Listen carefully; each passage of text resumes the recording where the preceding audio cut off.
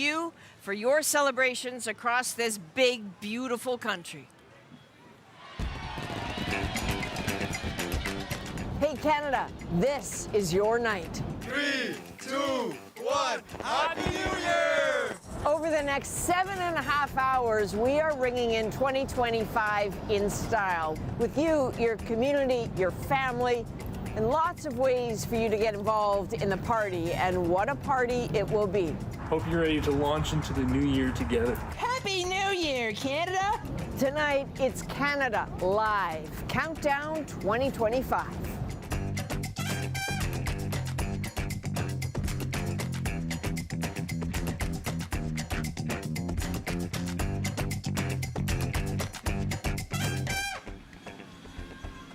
All right, are you ready, Canada? In a few hours, my pal Ian Hanomansing and the comedian and host of Laugh Out Loud, Ali Hassan, will join us on the West Coast. But right now, allow me to introduce you to my wing woman for the party tonight.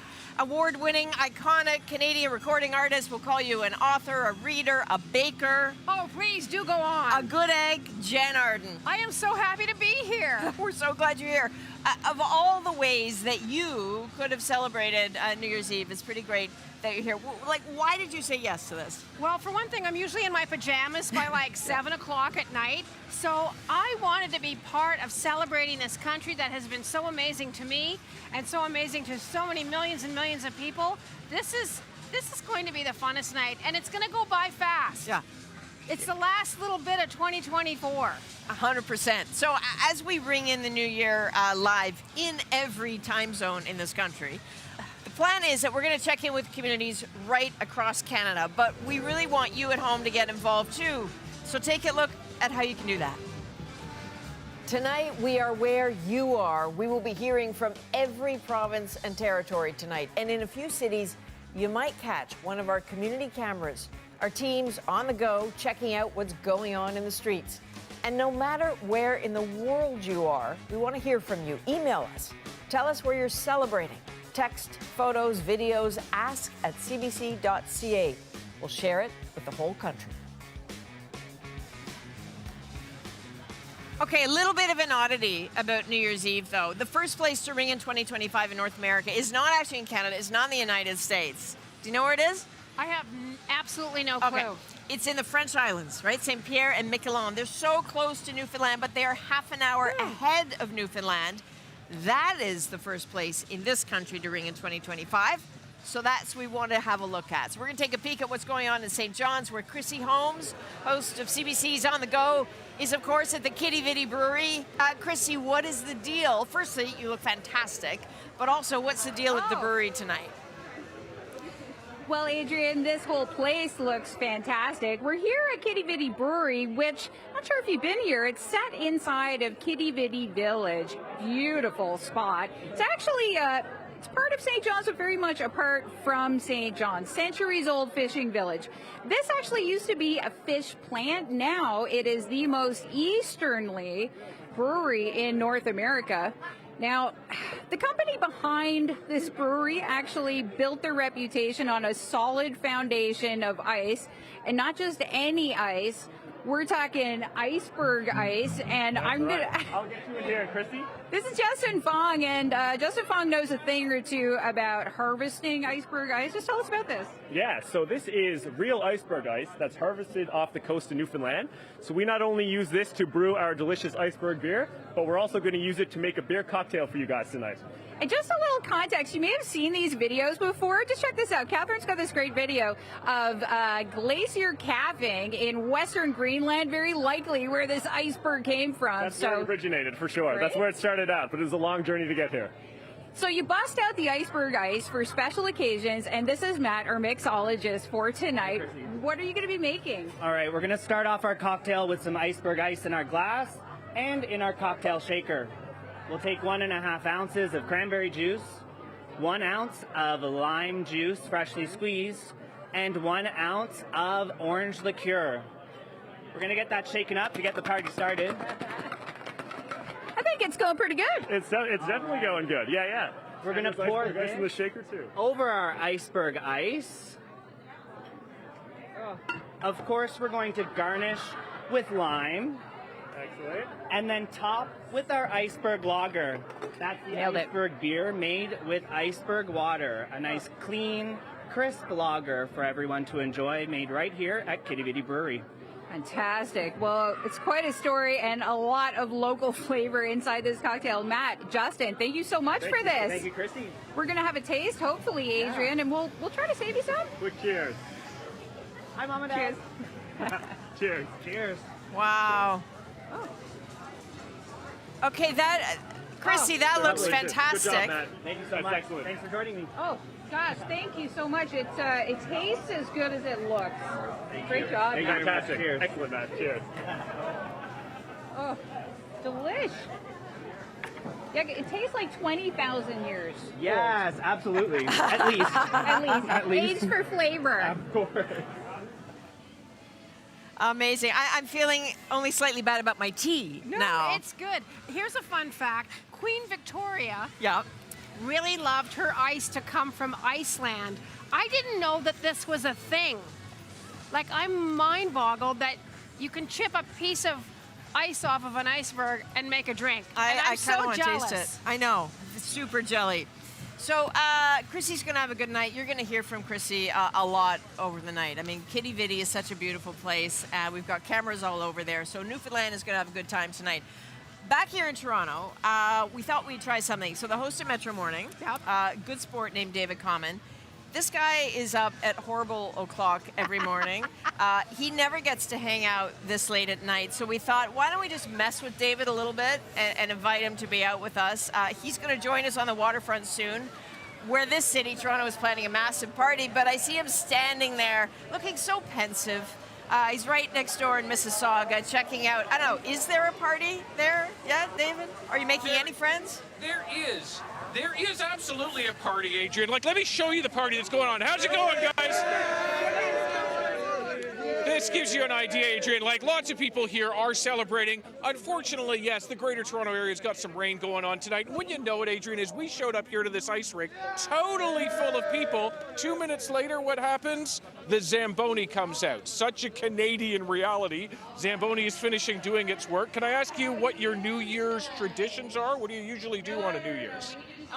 Normally we just spend time with our family, hang out with our cousins. A lot of time we've gone skating with our cousins. This time it's just us. It's just you. Yeah. But there's lots of skaters we've seen. Unfortunately, they're knocked off the ice. Here's the one guy who's on the ice with his skates right now. You having a good New Year's? Having a great New Year's. You're having a great New Year's. Great New Year's. Yeah. You're looking forward. The show's about to start here. The fireworks are going to happen in a couple hours. I'm excited for it. Yeah, absolutely. Adrienne, gives you a sense. So, yes, there are people here, and unfortunately, we're getting this rain tonight. And I know in the rest of the country, you might be sitting there and going, oh, poor Toronto's getting a little bit of rain. Oh, whatever will they do? Might they call in the army or something like that? No, we're just going to try to have a good time in spite of it all, Adrienne. You know, David, I half expected to see you on that Zamboni because, that's a very David Common thing to do. So we'll check back in case you commandeer it and take it for a spin. All right, Happy New Year, you guys. He's got a good Oh, crowd you got going on. you got some friends there for sure. So Jan, are you actually a fan of New Year's Eve? Because it's interesting listening to that young woman there saying, I normally hang out with my family. I really am. I have so many wonderful memories of New Year's Eve in Springbank, Alberta. In particular, like the late 70s when my parents were still having cocktails and cheese balls, and there was all kinds of different dips. Like the 70s and 80s were like dips. And at midnight, of course, I don't know if they do this in the rest of the country, but my parents would go outside with their friends and pound on pots and pans. I don't know what that's about. I don't know either. There was nobody around, but you could hear distant pots and pans from other acreages, and I have a really fond memory of that. And of pots and pans. And of pots and pans. Listen, we're just getting started. Obviously, there's a lot more to go. 19 and a half hours left to go. We'll be back right after this. My New Year's tradition is to watch When Harry Met Sally every year, without fail, I will watch When Harry Met Sally. My New Year's tradition is to go to bed before midnight. My New Year's tradition is bringing in the new year with my best friends, having a great time, sharing laughs, and making sure that the next year is the best one yet. My family tradition is to watch a fireworks show and count down to midnight. One tradition I love is in Newfoundland and Labrador, the New Year's tradition in the old times was to fire a gun off twice. One to ring out the old year and one to ring in the new. You can't go around firing guns, so after New Year's, I'll kind of step outside and go, bang, bang, just for myself.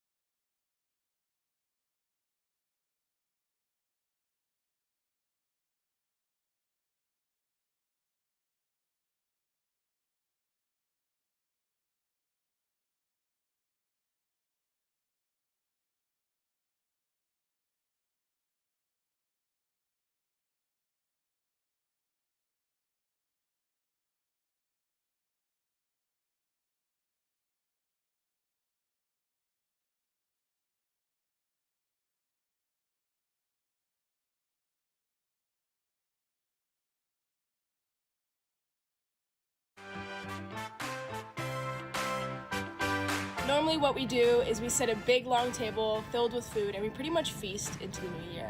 And right before the clock strikes 12, in the last 12 seconds, my mom usually goes around and hands us either 12 grapes or 12 raisins. And in the last 12 seconds, you're supposed to shove a grape in your mouth and make a wish, like happiness, good health, you know, anything you want.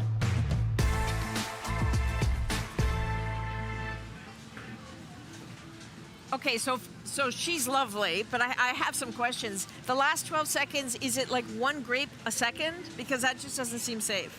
It doesn't seem safe, but yet they've been doing it for many years and she's still alive. She looks good. Yeah, I guess I would be wishing for good health and not to choke. So, Sophia, thank you for that. We're glad everybody is okay. Indeed. This leads us to our first question tonight. What is your New Year's Eve tradition?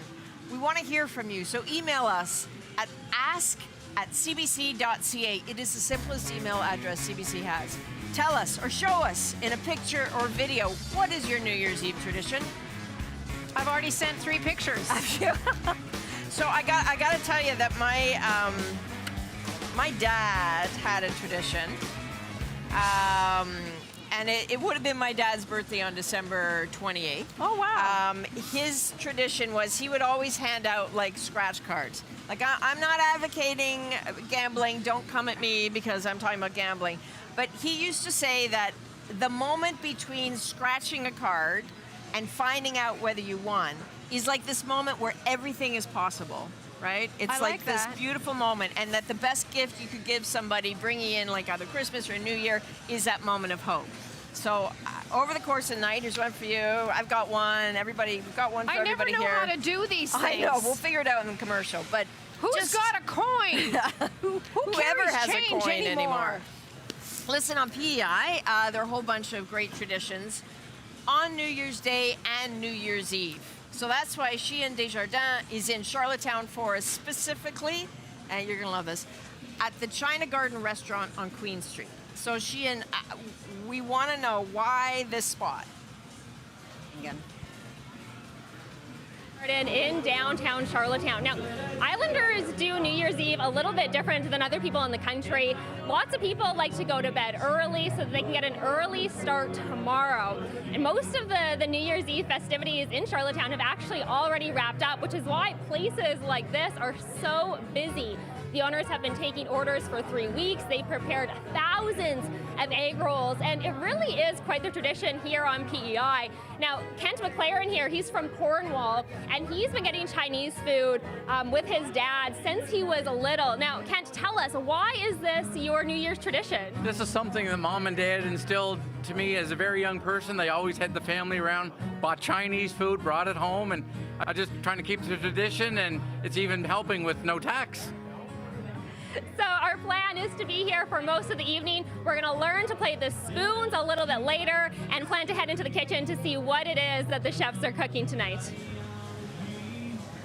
Okay, so I want to see what's going on in the kitchen, but I know that New Year's Day is a big deal on PEI, right? It's not just that people are like passed out and exhausted after eating Chinese food all night. Well, what happens there?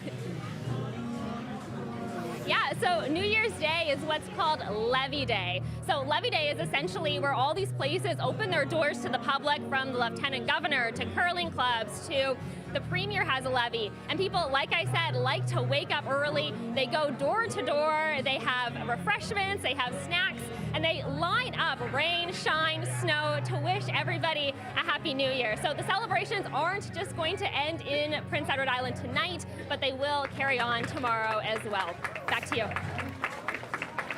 Sheehan, this is fantastic. And you know, after the Kitty Vitty experience, where we realized, we weren't going to get those cocktails. We weren't going to be left out of the Chinese food. We weren't going to have a piece of the iceberg. Yeah, exactly. So we've got our own, I think I have chicken balls here, and you've got some Singapore noodles. Very nice. So we will be well fed tonight. Food is such like a huge, I know it looks good. That is the biggest chicken ball I have ever seen in my life. Don't be judging my ball here. So food is a big deal of New Year's Eve traditions around the world. I was reading enjoy that. I was reading what some of the traditions are that I find interesting. Denmark, for example, do you know you're supposed to take plates at midnight, or just before midnight, and smash them on the doorstop of people you like, for some reason. Okay. And then at midnight, you're supposed to stand on a chair and then jump into the new year. This sounds very unsafe because people have been imbibing a little bit in a cocktail, and now they've got broken plates and they're standing on a chair. I don't know, it doesn't seem like the greatest idea, but traditions don't always make sense. No, they don't. And, you know, we have questions for Denmark. I just want to show you this. I can't possibly put that in my mouth. That is a big chicken ball. There's a lot of protein in that. Also eating well tonight, the host of CBC New Brunswick News, Claire McKenzie. Claire, where are you? I am at Taste of the Atlantic at the St. John Convention Center in beautiful St. John, New Brunswick. And Taste of the Atlantic is a celebration of Indigenous cuisine and culture. I'm here with Kayla Johnson of Tobic First Nation, or Nunavut, also the Executive Director of the Indigenous Tourism Association of New Brunswick. So Kayla, what is going on here today? We have the Taste of the Atlantic. It's a celebration of food and culture and everything. So we have a 5-course fine dining experience with live entertainment. So you're hearing from Hello Crows right now. We were listening to Jeremy Dutcher earlier today, and we'll hear from Morgan Toney later tonight. Amazing. And there is this gorgeous sky overhead, a beautiful big moon and stars. Can you tell us the significance of the moon? Yes. So with the moon, we're honoring the grandmother wolf moon, which is the spirit of forgiveness and the spirit of moving forward and renewal. We're looking towards 2025 with bright eyes. Amazing. And what themes does it signify? The theme of forgiveness and the theme of renewal and rejuvenation for the new focus, the new year. So, yeah. Wonderful. Thanks so much for hosting us here today. Thank you so much. Thank you. Terrific. So at the Taste of the Atlantic in St. John, New Brunswick. Back to you, Adrienne. Oh, Claire, that's fantastic. We're both chewing. I know, it's so hard to ask you questions because I'm trying to put an entire chicken ball in my mouth, which is extremely rude. But we can't wait to see what is happening there and the food and listening to the music Claire was talking about. That's fantastic. We'll check in with you later. And of course, there's another big party happening in downtown Halifax tonight. Host of CBC Nova Scotia News and Atlantic Tonight, Amy Smith. Amy, do you have any New Year's traditions? Oh, well, you know what? We live on the coast. Seafood is huge here. For me, oyster sliders on New Year's Day, perfection. That's and maybe a few fresh oysters too. And I must say, lobster, of course, is big here. Folks were lined up at the lobster trucks at 7 o'clock this morning. So very keen to get some of the seafood in. Beautiful night here at Grand Parade. The concert starts at 11 o'clock, but there's people milling about, including Halifax town crier Will Brewer. You look spectacular tonight. Thank you so much. Now, do you have any New Year's traditions that you always do? I would just say spending time with family and friends, and it was a great time. And you have a movie you like to watch too? Yes, one of my favorite musicals, or per se, but one of them is actually called Rent with Idina Menzel. Right. Now, 2025, you've got some big plans. What are you going to be doing? Well, next year I'll be not just be turning 40 for a big milestone, but I will be in New York where they filmed that movie. However, and also I have a business that I want to talk about tonight. Okay. Now you're going to be at the levees tomorrow morning, hoping you can give us a little preview of what you're going to be doing. A little oh yay to send us back to Adrienne and Jan. Of course. So in the morning I'll be giving reading a proclamation that City Hall over here is going to actually host a levee, and usually I would actually ring my bell, and I would say, oh yay, wishing everyone a 2025. Well, Happy New Year from Halifax, and we'll talk to you guys soon. Indeed. That is fantastic, Amy, and that is an excellent bell.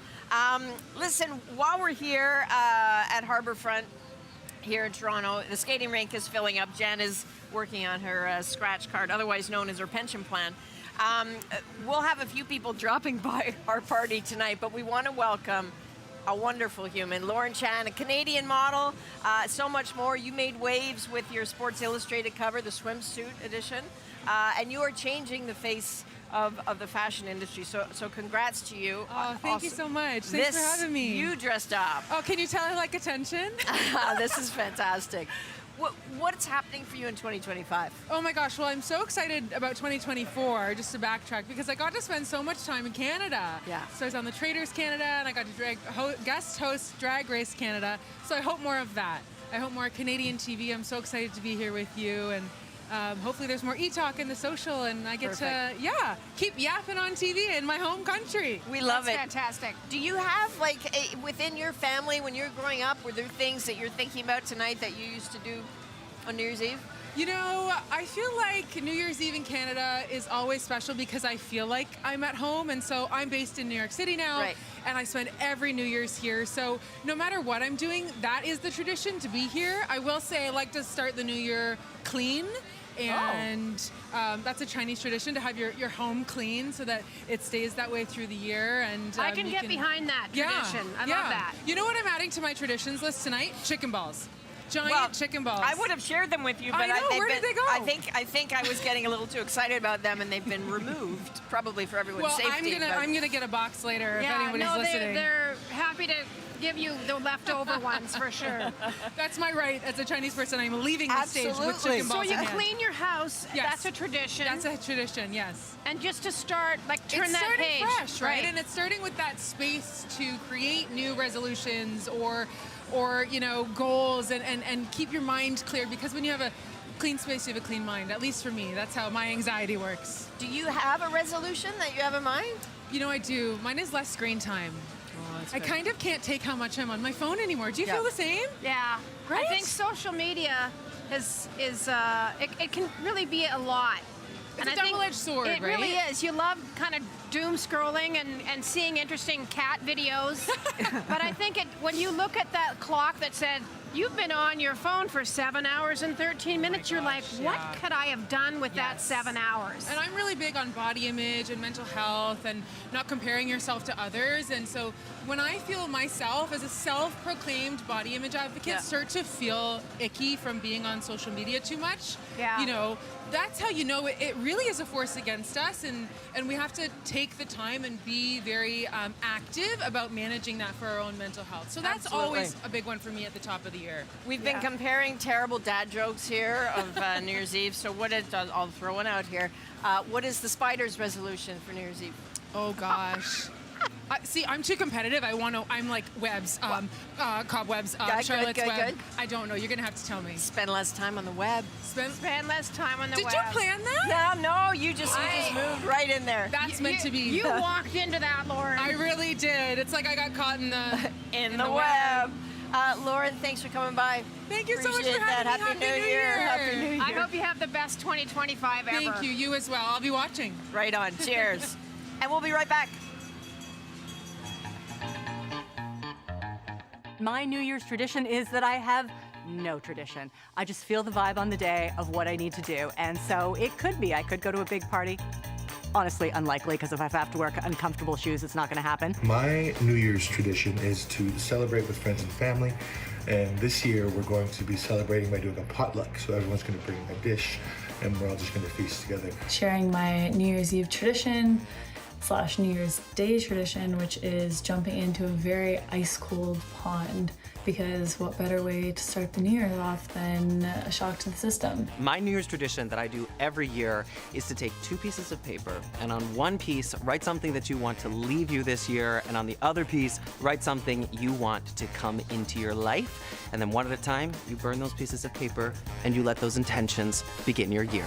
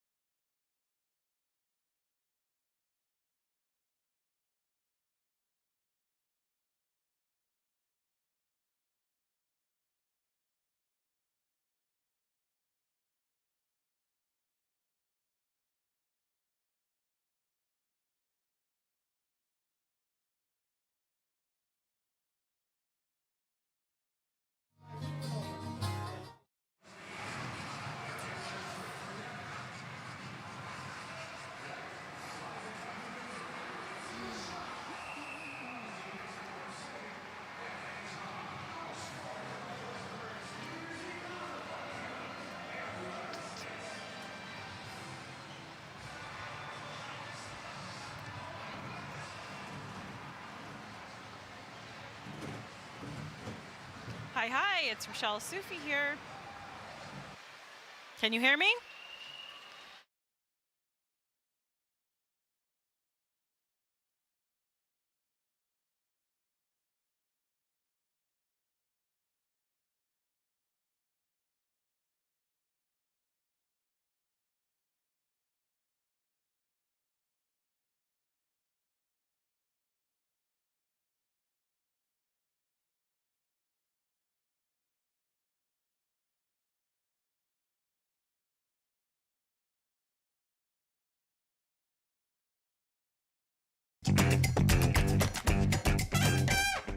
I got confused. We are. Hi. We've been. I can't floss. We've been trying to floss. You're good at it. I think. Anyway, I'm on a roll with my dad jokes, I feel. Okay, go. So I got another one for you. What was Dr. Frankenstein's resolution? Dr. Frankenstein's resolution? Don't fall to pieces? No. Oh, that's good, actually. Make new friends. I know. Yeah, I'm not. We've only got 7 hours to go. Exactly. Listen, now that you're here, I want to talk to you about January, because that's the thing, right? January, it makes sense. Yeah. So what's happening for you? Well, thank you for asking. I slipped her some money. I have a brand new record coming out January the 30th. Right. And it's very exciting. It's all 90s music. Perfect. And I think people are feeling really nostalgic. So it's, and it was a great decade. Totally. It was a great decade for music. So yeah, that's. So these are covers? They're all covers. Like like Sia did some great stuff in the 90s. Chris Isaac, Robin, Swedish Robin. Right. Everything But the Girl. Like, I don't want to give it all away, but I am really proud of it. And it's a feel-good record. And it actually has some up-tempo songs, which is very This is very unlike strange me. for you. People might be flossing to me. Possibly. But yeah, I'm excited about it. I've worked on it, on and off for the last 18 months, time permitting. Yeah. And it's finally ready to roll. And when you say time permitting, it's interesting because part of what, we keep in touch, and I watch you, and you are all over this country. So it's kind of nice that, we're in a whole bunch of different corners of Canada, because you know like every town in this country. I have been everywhere, Adrienne. I haven't spent a lot of time in the Northern Territories, and that's really a place that I want to visit for sure, is to go up there. Susan Glukark, this is for you. Susan has made offers to me over the years to come up and try some ice fishing. Nice. And to come up and meet the people and maybe do a show up there. So that is real. New Year's resolutions, I would love to go up north and do a show. But yeah, I've been to every little nook and cranny. I don't have a favorite. People often ask me that. But if you ever get a chance to hop in your car and take a week and pick a direction. Yeah. Like, pick any direction, and you will find hidden gems, beautiful people, wonderful food, and you will really see what a massive country this is and what we have to offer. You don't need to go to Hawaii. You just need to hop in the car, grab the dog, and go. And we're going to be going back to Kitty Vitty because, of course, Newfoundland is the first place in this country to ring in the new year. Yep. Kitty Vitty is such a beautiful place. I just want to say Kitty Vitty. I know, like a lot, actually. Have you been? I have been. I've spent quite a bit of time in Newfoundland over the years.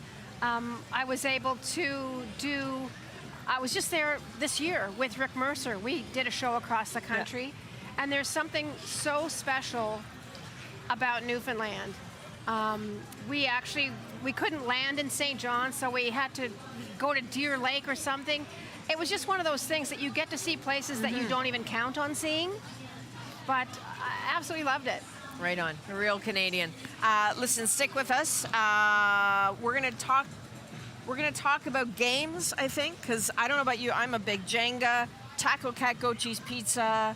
I don't even know what she just I'm not said. having a neurological moment. That's actually a game. Yeah. Exploding Kittens. You got games? Are you smelling burning toast at all?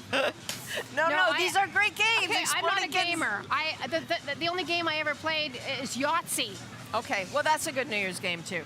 Let's talk about New Year's games. Let's talk about traditions. And we'll be right back. I'm up for it. Okay.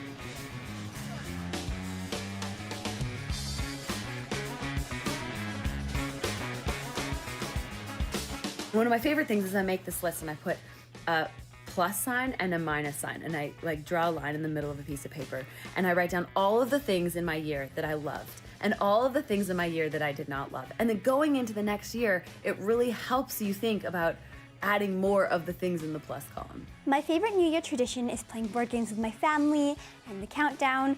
but also the polar bear swim on New Year's Day. My New Year's Eve is my favorite evening of the year because I get to spend it playing board games and just kind of hanging out. It's so nice. I hope that you're having a good New Year's Eve, and I hope next year is really good to you.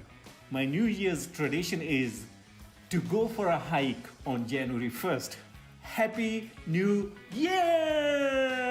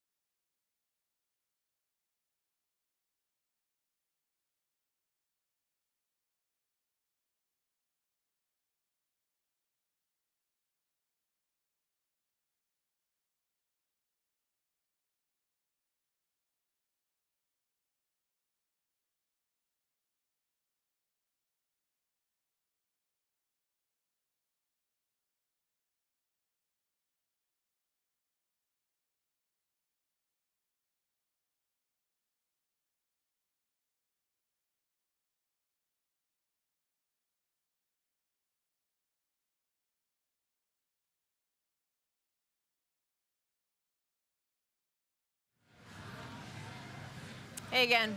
I want to bring in my pal Ian Hanomansing, co-host of The National, and Ali Hassan. These two will be co-hosting the program starting in a few hours with us. They will be your guides as the later time zones ring in 2025. Hey there, you two. Before we get further into this night, though, we'd really like to pay tribute to someone who should be watching tonight. We're talking about Harvey Hanomansing. Was a teacher in Sackville, New Brunswick. His family hears time and time again how he left an indelible mark on so many of his students that he always looked out for them. Well, Harvey died unexpectedly over the holidays, and his incredible son, Ian, still wanted to join us and join you tonight. And Hano, we're so glad you did, and we love you, my friend. Yeah, and I loved you and my colleagues as well. That picture is hard to look at. He should be watching along with my mom. It just came as a shock to us, but I've learned so much in the last few days. I've learned about the depth of grief. I really didn't understand it.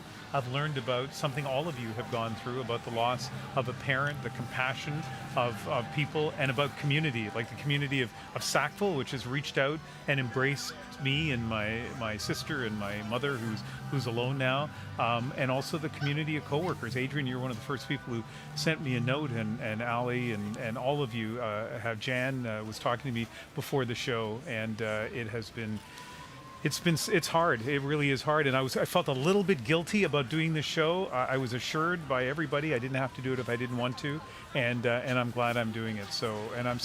My dad, Adrienne, would be so thrilled if he even heard you saying his name on the air. So thank you for that. Oh, Hano, you're not alone. So many people have lost people. So many of us also have, holiday stories of loss. So we're with you. We're glad you're with us tonight. So we have these glasses here. This is sorrel, Ian, because I know your dad, from the islands was a fan of sorrel. So we're going to raise a glass to Harvey, to everyone who left us in 2024. Canada, we know you get this. We'll be right back. To Harvey. To Harvey. To Harvey. To Harvey.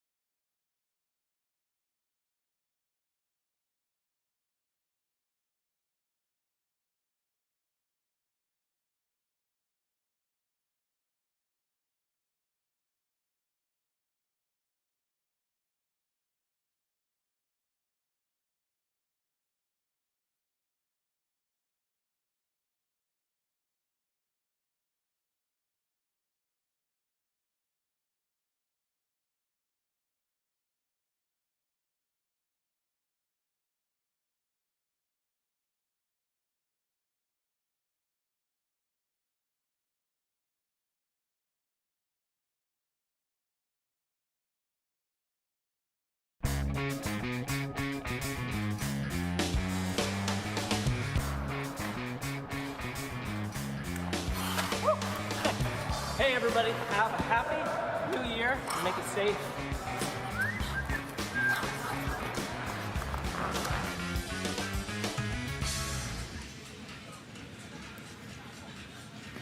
Okay, so apparently Kurt Browning can skate. He's like Gene Kelly. I know, he's amazing. Can you skate? Yes. I was a fierce skater.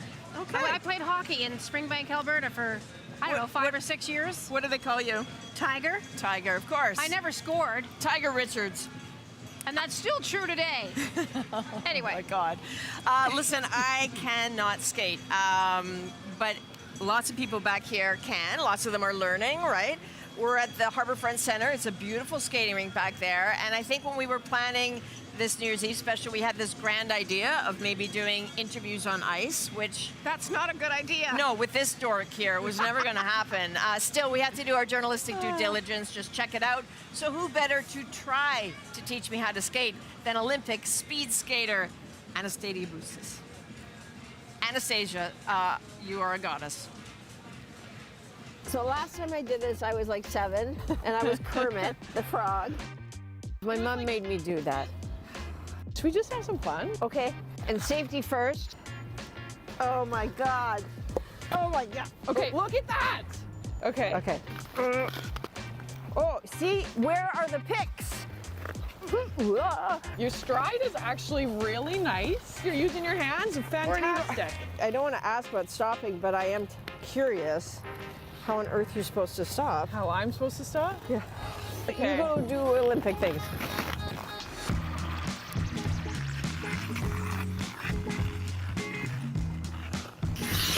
God. Okay, when did you learn how to skate? 4 years old. 4 years old. I love that Came we're to just watch. going freestyle and we're skating backwards. I know, it's not as like pretty as I'd hoped it would be. Okay. Let's call that the Adrienne Arsenault 360. That's right. Okay, best thing to happen to you in 2024. Hosting the Olympic Games. Yes. Paris morning show. Did you have any New Year's Eve tradition? I would go skating with my family in Calgary. Another New Year's Eve tradition as an adult. Well, skating. Yeah. Is there anything you do other than skating? Gosh, I really just love to like think about what I reflect on from the year and then kind of an intention. A word that I really want to strive to. Yeah, I just try and kind of set a North Star. Can we learn Try how and to stop? Pizza. That's good. Oh, Jared, I'm sorry.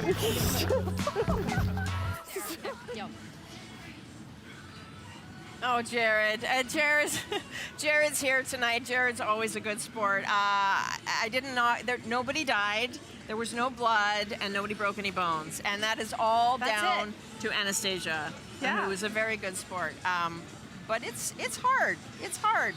I want to bring in a guest who knows us, who knows Anastasia very well. This is Diana Matheson. You are married to Anastasia, so you watched this skating experiment. But as Canadians, we know you as a soccer legend, of course. You're the one who scored that bronze medal winning goal in the 2012 London Olympics. We all remember that moment. But I think as we look forward, we think of you as the co-founder of the Northern Super League. Right, so this is the new women's professional soccer league coming to Canada. It is kicking off in April. This is going to be a huge year for you. What's it going to look like? Yeah, it's busy. Games start in mid-April. Like you said, April 16th is the first game, and women's pro soccer is coming to Canada. It's an all-Canadian league, so we've got teams coast to coast. Vancouver, we've got the Prairies represented from day one in Calgary. Toronto, Ottawa, Montreal, and Atlantic Canada has Halifax Tides FC to start, so we're so excited to kick the season off. Are you in kind of a pinch me moment about this? Because people have talked about this for a while. It's one thing to talk about it, but you're someone who like steps up and does it. Yeah, we've been busy. Anastasia and I mean, she hosted the Olympics last year. We've been building a women's professional soccer league. So anyone who's started a business from scratch and gone the entrepreneurial route knows the stress and the uncertainty. And on many a day, I've pictured those opening games next year. I'm going to try and make it to the opening game in every market because I cannot wait for the players to hit the field and the fans to be in the stands and this thing to be real next year. I feel like women's sports finally are having a huge moment, not just in Canada. No, but absolutely. Something has shifted. Something has really happened with women's sports. The conversation around it. I mean, I'll just bring up like Whoopi Goldberg for a second, being so like hands down on the table, women's sports, and the general consensus is finally it's about time. Where do we sign up? Where do we buy our tickets? So that is fantastic. Yeah, it's the culture shift for sure. I think there's been so many women behind the scenes for decades kind of building that foundation for us to finally get it there. And I mean, we've got the PWHL started last year. Northern Super League starts this year. Then WNBA Toronto is coming. I hope Canadians know we are world class at women's sport, and this is something that's really just getting started. It's year one for the PW last year, NSL year one this year, and it's only an industry that's brand new, and it's going to keep growing over the next few decades. And like I said, Canada's world class at women's sport. You know, there are a lot of little girls out there tonight, right? You know what I'm thinking, right? Who are, and it's still early enough, right? I hope you're still up, and like you are someone that little kids who want to play soccer have looked up to, and they are going to have an opportunity that you never had. Yeah, it is. It's, I mean, and the boys too. From day one, see sport on TV and not it just be for men, knowing there's an opportunity out there for women and men. And it's not even just the players. I've joked a lot with Steph Labbe, who's an Olympic gold medalist as well, Minister of Defense, now sporting director for Vancouver Rise FC. We just wanted jobs in Canada. We go the route with Canadian soccer players. We leave when we're you know, we leave when we're done high school. We play down in the NCAA. We play pro for 15 years. We come back to Canada, and there's still no jobs here. So there's about creating those jobs for women in business, women in sport, women in media who want to cover this thing. There's this whole industry around it that's going to be built as well. And I think people forget too, when you have a league like this and when you're starting it up, the effect that happens going outward, that pebble in the pond of people going to restaurants, people pouring money into their communities, into these cities where these teams are. Yeah. And we often don't think about that ripple effect.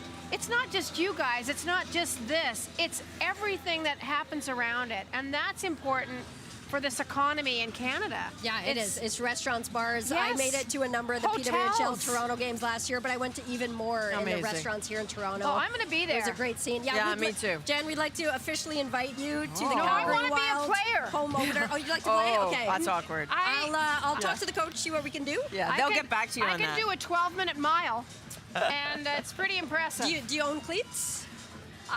That seems like a personal question. I don't know. It's You're in. exciting. But I'll tell you what, if I was a younger woman 100%. in my 20s, I would have been running after that coin in the sky so hard to have the opportunity to do something like that. It's really great. Thank you for that. Thank you for coming by. I hope you and Anastasia have a fantastic New Year's Eve, and we'll see you in April. Thanks for having us. And CBC obviously will be showing some of the games here too, so thanks to all the folks at CBC for supporting women's sport. Happy New Year, y'all. Happy New Year. Happy New Year. Cheers. We'll be right back. Or actually, maybe why don't we stick around? No. Because let's do it. As we look at that little one there learning how to skate, I feel, where was that walker when I needed to learn? You needed the walker. I did. Why don't we go to the place we've been talking about a lot, Kitty Vitty at the brewery, where Chrissy Holmes in her sparkly red dress is standing by. Adrienne, this party is really heated up here, and we met Justin Fung earlier, part owner of the brewery. Justin, the social lubrication's flowing, the drinks have been great, but you can't have some drinks without some yummy-os. That is right. What do you have for, what's on the menu here tonight? So tonight we've got something really special that we do all year round. If you've never heard of Jig's Dinner, people out there, this is a Newfoundland Sunday dinner. What exactly is in Jig's Dinner? Yeah, so you're going to have potatoes, peas pudding, carrots, turnips, dressing, gravy, cranberry sauce, and then salt meat is the key ingredient there. And then what we do is take all those delicious foods and put them into a bite-sized Newfoundland dumpling. That's going to work.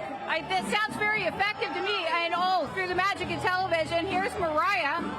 Mariah, that looks incredible. It's a Jig's Dinner dumpling. Yeah, there's a lot of layers in there.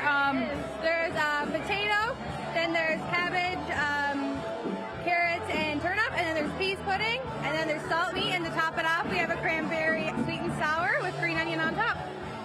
It's incredible. Thank you so much for bringing this over. And, we've got some taste testers here, too. We're going to find out what people are thinking. I'm going to come and introduce you. What are your names? Tell us about yourself. I'm Rachel. I'm from St. John's, born and raised. And I'm Sharon. I grew up on Signal Hill, but I live in Washington State on Lummi Island. Excellent. Okay. This is perfect. Are you hungry? You want to try some of these? Okay, let's try it. Let's go. Yes. Can we just dig in? Dig in. Let us know what you think. Oh my gosh. You guys need to come down right now and get one of these. This is amazing. As my mother would say, Jesus, Mary, and Joseph, these are some good. There you go. That is probably exactly what she'd say, too. Listen. Happy New Year. Glad you're enjoying it. This is going to be a nice foundation for later. Things are going great here, Adrienne. I hope that you girls are having as good a time as we are over here. Oh, yeah, but we don't have a Jig's Dinner. Amazing. No. And now they're rubbing it in. I know. We've lost our chicken balls, and they've got Jig's Dinner. It's so not fair. Chrissy, we'll get back to you. Now we want to go to one of my favorite humans again, David Common. Poor David Common. First the Zamboni stole his moment, and now somehow, David, you're on a GO train, for crying out loud. What's happening? You know just how bad Toronto traffic can be, Adrienne, and so the idea of just getting on transit seems to make a lot more sense, especially on New Year's Eve. Let's walk through the train to see where people are heading. Sir, I see you've got what I assume is just carbonated water in that drink with your friends? Yeah, it's just a sparkling water. Absolutely, sparkling water. Where are you heading tonight? We're going downtown Toronto, going to visit a couple friends and enjoy the New Year's party. Enjoy. Well, Happy New Year to you. Where are you guys going? You look like you're all dressed up, heading to the fireworks down to the waterfront? Not really.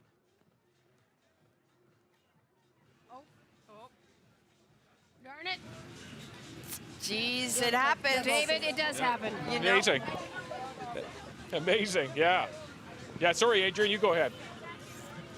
No, it's okay. We lost you briefly there. I'm surprised actually you got a signal on transit anyway. But also, that poor guy was just trying to enjoy his can of something or other when you put him on live television. It's kind of amazing. Yeah, I know.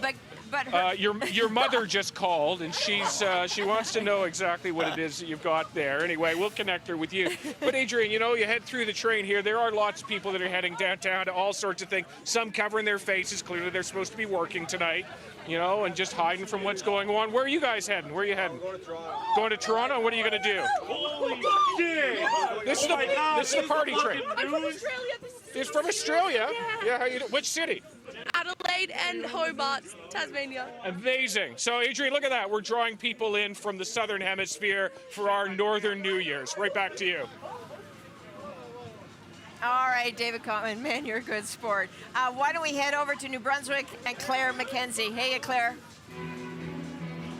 Hi, Adrienne. Well, earlier, Adrienne, you talked about a pinch me moment, and oh my goodness, I am having a pinch me moment right now because I can't believe I'm standing next to Jeremy Dutcher, two-time Polaris Prize winner, and we're ringing in the new year together, so it's just amazing. Jeremy, congratulations on your Polaris Prize again this year, only person to win it twice. As you look back on 24, what are you reflecting on and what are you looking forward to in 2025? Well, certainly this past year was a lot of celebration. It is about what we win, but it's also about what we lost too, you know? I'm thinking about somebody like Chief Justice Murray Sinclair, who passed away this year, and he gave so much to our country, you know, and his legacy and how they offered those recommendations to us in such a good way. It really laid a path out for us to come together. And I'm hoping that's what this year is gonna bring, is a lot of togetherness, right? You know, and a return to Canada as a peacekeeping nation. That's what I wanna see. Jeremy Dutcher, thank you so much. Back to you, Adrienne. Wow, Jeremy Dutcher is like... Congratulations. Yeah, no kidding. He is an amazing... That is, yeah, absolutely amazing. And Polaris is huge. Yep, absolutely. So, apparently we're getting messages in this one from Stephen D'Souza from CBC, of course. Stephen D'Souza is one of the hosts of The Fifth Estate. He says, Happy New Year. Adrienne, my kids say, they say they will teach you how to floss next time they're in the office. I thought it was pretty good. I thought we were doing really excellently. Yeah, we'll work on that, Stephen. They're welcome anytime. All the best in 2025, he says. That's nice. Can we talk about the Polaris Prize again for a second? Like, yeah. Just for people who may have let that go, how big a deal is it for him to have won that? I think, honestly, for new artists, it doesn't get any bigger than that. And it's because there is so much press around it. There's so much lead up to it. I think you have some amazing people listening to your music, and it's not like it's not like winning an award for selling the most records or the best of. It really is about being unique, being different, having a voice that's truly unto itself something really magical. And I think that's the right reason to celebrate art. Yep. It's not about, oh, he's better than that. Art is so subjective. It's never going to be about who's the best.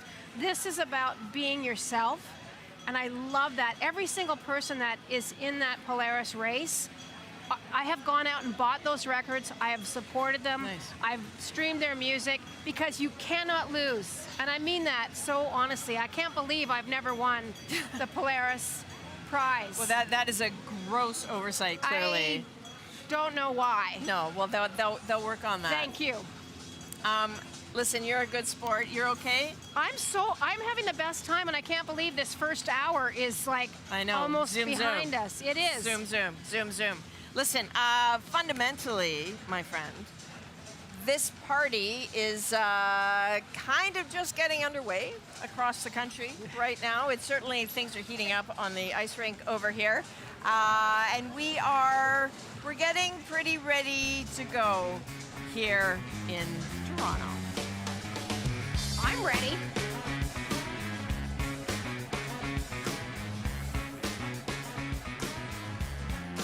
So we are here next to the iconic CN Tower in downtown Toronto. I'm Adrienne Arsenault, and this is my pal Jan Arden. And tonight, of course, is New Year's Eve.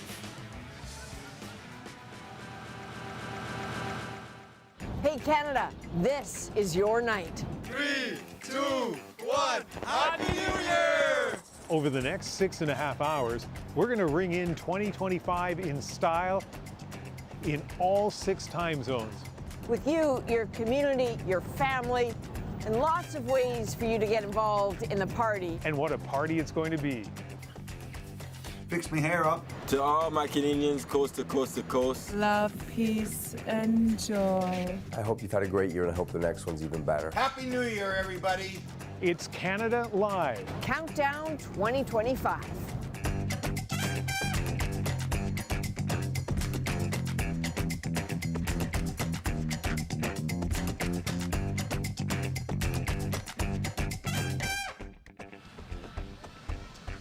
All right, are you ready, Canada? This hour, we will head to Iqaluit to meet the co-creators of the upcoming show North of North. And get this, Jeopardy champ, Matea Roach, is going to come here, drop by our little party hut here. But right now, let me introduce you to my date for the party tonight. Award-winning Canadian recording artist, all-round good egg, author, baker, good friend, Jan Arden. Happy New Year, pal. I cannot believe here we are. I know. It's and good. It's super exciting, and this is the latest that I have been up since 1993. I'm usually like laying down, my book falls on my head. I That know. reminds me to get up and go to the bathroom. You know, this is a thing for me right now. And you only have 47 hours to go. I only have... No, I'm here for it. They're plying me with all kinds of beverages. I've got tea, I've got pop, I've got... What were we drinking? We had noodles, we had some sorrel. No, this is fantastic. Right on. Listen, we're going to be visiting communities across this great country. One of the things we love about this night is as we bring in 2025, you know, maybe you don't get a chance to travel across Canada, so don't worry about it. Stay on the couch, get some snacks. We have you. We will take you. Exactly. We'll bring Canada to you. We're ready to ring in the new year with you in all 6 of Canada's time zones, from Newfoundland to the West Coast. We've got you covered, Canada. You can watch the countdown clock on your screen. You will always know what live celebration is coming next and when you're going to need to grab a fresh glass of bubbly. So stay with us all night for Canada Live.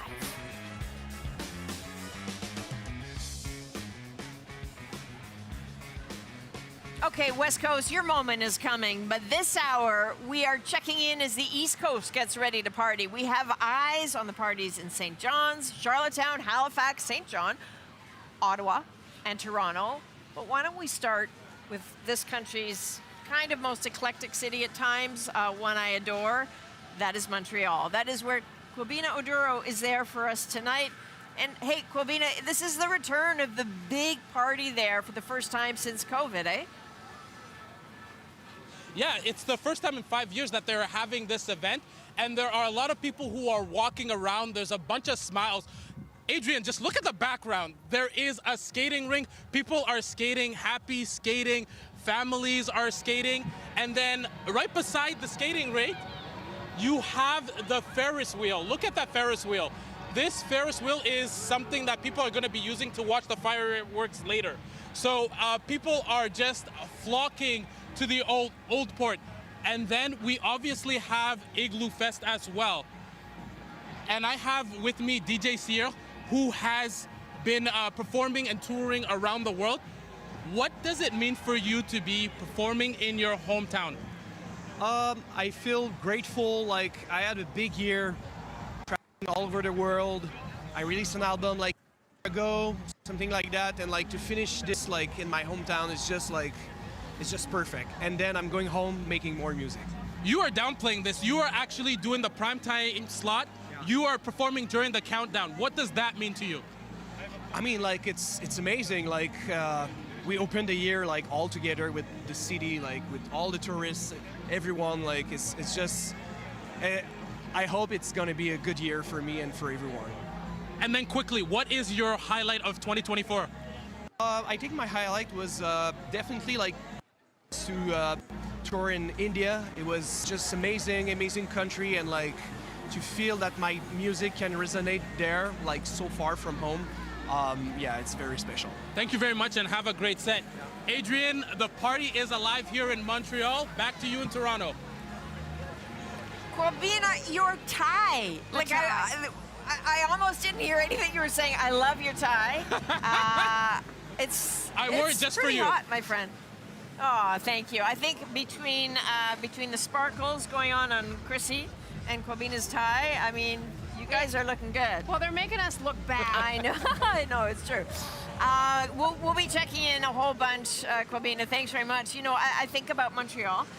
One of my favorite New Year's Eves was with friends of ours in the Eastern Townships in Montreal, and we went, you know, tobogganing outside their place, and we said goodbye to a year that at the time we thought was terrible. We were like, 2019, get out of here. Yeah. And now I think about it, and like, what did 2019 ever do to us? Like, because I feel like it's our fault that 2020 was such a jerk. Well, this past 3 or 4 years has gone by like lightning. The fact that we are saying 2025 still astonishes me. I know. And my colleague, Chris, who has worked with me for 20 years, said, did you know that as of, you know, midnight, 12:01, we are closer to 2050 than we were to 2020. To 2000. To 2000, Yeah. sorry, yes. Hi, math was, grade 1 was the best 5 years of my life. We are closer, like, to 2000. Yeah, that's nuts.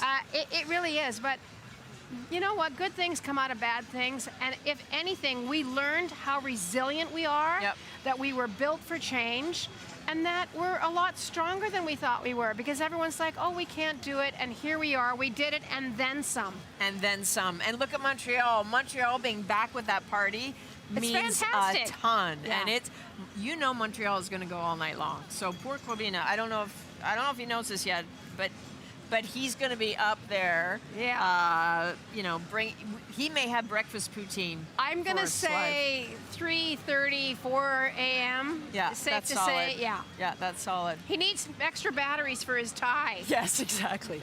All right. I said poutine, so now that made me hungry. So that made me think of the Chinese restaurant in Charlottetown. So of course we have to go back to Sheehan Desjardins. Sheehan, can you show us some food? What? Oh, she's in the kitchen. Perfect. I am in the kitchen, so this is where the magic happens, and they have been prepping food since 7 a.m. this morning. They are now on their second round of chefs, but I'm here with Arjun Saputa. He has been packaging all of the takeout orders. Arjun, how many orders do you think you have packaged so far tonight? If I have to guess, it's probably more than 150. How many do you think? 150, probably more than 150. 150 orders. That is. How are your hands? Too tired, I just want to go home. I'm so tired, I just want to go home now. And are these some of the 4,500 egg rolls that have been made for tonight? Oh yeah, you want to try some? I would love to try some. Oh, sure. Yeah. There you go. Amazing. So have you packaged a lot of these? Yeah. Yeah. Do you like them? I do, yeah. Are they good? Yeah. I can say they are pretty good. And I got a snack out of that too, so that was pretty good. But I will let you get back to work because I'm sure you have a lot to do, and we will hand it back over to you guys. Amazing. I now miss my chicken balls. It's fun eating on national TV. Yeah, it is. You know, I've never done it. It's worse than it's worse than being on a first date. Yeah. Honestly, because you're eating in front of millions of people. It's but true. yeah, it looks delicious, and very much this night is about food. It's about friends. It's about drinking things and gathering together. And as we can see tonight, the activities and the things that people do across this country are varied and very interesting. Yep, absolutely. And that restaurant, I know we've seen inside of it so far, but if you were to look at it on Google Earth, like, it is so PEI because right next to it is like the Anne of Green Gables chocolate shop or something like that. Perfect. It's like, it's completely perfect. Why don't we, in this big, beautiful country, take a turn and fly north? Virginie Anne is in Whitehorse tonight. You know, this is a place I would love to celebrate New Year's. Look at it, it's beautiful. How are you? Happy New Year. What's happening there?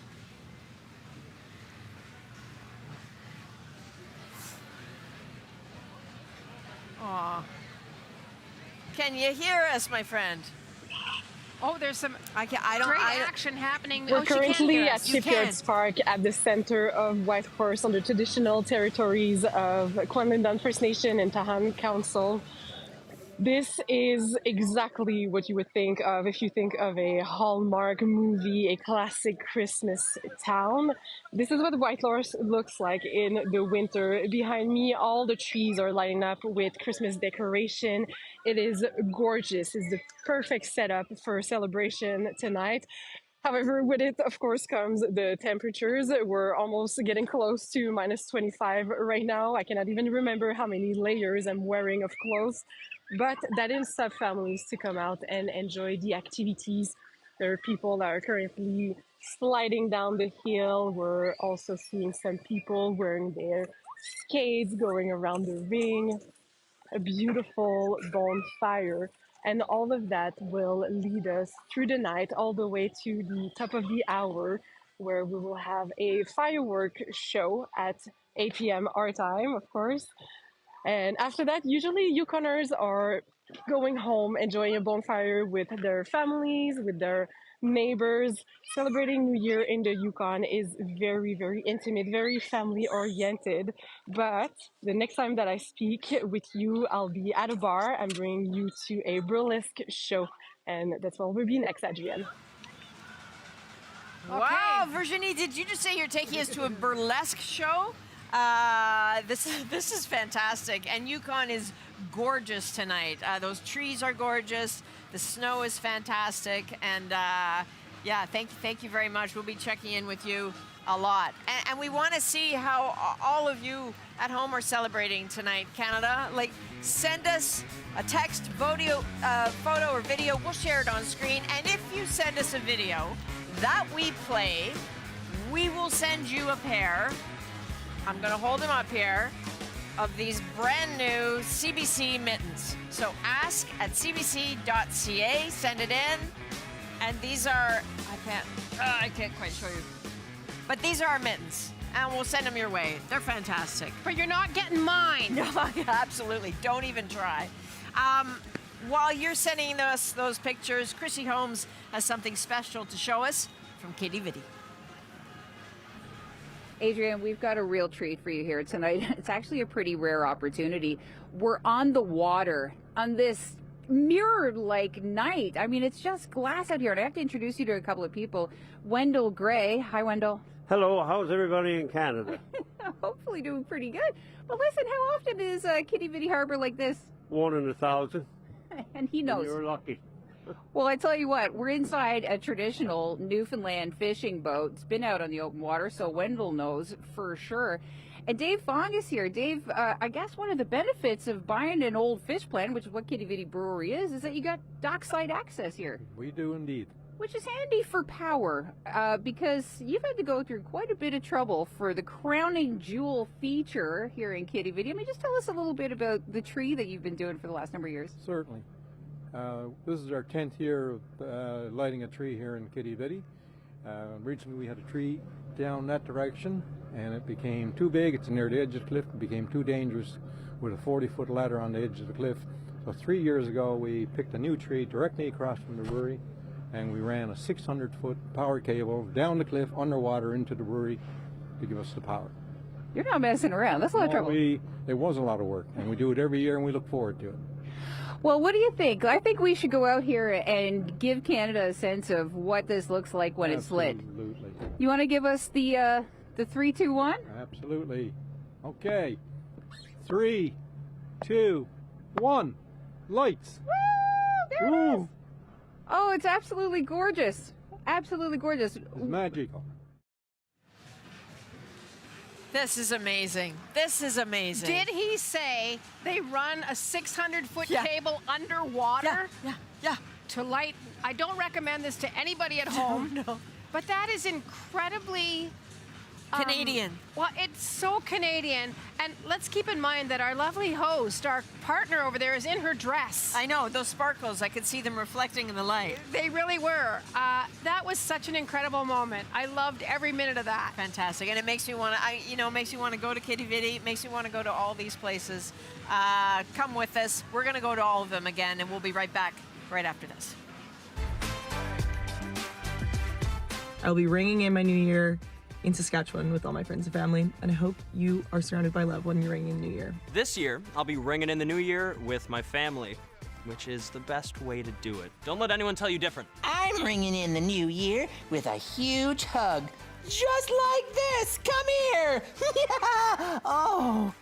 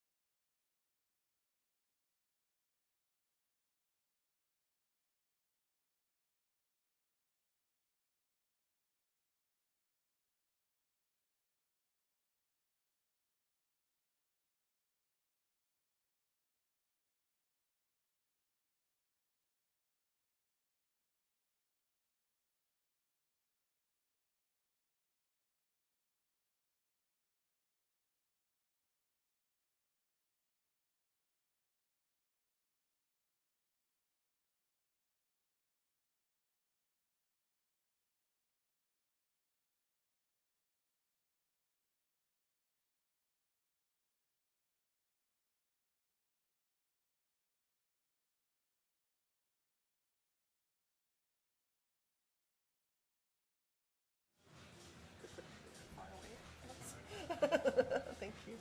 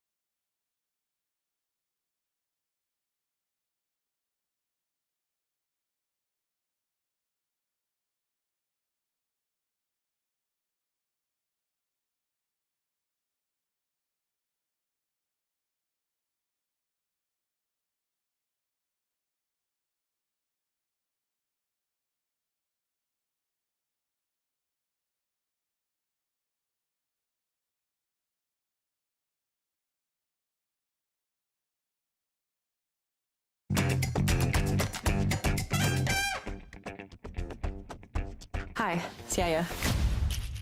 When people ask where I'm from, I say think of the furthest place north you've ever been. Now keep going. Yep, that's us. The heart of the Arctic. I am a modern Inuk woman. I got married out of high school, started a family. Hi. Now he's the town golden boy, and I'm his wife. You like that? Now that is just a tiny taste of the new CBC comedy North of North, debuting in just a few days everywhere you watch CBC. It looks fantastic, which means that its two co-creators, Stacey Agluka-MacDonald and Alethea Anorak-Baril, are very excited to ring in 2025. I cannot thank you enough for joining us on the CBC station in Iqaluit tonight. Happy New Year. How is Iqaluit tonight? Happy New Year. Happy New Thanks Year. for having us. It's unseasonably warm. Oh, that's weird. Yeah, it's actually raining here in Toronto too. I'm dressed head to toe in like snow pants and long underwear, and I'm melting. It's very strange. How do you both typically celebrate? Snow up there today. Yeah, exactly. How do you typically celebrate New Year's Eve? Well, growing up, we'd have a skidoo parade out on the sea ice in front of town and set fireworks off. But with climate change, the sea ice isn't safe every year anymore, so the parade just goes through town or out to a lake over the hill and set off fireworks. But there's also a concert tonight. Yeah, there's live music at the local watering hole. some great local bands playing. This sounds fantastic. You know, you're about to have such a huge year. You know, there are people who are just seeing glimpses of North of North. It looks so rich, so colorful, so fun. What do you want them to know about the show and how special it is? Oh my gosh. We just want people to come in and feel like they're a part of our community here up north, and just experiencing the vibrancy and the love and the laughter and the relationship complications and all of that fun stuff. The insanity. The insanity. Hey, correct me if I'm wrong. Is this the first series ever to be shot there? Because if it was, I'm still curious, like any special challenges being that far north and shooting like that? It's certainly the biggest series. Thankfully, you know, we have a pretty active film industry up here in Iqaluit and in Nunavut, so there are smaller TV shows and films that are consistently being made. But certainly this was the biggest endeavor that we've ever seen in the north. Was there anything that was tricky for you that you had to think about when you were planning the shoot Everything. and how you shoot? Everything is tricky. Yeah. We've been working up in the Arctic for our whole careers, but never on this scale. And our whole crew, it was just a bigger crew, a bigger production than we've ever done, so everything was more complicated. A lot of the crew that we flew up had to learn how to handle the cold, working in the cold, to everything from hairspray gumming up outside to not having a techno crane to move the cameras around. They built a special, like, jury-rigged, MacGyvered rig to ride around in the back of a pickup truck so that we could get the shots we need. It was quite an experience. Amazing. A lot of opportunity for creative problem solving. I bet. I can understand about the hairspray not working in the cold. That's kind of amazing. Listen, Stacey, Alethea, I cannot thank you enough for spending time with us. I cannot thank you enough for this series. We are really excited about it. We're excited about your night in Iqaluit tonight. I hope to hear more about it. And you take care of yourselves, okay? Happy New Year. Thank you. Happy New Year. Yes, thank you so much. And everybody tune in January 7. Excellent. North of North. Listen, North of North makes its world premiere on CBC and APTN on Tuesday, January 7th. It hits Netflix in the spring. Please don't miss this. You really don't want to. So now, while we're in the north, why don't we go over to Yellowknife? That's where Shannon Scott is. So Shannon, can you take us through what is happening in Yellowknife? Yeah, we've got a lot of stuff on the go tonight, but the first and probably the most, the thing people look forward to the most here in Yellowknife is the fireworks. It's going to start in about half an hour-ish here at City Hall where I am. And fireworks here are a big deal, Adrienne, because of course it's dark right now, but in the summer we have daylight all day long, so we don't ever get fireworks at any other time other than New Year's. I'm here with Steve Payne, a longtime Yellowknifer, and Steve, I understand you have not missed any fireworks since you've come to Yellowknife. Why is this so important? It's important. I mean, the rest of Canada has July 1st where they get to take into fireworks, but July 1st here we're pretty much all daylight, right? So, in the winter and especially New Year's, the city puts off some fantastic fireworks, and it's always been a great time for family and friends to get together. And everybody has their favorite spots in town here where they go, and it's just fun. And every year it gets better and better. Now, we're standing here at City Hall, and the fireworks are going to happen on a frozen lake. What changes have you seen in this show over the years? Definitely, they get bigger every year. I think the quality of fireworks have gone up too. In the past it was like people flicking cigarette butts, 10, 15, 20 years ago, but now it's actually quite a beautiful show, and everybody's excited about it. So that's a big thing. And the temperature changes too. Like right now it's not a bad night. It's minus 25 or so, but I mean, we've had it colder and we've had it warmer. So that goes up and down. Yeah, it's not too bad here right now. I have come out to watch these fireworks at minus 40, so minus 19, minus 20 feels pretty good. Adrienne, that was Steve Payne, and we'll go back to you in Toronto. Right on. You are made of tough stuff, Shannon. We will see you later. Definitely. I want to have an eyeball of those fireworks. So thanks very much. Back here in Toronto, if we can get you a wide shot here. He's just sort of, I don't know if you can see Larry, we're going to have to call security because Larry the logo has rocked on up here, is making himself known. Larry can't help himself. Wherever there's a camera, that's where you'll find Larry. So while we go deal with our beloved logo, we'll be right back. Take care.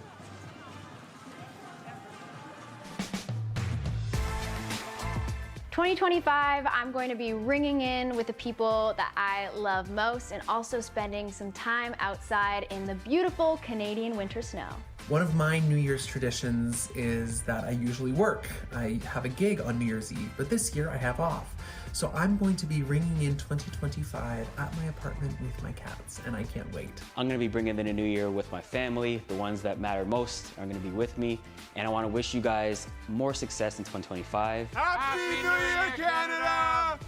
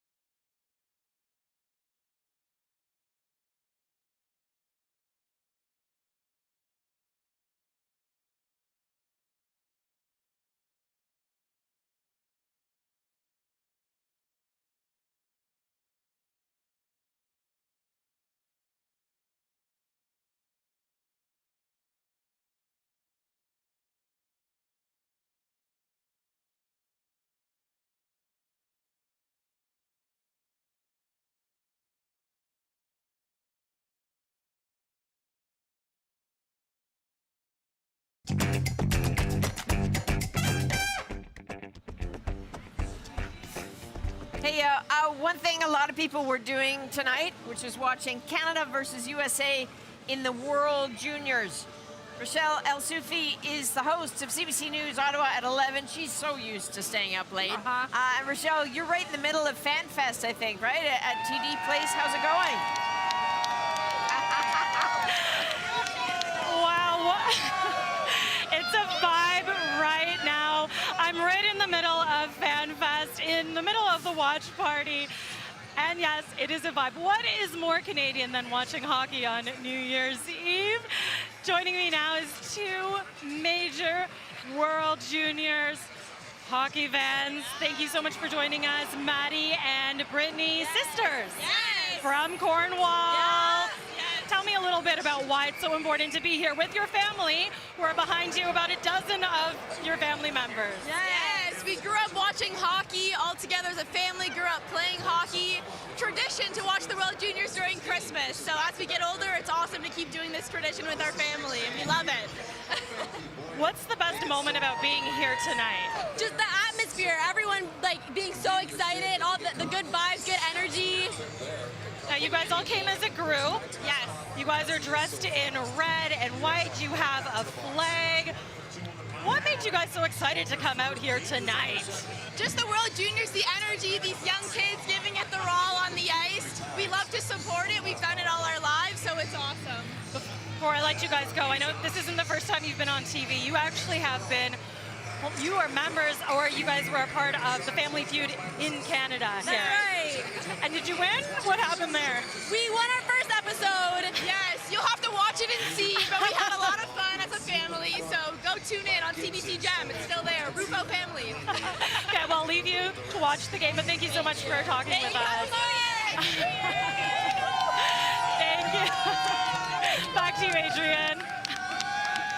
Oh, wow, Rochelle. Can you throw a girl a score? Score!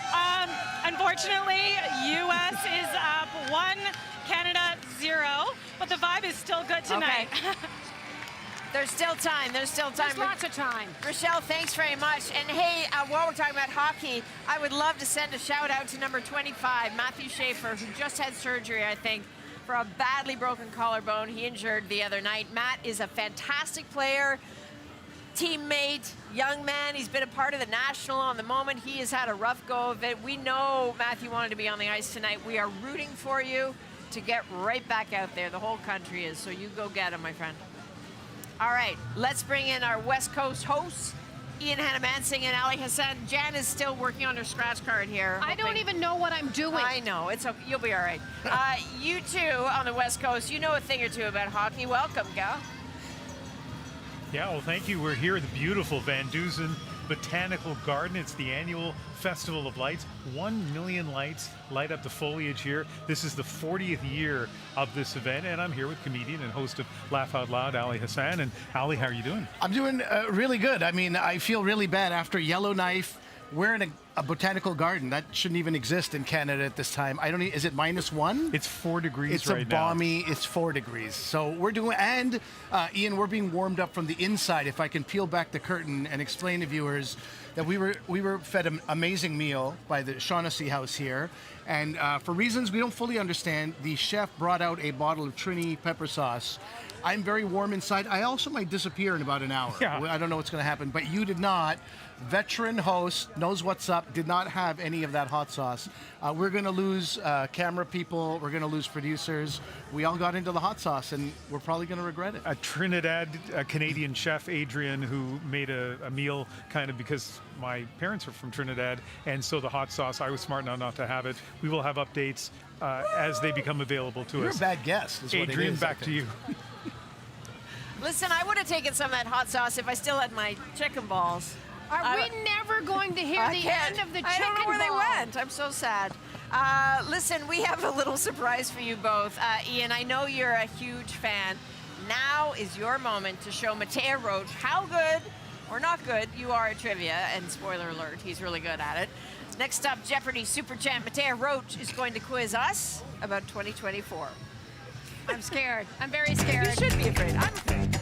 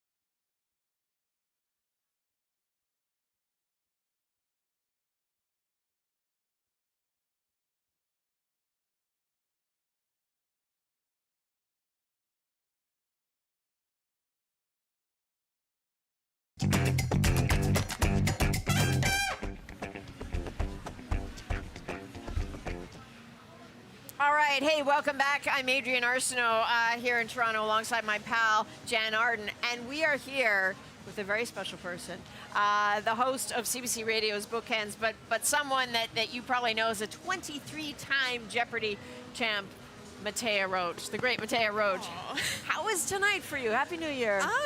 Tonight's great. I'm having a lazy day so far. This is kind of kicking off my evening. The beauty of me not hosting tonight and just being a guest is I get to walk off this stage and go to a house party later. Perfect. Love it. Perfect.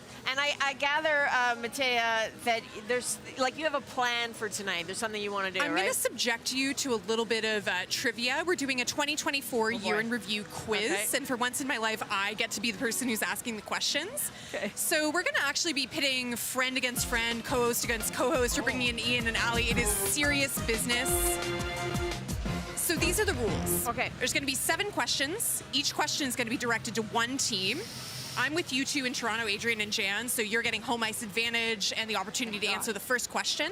And after that, we're going to alternate. You'll have 12 seconds of thinking time for each question to come up with an answer. And if you strike out, the other team has a chance to steal. But no deliberating. I see you guys. You can plot and scheme all you want. No deliberating. Think all you want while they're, mulling. Winner of this challenge gets a chance to brag for all of 2025. Loser gets, I don't know, maybe one of your producers pulls a prank on you or something. I didn't really work that one out. So are we ready to get started? Yep, we're good. All right, fantastic. So this first question's for Adrienne and Jan. The Professional Women's Hockey League began play in January of this year without official team names. The official team names were announced on September 9th in time for the league's second season. Can you name one of the 3 Canadian teams in the league? Oh, we do, Scepters. Scepters. Give me the city. Scepters. Toronto Scepters. Toronto Scepters, that's Toronto correct. Scepters. All right, off to a strong start. All right, okay. Okay, moving into the world of music, we have a question for Ian and Ali. Beginning in June of 2024, fans of Charlie XCX were part of what cultural movement whose name combines an album title and a season? The way I'm disappointing my daughters and my nieces right now, is it Brat season? Well, and a season though, so maybe Brat Summer? Brat Summer, there you go. Yeah. Yes, Brat Summer. I can't even believe they got that. All right. That's correct. It was a very important part of the year for me. Very important part of the And year. with your encouragement, Jan, anything is possible. Thank you so much. All right. I'll do better. So we're tied up. Send it back to Adrienne and Jan. Okay. We're going back to sports for you two. It was a big year for Team Canada at the Paris 2024 Olympics with 27 medals won, 9 of them gold. But in which athletics event did Canadian men and women bring home the gold medal? Athletics event. It wasn't breakdancing. No. But you know what? We are a nation of people who know how to throw things. So I'm going to say hammer throw with Ethan Katzberg and Cameron Rogers. Adrienne, you were on the ground. You were right there. No, it is hammer throw. Yeah, hammer throw. Yeah, no, hammer throw. that's right. I got a buzzer sound. I heard that buzzer. That's I don't know what that buzzer sound was all about. There we go. That's close. I was gonna say, you should know of all people. You were corresponding. All right. 2-1. That's amazing. I know, we're amazing. Canada's amazing. Well, no, you're amazing. Oh my God. We're back to music questions for Ian and Ali. So let's rev it up. You're doing good so far. Until a few months ago, no musical act had ever won the Polaris Prize twice. Who won the 2024 Polaris Prize, which was their second, marking a landmark achievement for the prize? I think it's Jeremy Dutcher. I think he thinks it's Jeremy Dutcher, Do you so think that's going to be put that on our Do you think answer. or do you know? I don't That's your know, answer, Jeremy but Dutcher. I'm hopeful. That's correct. You're correct. You're No, hopeful. for Your sure. hopes. So have been you were fulfilled. trying to bluff Jeremy Dutcher's us. the right answer. Listen, I watched every episode of Jeopardy that you won, and not once did the host try to bluff you out of an answer. So I'll remember that, Matea. Dirty tricks. Yeah, that's going in your book, Ian. Yeah, if you ask me trivia again, you can bluff all you want. I'll give you a freebie in reciprocation. Things are getting very heated. Very, very heated. This is very serious business. Bragging rights is a really important prize. And Jeremy was just on the show, so I was kind of like... I was trying to give them hints. Yeah. All right. Adrienne and Jan, this is major. We're like halfway through the quiz now. You guys could really put yourselves in a good position here. We're going to a science type of question, or a literature or a peace type of question. Who knows? In October, U of T professor Geoffrey Hinton made headlines when he was awarded a Nobel Prize. In what discipline did Geoffrey Hinton win his Nobel? Interesting. So he's the godfather of AI. So would it be physics? Physics is correct. Adrienne, Oh, wow. I'm so impressed. A lot of mathematical equations involved in There's a lot of computing math. AI. There's a lot of math in it. There was an interesting quote that I Would read you when I was run trying to figure out what exactly did he I win. would have maybe tried. I was trying to figure out what he won the prize for, and he said that Richard Feynman once said, if you can explain a Nobel Prize winning achievement in a couple of minutes, then it's not worth the Nobel Prize. So he basically was like, I can't me, not a explain it. science person, shouldn't bother. I felt very reassured. All right, Ian and Ali, I've been going chronologically through my questions, but it just so happens I'm asking you another music one. We've got a Taylor Swift question here for you. Oh. Taylor Swift concluded her 632-day-long Odyssey, the Eras Tour, in Vancouver, where you guys are now, on December 8th. But my question is, how many shows did Taylor perform during her time in Canada? I believe it was 6 in Toronto. Yes. And 3 in Vancouver. So that's 11, right? We're gonna go with 9. We're gonna go with 9. The basic math that I can answer. They're right. Yeah. We've got some comedy, we've got some math, and we've got a correct answer. That's fantastic.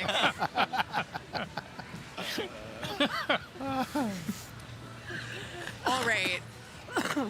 Well, next question, and the final question, and this is where home ice advantage could be really Ooh, it's key, tied. or could give us a surprise victory for Ian and Ali. We have a linguistics question, I suppose. What was named Word of the Year for 2024 by Oxford University Press? Demure. Its usage is defined as the supposed deterioration of a person's mental or intellectual state, especially as the result of overconsumption of material, particularly online content, considered to be trivial or unchallenging. You folks look excited. Brain rotting. Brain rotting, brain rot. We will accept Brain rot. that. That's correct. What is brain rotting? What is brain rot? Good question. All right, so Jan and Adrienne, you folks, owing to your home ice advantage perhaps, have won this year's New Year's Trivia Challenge. Thank you. I think you can brag for 2025. Ian and Ali, you have, I would say, the right to be justifiably upset at this unfair contest. And we even have a trophy Thank for the you. winners here. It was really a fix, you can tell. Thank I'm not with you in you. Vancouver. Thank How could I you. have given you a trophy? This is Yeah, good. well, so This I would is say good. 3 things very quickly here, Matea. First of all, I've always been a fan of yours, and you should have your own show. Secondly, this was objectively unfair, so you will never have your own show as long as I have any say in it. And thirdly, it's 2024, almost 2025. Shouldn't everybody get a trophy? No, those Apparently days are not. over. Ian, And what I would say- fourth, Matea, you come here looking like a young Ali Hassan with your long hair and your leather jacket in winter, and then you don't even give any breaks to Team Ali Hassan. I mean, it hurts. Yeah, it really does. We are hurt. What I was gonna say after Ian's performance is that perhaps Ian and Ali, you guys could switch jobs. Ian, you take over Laugh Out Loud. You've got chops. You could do it. Yeah, so this Thank got you. a little spicier than I thought. Hannah, we're going to put your trophy, because it seems to matter to you guys so much, in inter-office mail along with the CBC crown. It should get there, no problem. No problem at all. Thank you very much for playing along, gentlemen. Better luck next year. Matea. Thank you, Thank you Matea. for being with us. Happy New Year to you. Thank you so much for having me. Happy New Year, Debo. It's been a joy. Cheers. All right, everybody, take care. We'll be back right after this. I'll be spending my New Year's with my team in Australia. Happy New Year's. I will be celebrating several hours early because I can't stay up until midnight. Like, what am I, 20? No, 7 p.m. is New Year's, and then I like to give 2025 a few hours to boot up before I dive in, you know? Get out and explore planet Earth. It's the best one out there. Happy New Year, everyone. If you're anything like me, you'll be asleep by midnight, or at least wishing that you were. Wishing you all a blessed 2025. Happy New Year's.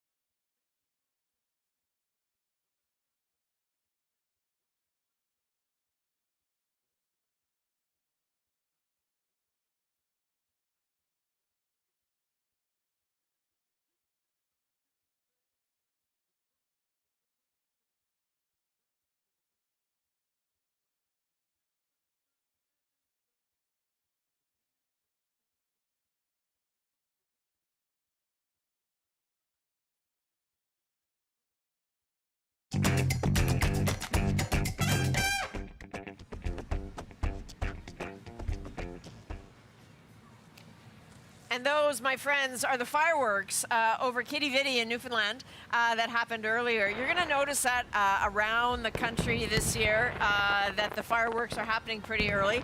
I think maybe this I like it. You like it? I don't not like it. I think it's for, families can watch, people can like go Bring to bed. their kids, and then they can be like home in their jammies by 9-10 p.m. Yeah, it seems reasonable enough. This is a good opportunity. Let's just watch it for a second here.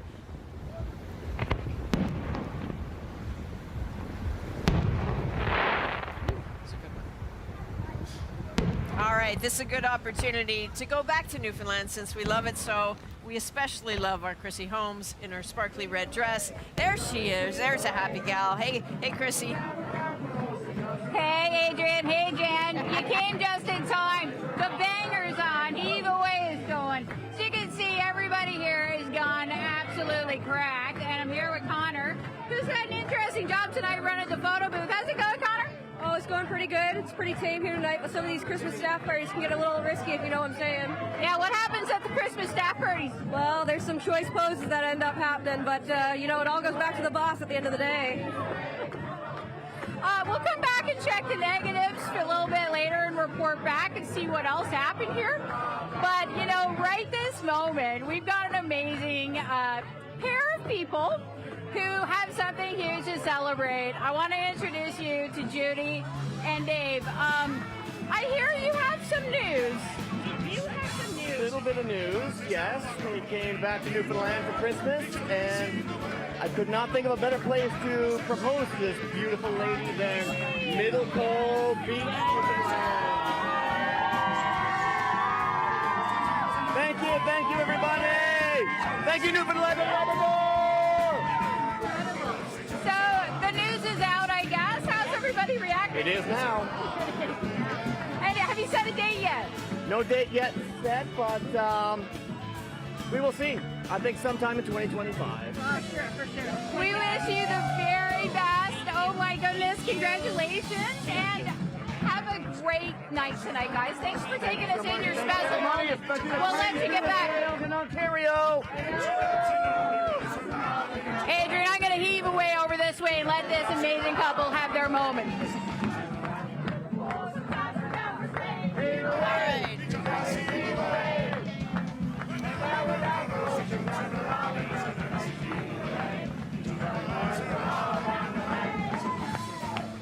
They're not having a good time. No, they're not. No. But you know what? This is actually Quidi Vidi beer. That someone sent to us. Yeah, it's fantastic. I'll show the lovely bottle, icebergs. Let's keep in mind it's made with icebergs. So Jan has more of the sorrel. Hanno and Ali, you also have some Quidi Vidi beer. So can we just raise a glass? Maybe we'll do this 6 times. Yeah. We're not even there yet in Newfoundland, but cheers, No, everybody. I will drive. Jan is the designated driver this evening. Excellent. Hanno, can I throw it over to you? Sure. And let me see here. Is this we want to bring in a total power couple? Is this where I am right now on the script? Or No, we are the power couple. Oh, okay. This is an interesting moment in this live show. We are now going to talk about this beer. You are a person who had a background not only as a comedian, but as a chef. And a professional beer drinker, I thought you were going to say, but yes. And somebody who, you were telling me about how excited you were to try different hamburgers, and you described it so well. Yes. Describe this beer for us. Well, this beer is dangerous, Ian. It's dangerous because you're like, is it really? Like, does it have alcohol in it? It's so easy drinking. And next thing you know, you're out on a boat off the coast of St. John's, and you're a bit of a mess, which is what people in St. John's seem to love. I've been out there a number of times, and I always have a great time. And this beer, it'll sneak up on you. Yeah, you see, that sounds like just a general anecdote, but when you listen carefully, you realize it's a very specific description of an afternoon that Ali spent on a boat just off the coast of St. John's. Anyway, it's time now, I know where we are in the script, to throw it back to Adrienne. Right on, thank you. I'm sort of keeping track that the iceberg beer will sneak up on you, as will the Trini sauce. So I'm starting to get a good picture of your digestive system, Ali. I think I understand it a little more. It's going to be an interesting few hours for these gentlemen. I think so. We're going to get back to you guys in a bit, but we want to bring in a pretty special guest for us because you saw with Diana Matheson here, right? We've been talking about we're having a bit of a moment in professional women's sports in this country, so we want to head over to the Coca-Cola Coliseum and the legendary Natalie Spooner. Oh wow, there you are. Happy New Year to you. Happy Natalie, New Year. You know, we know you as an Olympic gold medalist, right? You're PWHL forward. I'm sorry you've been out with an injury, right? But your amazing team, the Toronto Scepters, they faced off against that Ottawa Charge. Is that, forgive me for the Charge? I know they lost, unfortunately. Yep. But listen, you are such a fundamental part of that team, on or off the ice. How are you doing? How are you feeling about what's coming? I'm good. I mean, just really focusing on my rehab to come back soon and help my team, but it's been pretty cool to see it from the other side, and tonight to be able to spend New Year's Eve with all the fans here was pretty amazing. I wish we could have got the win for them, but still a great atmosphere here. That's fantastic. Can I ask, what's to your left? What is that? What have you got going on there? That trophy to your left? That was awarded to me today for the 2024 IHF Player of the Year, which was pretty cool. Oh, wow. Is that yeah, all? it's a Player of the Year, yeah. That is that fantastic. Listen, that old thing. Oh, that just happened to be here. Listen, you are one of these Canadians that so many other Canadians look up to. Again, it's like the story with Diana, right? There's so many little girls who see you and see what you've done, and they're like, I can be her. I want to be her. And I just wonder what that feels like for you when you go to the games and you see the full stands. It's amazing. I mean, when I was growing up, I think I was 11 years old when I met Jennifer Botterill, and that was a moment for me that sparked my dream to want to go to the Olympics. But now there's so much more than that little girls can dream of, and they can come to our games on a weekly basis. They can watch us on TV almost every night of the week, which is amazing because I didn't have that. So there's going to be so many young girls that want to play hockey and want to get into sport and stay in sport because they see a future in it and they see a career in it. So I just think it's pretty amazing, and I had amazing role models, and hopefully I can inspire a few young girls to want to play for the Scepters or play in the PWHL, and I think that's what it's all about. Do you make resolutions? Like, I'm so curious if Olympic athletes make resolutions, because like you've nailed the I'm going to get fit next year thing, like your whole life. So same. Yeah, exactly. Yeah, ditto. Same.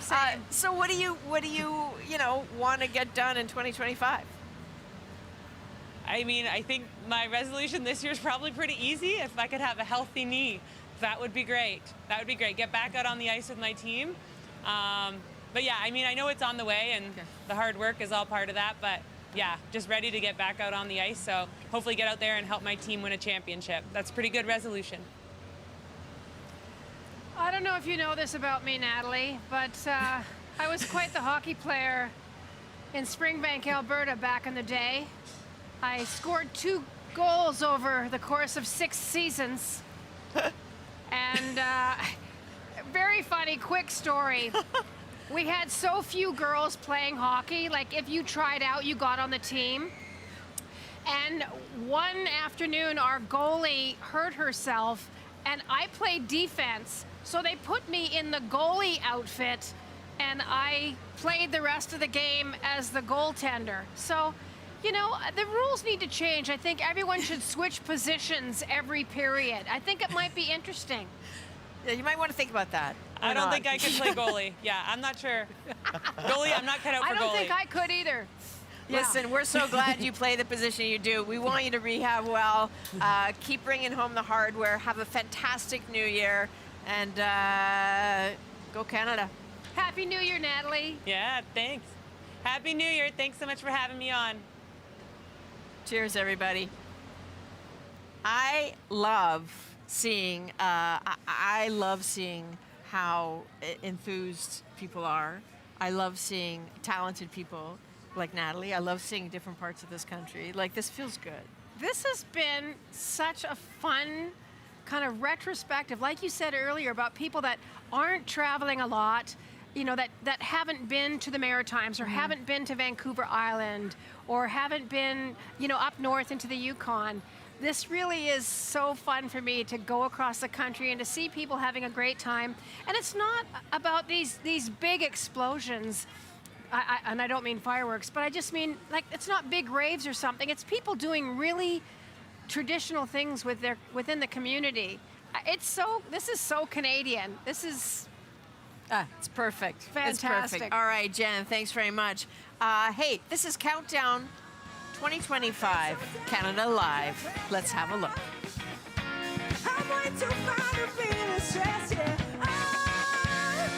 That looks like a party.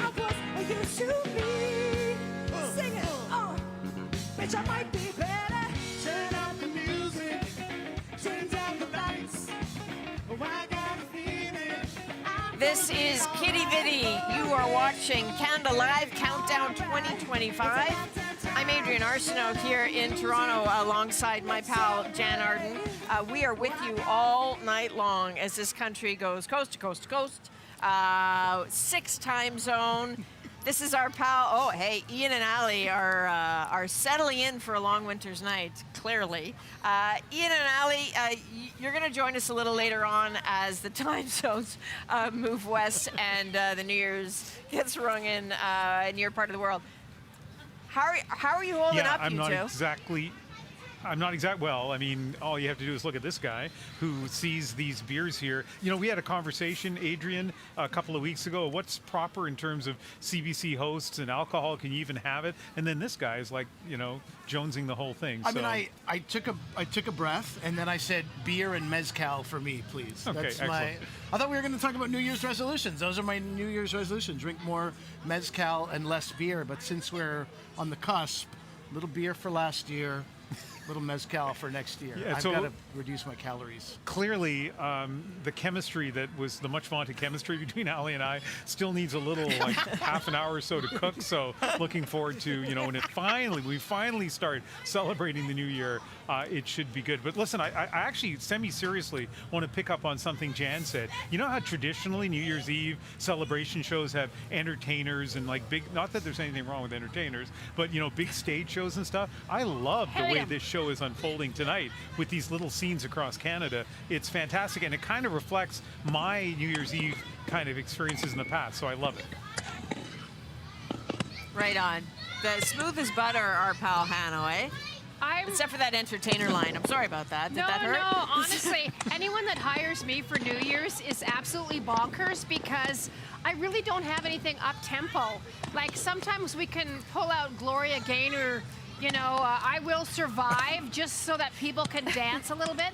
I've done a couple of New Year's gigs in my life. They weren't overly successful. I'm going to tell you that right now. Will You Remember Me and I Would Die For You are not huge hits on New Year's Eve. Okay, well, we won't be singing them tonight. I'm just having a flashback to the... Oh, go ahead. Go ahead. Sorry. No, go, Hannah. Go. No, you go. So we have I should say it, let people know at home that we usually have pretty good banter, the four of us, but we do have a delay between Toronto and Vancouver, so that will make it a bit awkward. I just wanted to say I had a weird, I don't know if it's deja vu or what it was, of Jan Arden from the sitcom being, you know, doing a show, being unhappy, being forced to do I Will Survive, and people at the New Year's Eve evening just being absolutely terrible, like feeling terrible about it. Ali Hassan telling me about some of the shows he's done on New Year's Eve. Yeah. Your worst show ever? Yeah, I mean, I used to be a caterer and I am a comedian. Both of those things are the least happy things you want to do on New Year's Eve. I remember doing a gig in somebody's house. I was the chef in their house, and all these couples are hugging each other and kissing, and I'm just alone with somebody who's sort of helping me in the kitchen. I don't really know them. And then finally the host says, Ali, and I'm like, oh, she wants to hug me as well. This is very nice. And I go towards her and she says, there's a few beer bottles in the basement. Can you bring those up? They're empty. And I was like, I'm never doing this again. That was the end of catering on New Year's Eve. And then comedy also on New Year's Eve. I don't know. I love it for people who are going out and then are going to head home after that. But for me, I'd rather be with family. In fact, you know what? I'm out here. You know, I'm not really enjoying myself here, but it's been great. Thank you so much. No, there's no flights. Okay, that was Ali Hassan. So I'm stuck here. Right on. Okay, you two. All right, take care of yourselves. We'll be back to see you. We want to go back out to Kitty Vitty anyway, and we want to have a good chat with Chrissy Holmes again. Hey, Chrissy. Hey, Adrienne. We've got a game ready to go here, and I want to introduce you to the people I'm going to be competing with. This is Brandon. I'm Brandon. Chelsea. I'm Chrissy. We got some beer cans, and let's say good luck before we go. Good luck, everybody. May the best dressed win. Am I right? Yeah, you're right, buddy. I'll take you on. Joe, how's this going to work? Chrissy, this is the classic Kitty Vitty can stacking competition. You, the contestants, have 45 seconds. Stack those cans as tall as you can. All right. The winner has the highest stack. Okay, here we go. All right. You say when. Ready? 3, 2, 1, stack!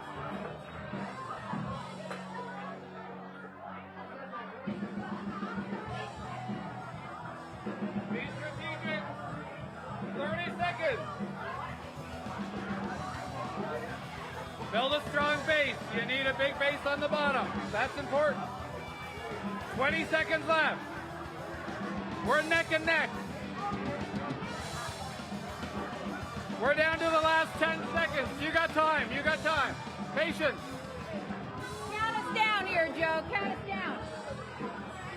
5, 4, 3, 2, 1.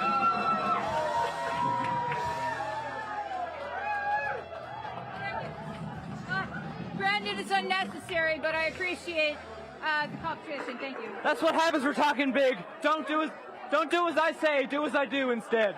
Brandon, we're getting close to midnight. We're going to throw it back to you, Adrienne. That was fun.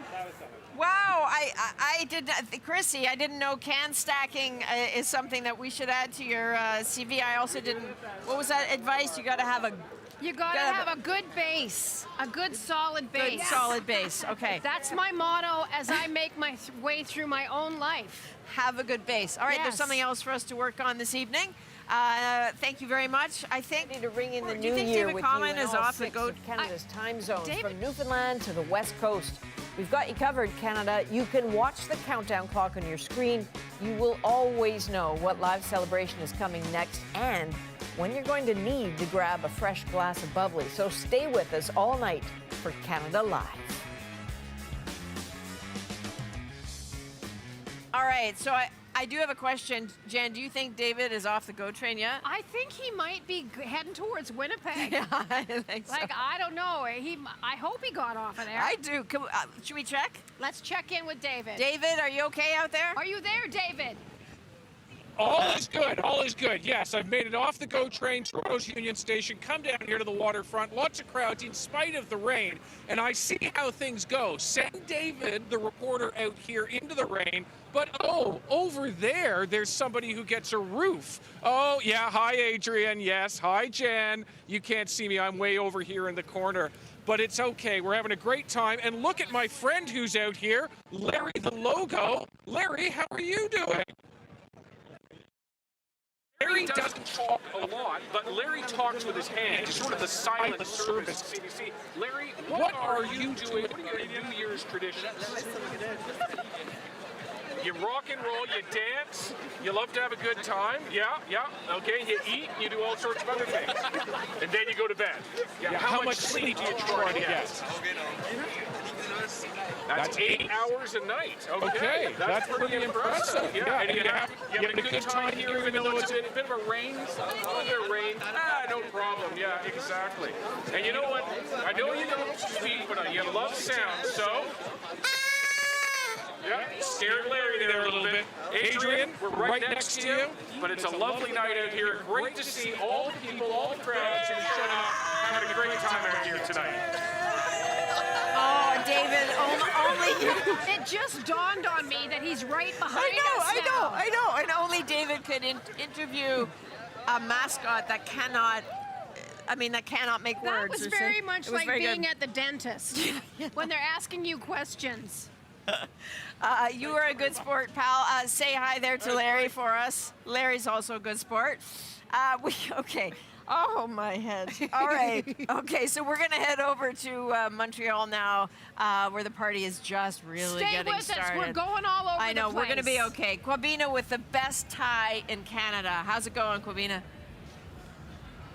It's going really well. I'm still at the giant Ferris wheel. That's because there are a bunch of people here who are just trying to take pictures with the Ferris wheel.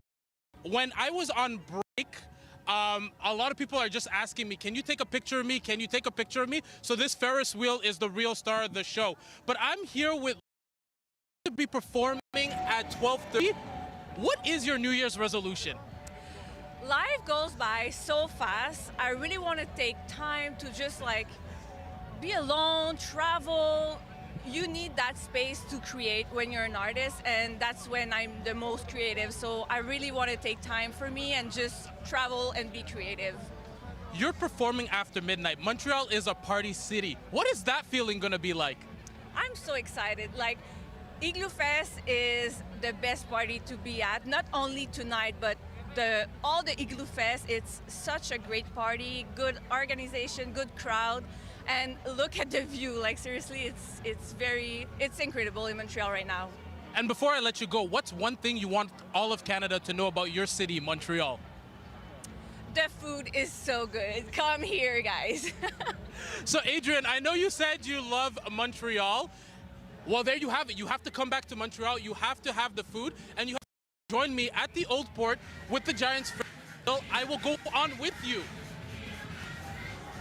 Oh, I'm in. Jan's terrified, but I'm all in. I'm in. I'm in, Kwabena. Thanks very much. We'll get back to you a little later. It's sort of getting down here. It is picking up. It is picking up. Listen, we're going to have a little dance break. Go get yourself some snacks, refresh your beverages, get comfy on the couch. We'll be right back. My New Year's resolution is to have more catnaps and less catnip. My New Year's resolution is to find balance, to not overextend myself, and to do things with intention. My resolution is to never make a resolution. If I'm going to make a change, I'm going to start right now. Try it. It works.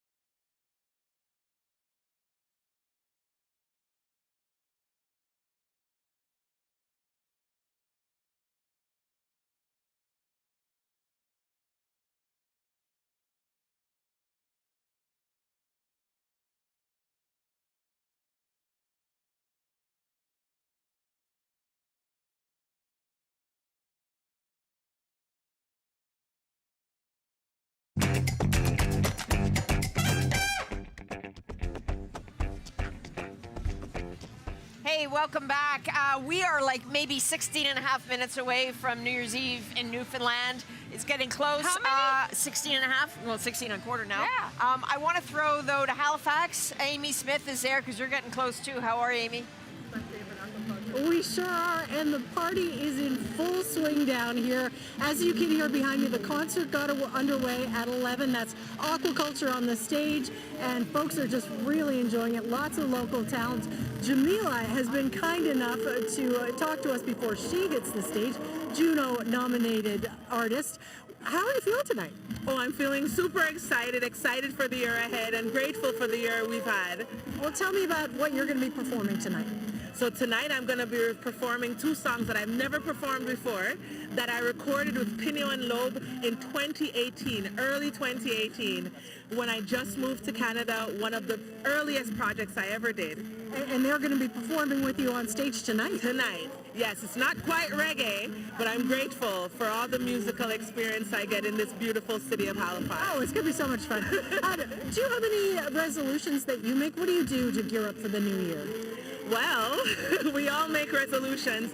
I tend to make a monthly resolution. I look to the year ahead, and I think from a month basis, like what I would like to accomplish each month. You know, that's like 12 goals, right? I won't tell you how it's fared in the past, but I'm never left in the same place I started. Oh, that's fantastic.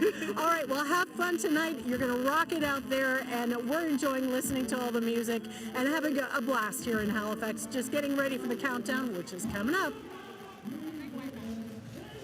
All right, Amy, thanks very much. We have a guest with us here. I'm really excited to introduce you to Seraine Fox. Filmmaker, a musician, you're a drummer, you've had an amazing year. You won a Canadian Screen Award this year. Firstly, also, look how wonderful Seraine looks. She is up in the game I here. know. I'm feeling awkward. Jimmy Gwitch, thank you so much. There you go. You know, you actually hosted the night I won a Screen Award. That's right. There you go. That's right. Yeah. I know you have 2 little kids who are watching live in the green room right now. Yeah. And a Happy New Year to them, of course. But what do you think of this year that's coming up?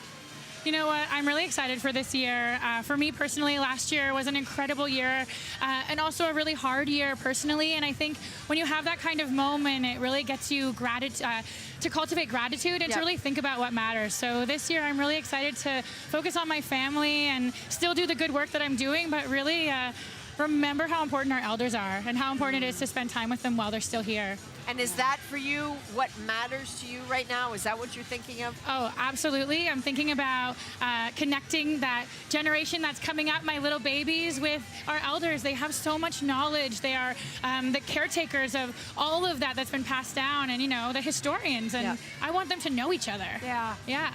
What gets you pumped? Oh my gosh, art, creativity gets me pumped. Making stories, making documentaries that get to lift up the world and all of the incredible things that so many people are doing. So yeah, I'm excited about creativity. And 2 babies in, I feel like I'm finally able to start working again in the way that I used to, and that's really exciting for me. But that's not easy, 2 babies in. I mean, it's not like they're driving themselves to school. No, but you know, I was raised by a single mom, and I really watched her do her thing and have an incredible career while she raised us, and so I'm inspired by her to bring my kids with me and do the same thing. Do you have, I know you talked about your elders, but on a personal level, is there something you want to do differently in 2025 that you're hanging on to, for you or your family? You know what, I'm hanging on to kindness. I think it's something that's so important. You know, I live half my life on social media, and that can be a really rough space. And for me, I want to continue to remember how important it is to be kind to one another, and how just like a simple moment of kindness can really, you know what, I'll just say it, it can change the world. Yeah. It changes someone's world, and I think that matters. So I'm just trying to work on that. Man. This might be a complicated question, but you talk about social media and you have 2 young children. Yeah. What would you like to see by the time they are teenagers, how social media is used in our society? Like for young people, they're talking about taking phones out of schools now and things like that. Do you worry about your kids at all with social media? Oh my goodness, so really tough question in this amount of time, but I'm so happy for it because, you know, I think social media can be an incredible platform for Indigenous people. I've seen it literally change our lives, let us reclaim narratives. But what I want to see more of is the best of social media. I do think that we need to get the phones out of our kids' hands, and we need to get them out into the woods and back onto the land, because I think there's no teacher more important than the land, and we need to protect our lands, especially right here. So thank you so much. Oh my goodness, thank Happy you so New much. Year Happy to you. New Thanks Year. for stopping Beautifully by. said. Thank you. Have a wonderful 2025. Take care. Okay, we are. I mean, now we're like maybe 11 minutes away from New Year's Eve in Newfoundland. The party is just getting started here. Jan's fans have arrived. We'll see you in a few minutes. Hang tight, everybody.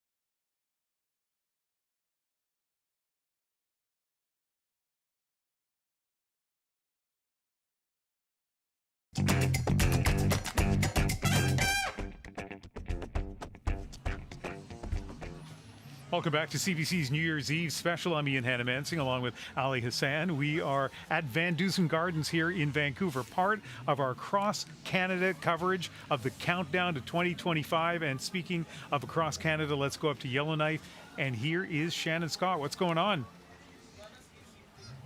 Well, Ian, the fireworks just ended here. It's a bit busy at the moment as people are moving their way out of the park here at City Hall. The fireworks happen right behind us on the frozen lake, and I'm joined by two cousins. This is Paige and Davis, who are here. But you don't live in Yellowknife. What are you doing here? I live in Yellowknife. I'm from Vancouver. You're from Vancouver. What brings you to Yellowknife this morning? Visiting family for Christmas. And how were the fireworks? What'd you think? Oh, they were beautiful. Beautiful. Yeah. It's good to see them every year. It is nice, right? We don't get fireworks during the rest of the year, so it's always so exciting to see them here. I love fireworks. I thought they were great. Did you have a favorite? I like the ones that kind of shimmer when they you know what I'm talking about? Yeah? I do. The ones that kind of explode and then shimmer down. Yeah, what about you? The ones that do the spiral twists when they on the secondary explosion. And if you weren't here watching fireworks, do you have other New Year's traditions that you do? Oh, we've got lots. We're going to do them all tonight. Tell me, what are they? We do fondue at the grandparents' place, and we do the New Year's resolutions. Yeah. What are your resolutions? I haven't decided for this year yet, to be perfectly honest. Probably to start working out again, but... Well, you've got the time is ticking. You're going to have to figure it out. Oh, I know. Yeah, I know. Davis, what about you? Probably to get some animation projects done. All right. Well, thank you so much. I'm so glad that we got to chat and that you were here to enjoy the fireworks. Enjoy the rest of your holiday. Happy New Year's. So, Ian, that kind of wraps up what's happening here at Yellowknife City Hall.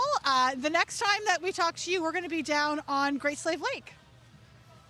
All right, Shannon, thank you very much. I admire last-minute people and not quite knowing. One of her resolutions might be to stop procrastinating in 2025. That's just, as a procrastinator, I saw my soulmate there, and she may want to think about that. Yeah. 6 time zones in Canada, 6 times to welcome in 2025, and the first of those times is right around the corner.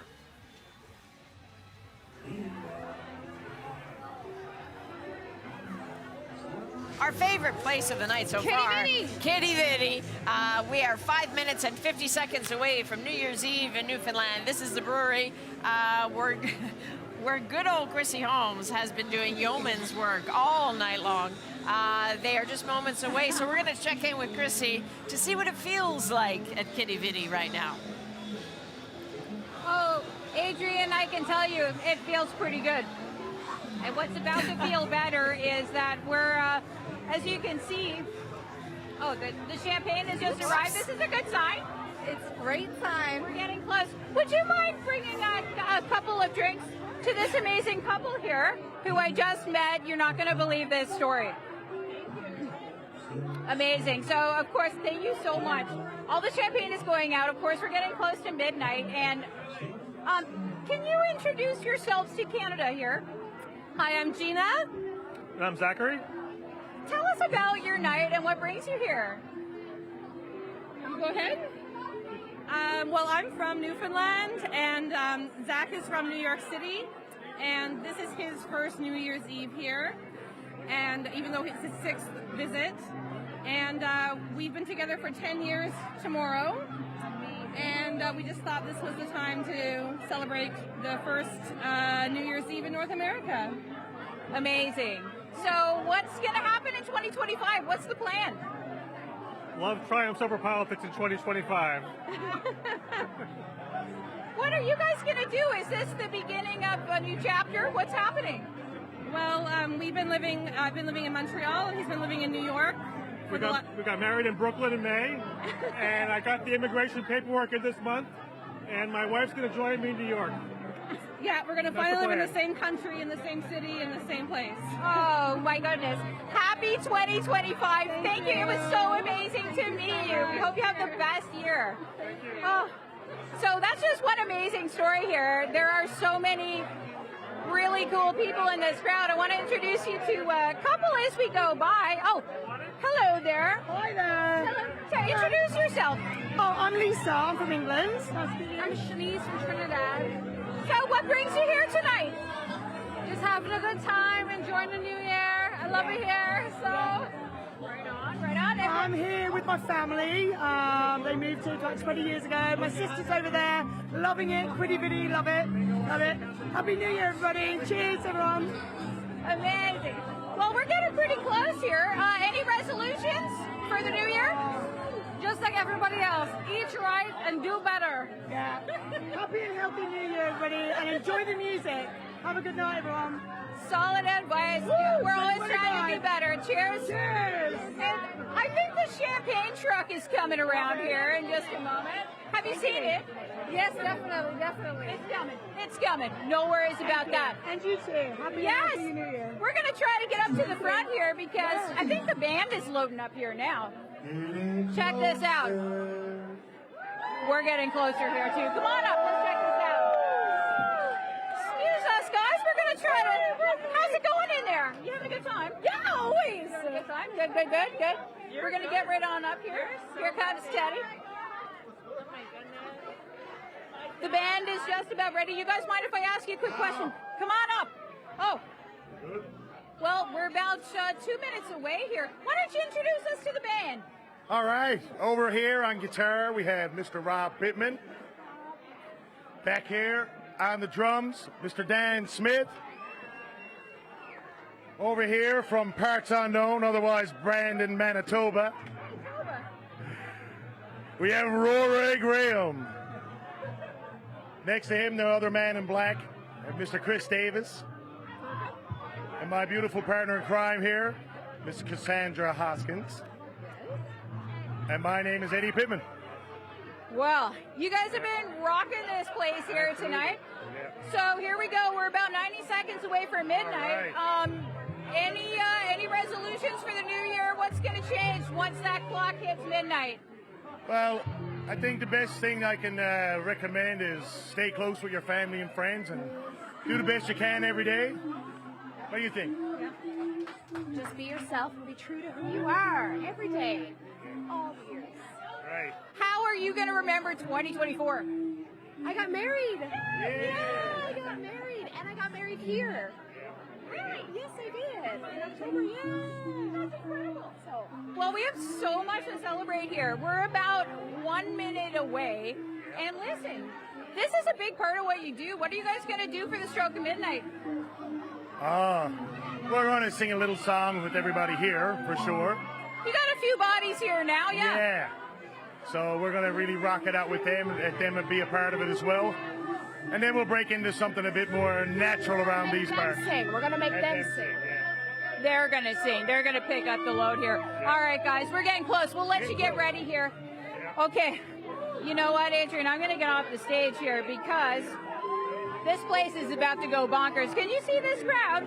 Here we go. In countdown. 10, 9, 8, 7, 6, 5, 4, 3, 2, 1. Happy!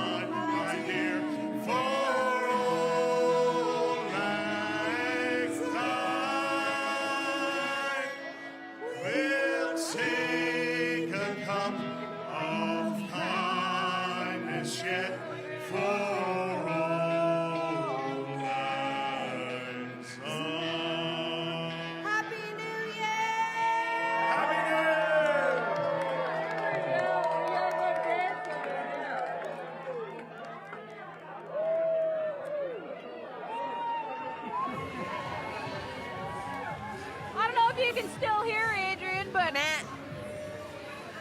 bit of good vibes going on here. How you feeling? Pretty good, pretty good. I got a feeling they're gonna kick something hardcore here too. But you know what? Our director's telling us to get away from the speaker a little bit. Let's see if we can do that. We gotta make some. So excited about 2025. Happy New Year. We're so ready. I love you girls. Thank you.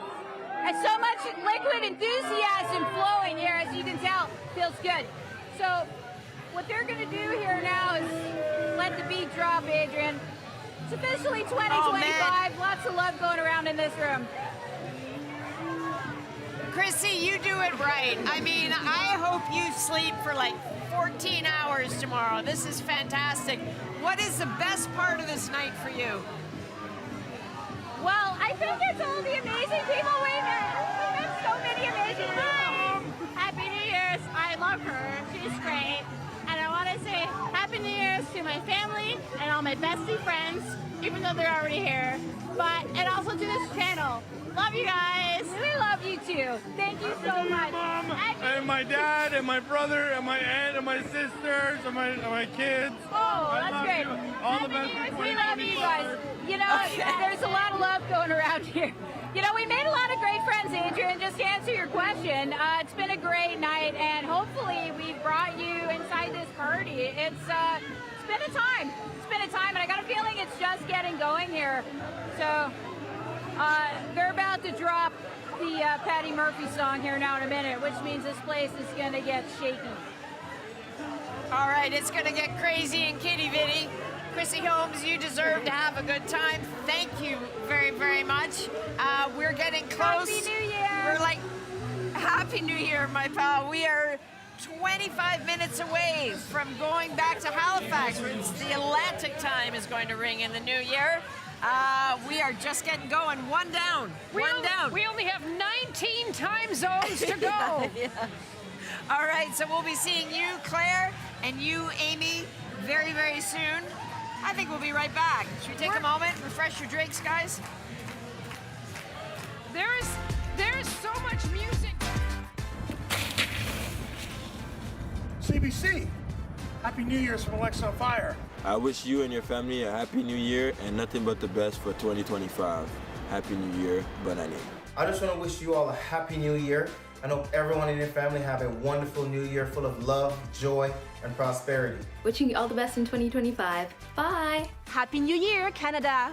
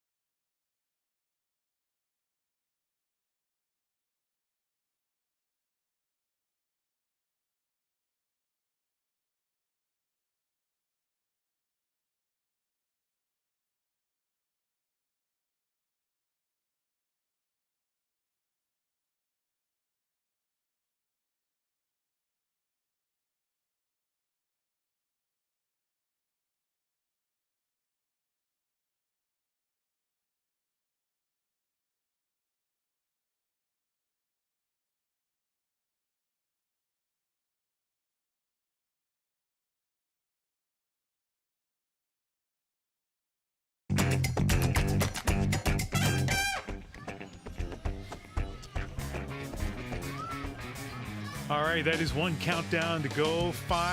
One down, 5 to go. And the party, as you can see, is still on at the Kitty Vitty Brewery. Ian Hanomansing here with Ali Hassan. We are in Vancouver, part of CBC's Coast to Coast to Coast live coverage. I love you so much, you. No, Yes, we're he's pacing ourselves. doing We're definitely his pacing. impersonation of the people at Kitty Vitty. I love it. Fantastic I love it. television. That's Gotta an say, average Tuesday in St. John's. I used to watch New Year's Eve specials from New Brunswick, and it was like Atlantic time, Newfoundland time went by. Nobody celebrated. I love the fact that we're doing all 6 time zones. It is terrific. And speaking of being across the country, let's go to the middle of the country now. Faith Fundal, the host of Manitoba's Up to Speed, joins us from Winnipeg. And Faith, tell us exactly where you are and what's happening.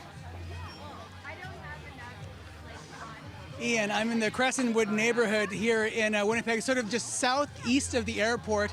And I was speaking to someone saying, I wish it was minus 30. I think I might be getting somewhere close to there because we're at minus 12 with a wind gust of 33 kilometers an hour. And as you can see, I don't know if you can see from my gloves here, it is snowing.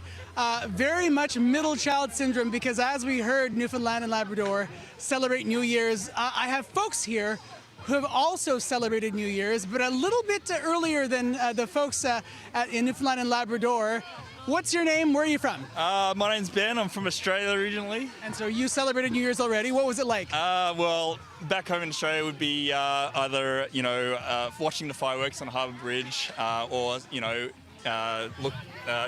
looking over the ocean at Bondi Beach there. So, yeah. Very, very different from... Very different there. Very different. A lot cooler here, but you know what? This is a great way to spend New Year's with family, friends, and who can say that they can celebrate with a 50-foot outdoor rink here? So. Happy New Year's. And what about you? Your name, where are you from? I'm Brian from Johannesburg, South Africa. Happy New Year's as well. What about you, sir?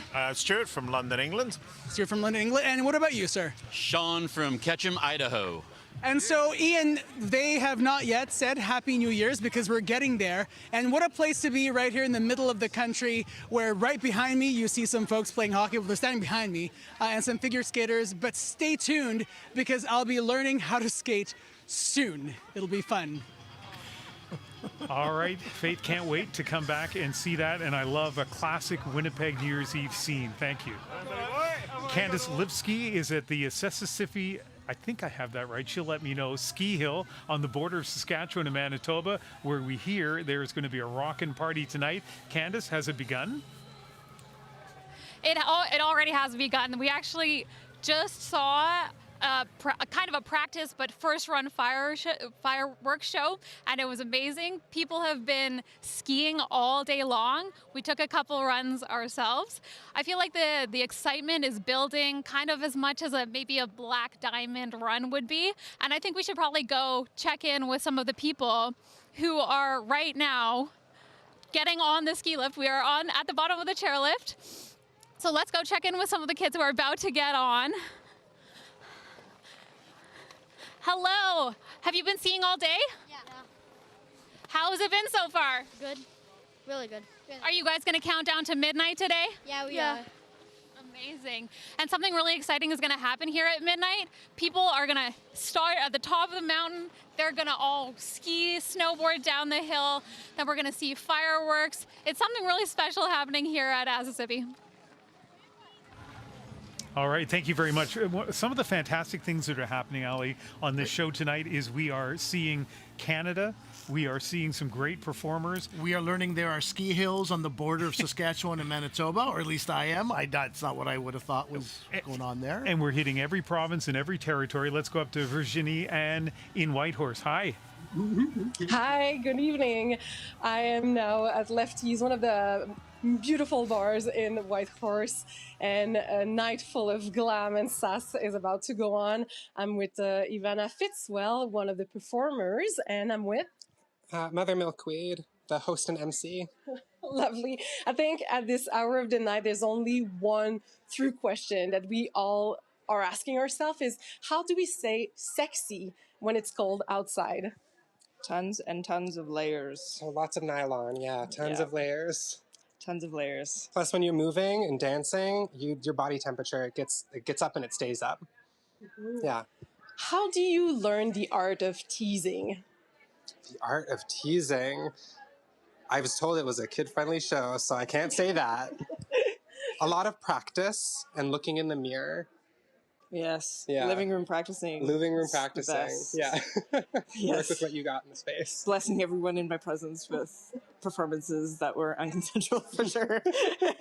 And maybe before I let you go on stage, what's one of your resolutions for 2025? Oh my God. Do you have one? 2025 resolution? Be more creative, work harder in the arts, find things that align more passionately with the things that fuel me. Mm-hmm. Yeah. What about you? I think it's definitely that last nervousness before going on stage that we're seeing now. So next time I will be in the bush sharing some moose stew with the elders and All right. families. Back to you now.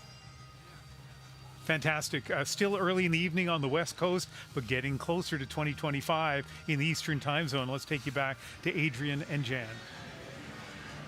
Hey, thanks, Hanno. The music is getting louder here. We don't hate that. It's kind of fun. What? We're about 14 minutes away from New Year's Eve in Atlantic Canada, so we have a little bit of time to play here. So why don't we talk about play? Let's go to Rochelle El Soufi, who is at the TD Fan Fest. This is a World Juniors kind of night. How's it going, Rochelle? Hey Adrienne, we are at Fan Fest for the World Juniors here in Ottawa, and it's not just about hockey, it's also about growing Canada's favorite pastime. Here I am with Nora, 5 years old. It's your first time skating. How's it going? Okay, I know you're a little shy, but you've been doing some good moves out there. And it's your first time. How's the experience been like? Good. Okay, let's talk to your dad. He's right behind me. Vishmal, thank you so much for joining me. You were telling me that this is the first time your daughter Nora has been skating. You've never been skating. I can't get you on the ice. I tried. No, she's the first time. The first time. Yeah, we are very new in the Canada. That's why I'm from India, but we don't know about the ice skating. We know the hockey, but that's why she also very new in the Canada. That's why I'm trying to learn how to skate, ice hockey, and everything. I try to teach her.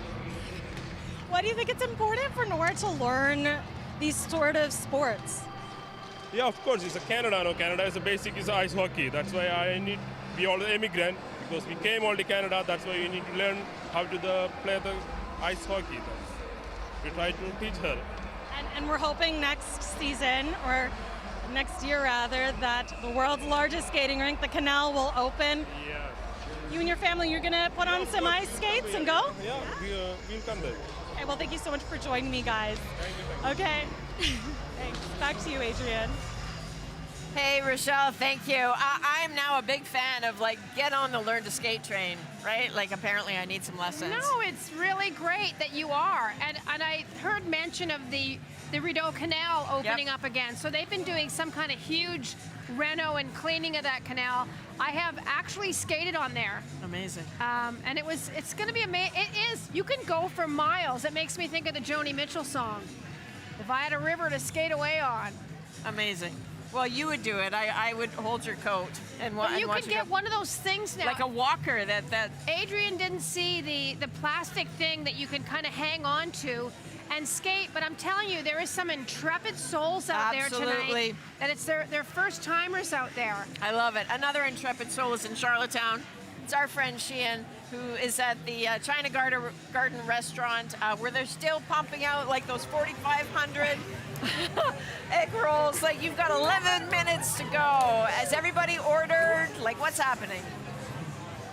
Yeah, it's really turning into more of a kitchen party here at the China Garden restaurant. There is music going. I'm sure you can hear it. It is loud. There's been dancing, all sorts of things. But I'm here right now with the owner of China Garden, Patrick Ross, and he's going to teach us a good old island tradition. We're going to learn briefly how to play the spoon. So, Patrick, what do people need to know? What have we got? All right. right, so you have to have a large spoon to start. Okay. All right, between your thumb and your first finger. Yeah. Then take the other one between your, there you go, your first and your second finger. Yes. All right, now, when you get really going, you can hold your fingers apart. There you go. Now here's where it gets tricky. Okay. I don't know about that one. Okay, got that. Right? Yeah. There you did it. See? A spoon's natural. Patrick actually does play the spoons. Me not so much though. Me not so much. I do play the spoons. You do play spoons. All right, give us a quick little play here. What can you play for us quickly?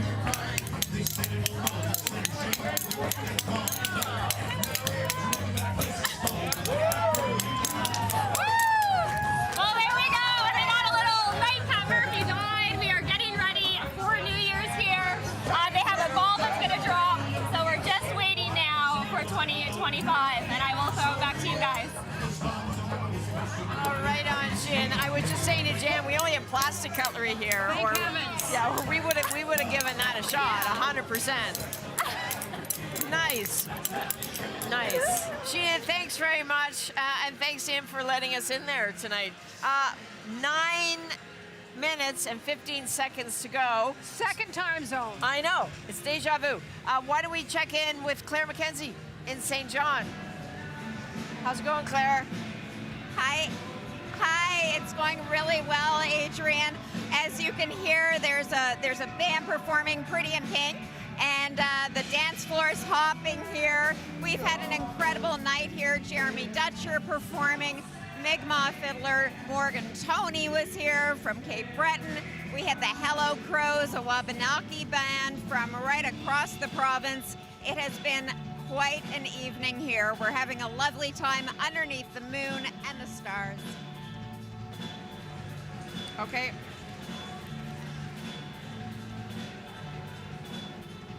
Claire, I know that at the Indigenous Food Festival, like, did you get anything good to eat?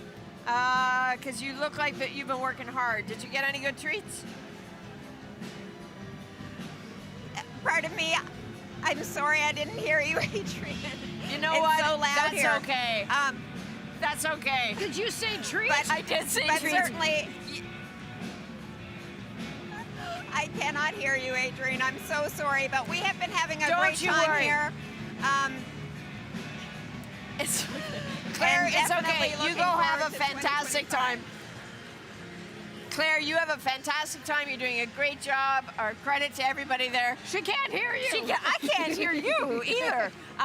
We were talking before, like Hanno had referred to it, like saying different parts of this country, but it's the weather systems that are cool too, We're seeing right? snow, sleet, rain. It's minus 25 in places. It's probably maybe 0 degrees here or something. Maybe. And a light rain has been going on here all night. So, you're really seeing Canada unfold in real time, which is magnificent. And listen, I'm still not over a 600-foot cable being put underwater to light up a Christmas tree on the top of a bank. Kitty-bitty, I know. I'm still there. I know. Are you ready for another New Year's Eve dad joke, though? Yes, I am. Okay. Why is it just boring to watch New Year's Eve in Times Square?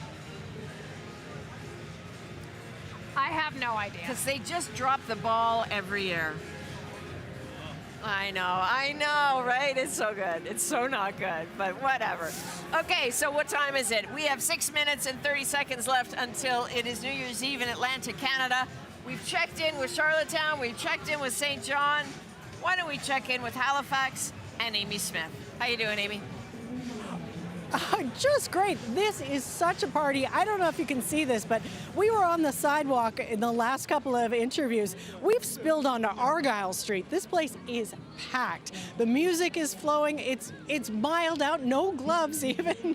So we're having a fabulous time down here. Lots of energy. There's folks young and old, and everybody's just having a great time. I really have to introduce you to who, in my opinion, are the best dressed people of the night. All right, we've got Mark Chapman and Candace Sloan-White. So you guys look fantastic. First, I'll start with you, Candace. Tell me about your outfit. Well, I got this a couple years ago when we got married in Greece, and I'm just representing Canada with the white and red, and I'm down in my home city of Halifax. I'm so looking forward to the fireworks, and the crowds are fantastic this year. I'm really glad to see this. Yeah, and you're not even wearing an overcoat. It's warm. Comparatively warm right now. It's beautiful outside. Okay, well, tell me about this suit. This suit has a history and a lucky one. It does. So 17 years ago, I was at the World Juniors in Prague in the Czech Republic. And it was New Year's Eve. I decided to wear the tux, put a Canadian flag around my neck, Captain Canada, and Canada wins gold eventually. And ever since then, I've worn this on New Year's Eve whenever I can. So. Do you guys have any resolutions? Well, the typical ones: going to the gym, get back at it. That's mine. And what about you, Mark? Travel more. Travel more, yes. Travel more, yes. So if you can tell people, what is New Year's like in Halifax? Tell me, if you could express what the vibe is like tonight. Oh my God. Well, it's a party city for sure. As you can see, as you said earlier, we are on the street on Argyle. I don't remember this kind of crowd for a number of years. I mean, I remember Halloween, Mardi Gras down here, but the vibe down here right now is amazing, and it's really good. I'm glad to see this, for sure. Yeah, absolutely. And so what are you looking forward to most in 2025? And as you look back on 2024, what were some of your memories? Well, it's like a snake shedding skin. It's time to out with the old and in with the new. Definitely. So we've had some unfortunate events with our friends and family, health-wise, and we're just going to plow through that. And we're going to just keep it going, keep the positivity, travel, all that good stuff. Yeah. So. Definitely looking forward to a healthier 2025. Yes. Yeah. Well, I wish that for you, and you guys, you just look amazing. So thank you for stopping by and enjoy the rest of the party. We've got some fireworks coming up just after midnight, so super excited for that. So yeah, we're going to have a little peek around the crowd. Thank you. Happy New Year. Thank you. Happy New Year. All right. New Year to everybody. If we can have a look at the crowd behind us, there's lots of folks gathered, and I see these guys over here. If we can take a spin, Happy New Year! Happy New Year! Happy New Year! Now, tell me about your lightsaber here. Well, I got this for Christmas from my mom, and I'm really grateful. Yeah, and you're making some good use of it. How old are you? I'm 10. Yeah? And have you ever done New Year's like this before? No. It's the first time. It's crazy this year. So what are you looking forward to most? The fireworks, I guess, yeah. Do you have any resolutions you want to share? Get more money. That's not a bad one. Do you have any resolutions? Same as his. Same as his. Well, that makes a lot of sense. All right, and are these some friends of yours? My mom. Okay, so we got a real family affair. Tell me about your resolutions this year. Just be more positive. Trying to be a kind human being. I think that's a good wish for all of us. A lot of kindness. That's what we need in the world. All right. Well, this crowd is just unbelievable. As you could hear, the concert's going on. The weather's fantastic. We've had a great night for lots of things. There was a skate up at the Oval just on the other side of Citadel Hill earlier tonight. And of course, there's levees in the morning, and then of course there's the polar bear dip if folks want to maybe sort of shake off some of the activities they've had tonight. So it is a really great time down here at City Hall Grand Parade. Lots of music going on, and we're just really excited for the countdown that's coming up next. So it'll be a fun time, Adrienne. All right, Amy, thank you very, very much. We're watching your party there. We've got a ton of tunes going on behind us here in Toronto. We're all getting a little bit. I mean, I can't stop moving. I don't know what it is. It's we're just sort of hanging out. But we're getting so close. We're getting so close to you, Amy, and then we've got a few more to go. But as of right now, it looks like 1 minute and 15 seconds left before it's New Year's Eve. We are almost there, ready to ring in our second time zone. We are here all night long. This is the Grand Parade in downtown Halifax, where we're about to ring in the new year in Atlantic time live, right here on CBC's Canada Live Countdown 2025. Amy Smith, take us home. Okay, you can hear the roar of the crowd right now. People are so excited. They know the fireworks are going to happen just in a few minutes. It's been a wonderful night, and there's a few fireworks that had gone off already, but it is coming down to the countdown really soon, and we've got 24 seconds left, so folks are just having a good time, and like I said, the party has spilled on the streets. People have their cameras out already. They want to get a good shot of the fireworks that are coming. So the party is going now. All right. 5, 4, 3, 2, 1. Happy New Year!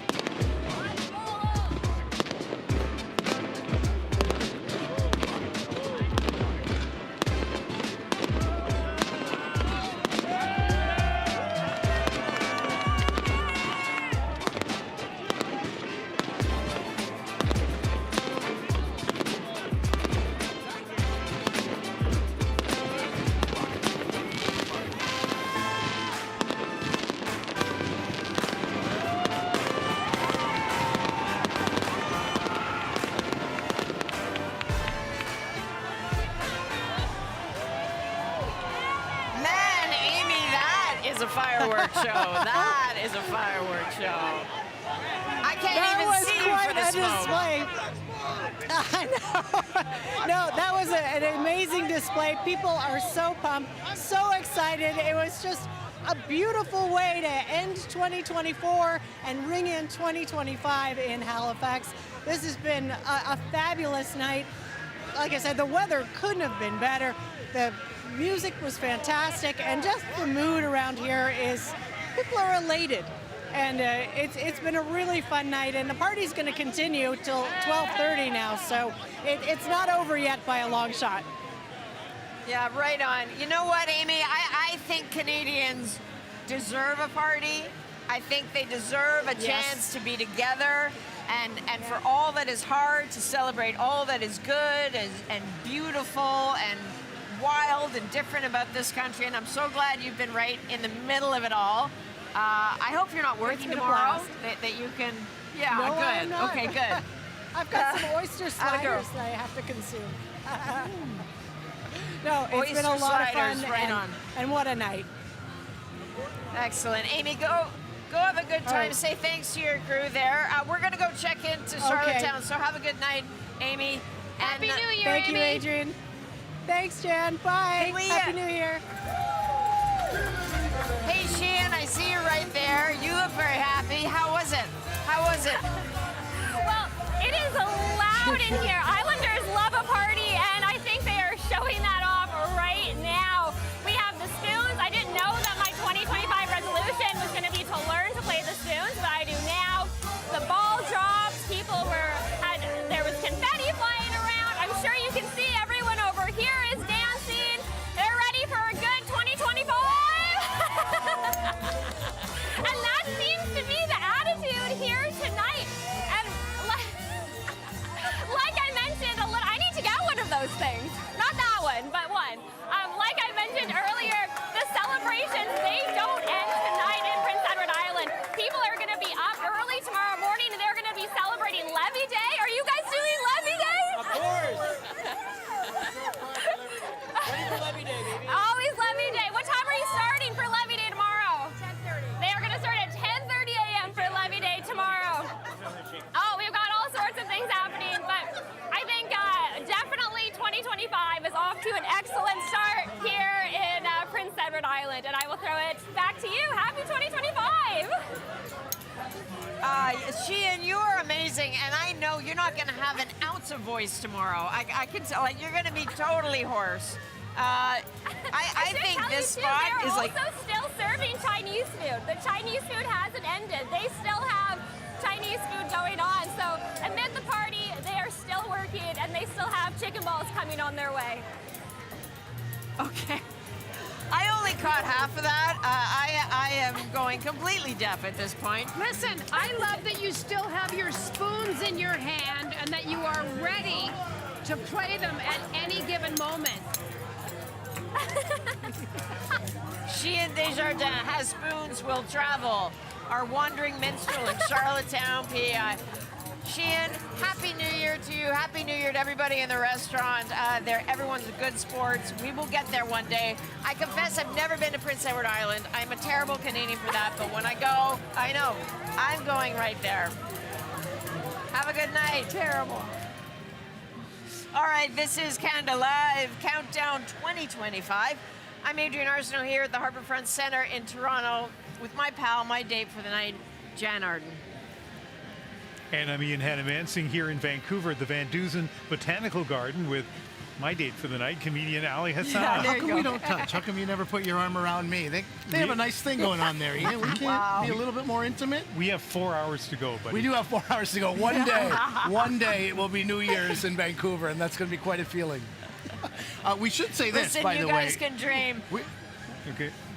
We should say that your family just celebrated New Year's Eve. You know, the Hanomansings. That's right, absolutely. My Trini family in Halifax, in Dartmouth, the Deonorians, and they don't call it New Year's Eve. You know what they call it? I don't know. Old Year's Night. Old Year's Night. I knew that, yeah. Same thing with the Latinos, Noche Vieja. Huh? More than just a pretty face. Yeah, in fact, not even just a pretty face, but a little bit of education for you. How about we throw back to Toronto? Let's do it. Okay. Let's do it. Aww. We were enjoying this. Listen, we are 2 countdowns to go, gentlemen. 4. Actually, we're 2 countdowns down. 4 to go. Math was never my strong point. This hour, we're bringing in the new year in Eastern Time, and we really want to hear from you tonight. So this hour's question is, what is your hope for 2025? Send it to us. We'll share it on screen. Send it by text, photo, video. And if you send us a video that we play, we're going to send you a pair of these brand new CBC mittens. So send that to ask@cbc.ca.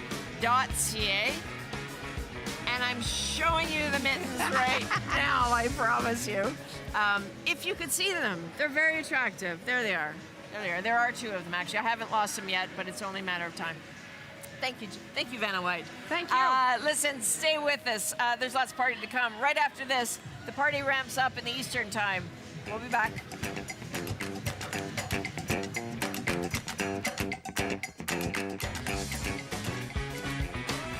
In 2025, I hope to continue to learn and grow. And I'm hoping for at least another foot. Let's all just try to laugh a little bit more this year. 2024 was a lot. 2025, we're just gonna laugh. Even if it's a lot, we're gonna laugh right through it.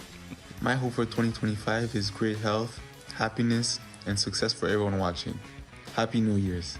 My hope for 2025 is that facts make a comeback and conspiracy theories fade. Even a journalist can dream.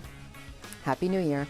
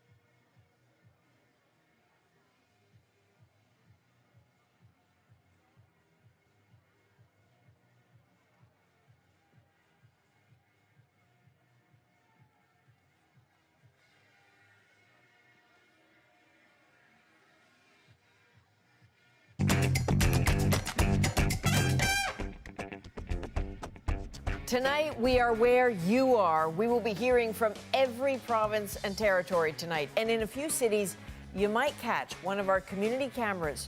Our team's on the go, checking out what's going on in the streets. And no matter where in the world you are, we want to hear from you. Email us. Tell us where you're celebrating. Text, photos, videos, ask@cbc.ca. We'll share it with the whole country. All right, so we would like to take you back now to one of our pals this evening, Rochelle El-Soufi, who is in Ottawa. Hi, Jen, welcome back. You're good? I was just putting food in my mouth. It's okay. It's a long night. We got to do it. All right, we're done eating now, but we'd sure love to hear from Rochelle if you're around. Hi, I'm here. Thanks, Adrienne. Here outside of FanFest for the World Juniors. The game has ended. It wasn't the result that we were hoping for. 4-1 U.S. While the game is over, the party is not. There's still people inside and outside the building, including some fans behind me. Welcome to the program, everyone. Okay, so let's start with you. Your name and why are you here today? My name is Katie. I'm here to see the Christmas market, the Fan Fest, and of course the fireworks. Are you a hockey fan? Yes, we're a hockey fan. My sisters and I are going to see the quarterfinals on the 2nd. Exciting. Yeah. Okay, so let's talk about tonight's game. Is it a tradition for you and your family to watch hockey? Yeah. We watch it pretty often. World Juniors are always on during the holidays, so that's always sweet. Again, it wasn't the result that we wanted. Are we hoping that Canada picks up some momentum? Hopefully. I mean, it wasn't the result we wanted for sure. I don't think we've been playing too well this year, so there's time. There's still chance. There's always an opportunity, right? I like your optimism. We will figure it out. Yeah, we have time. Okay, another friend. Can I get your... I'm Jory. Okay, I know that you're not a big hockey fan. That's what's so great about tonight, because it's not just for people who are into hockey. It's for people like you who are into fireworks. Yes, 100% here for the fireworks. Okay, have a great night, everyone, and thank you so much for joining me. I'm going to send it back to you, Adrienne.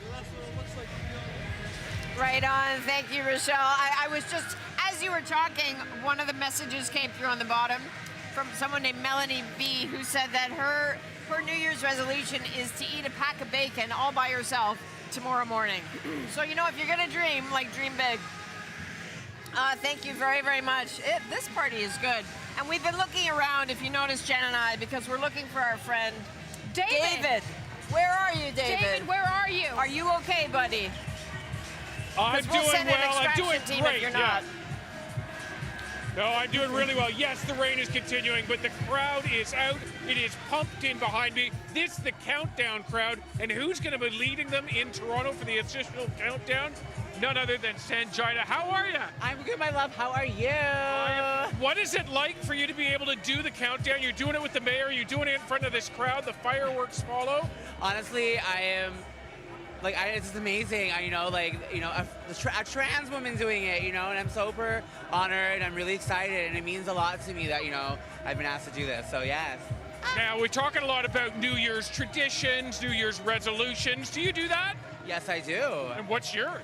My New Year's resolution, well, being a part of such a magical platform like Canada's Drag Race, I finally get to stand in my truth and be heard and be loud for the trans community, for the queer community.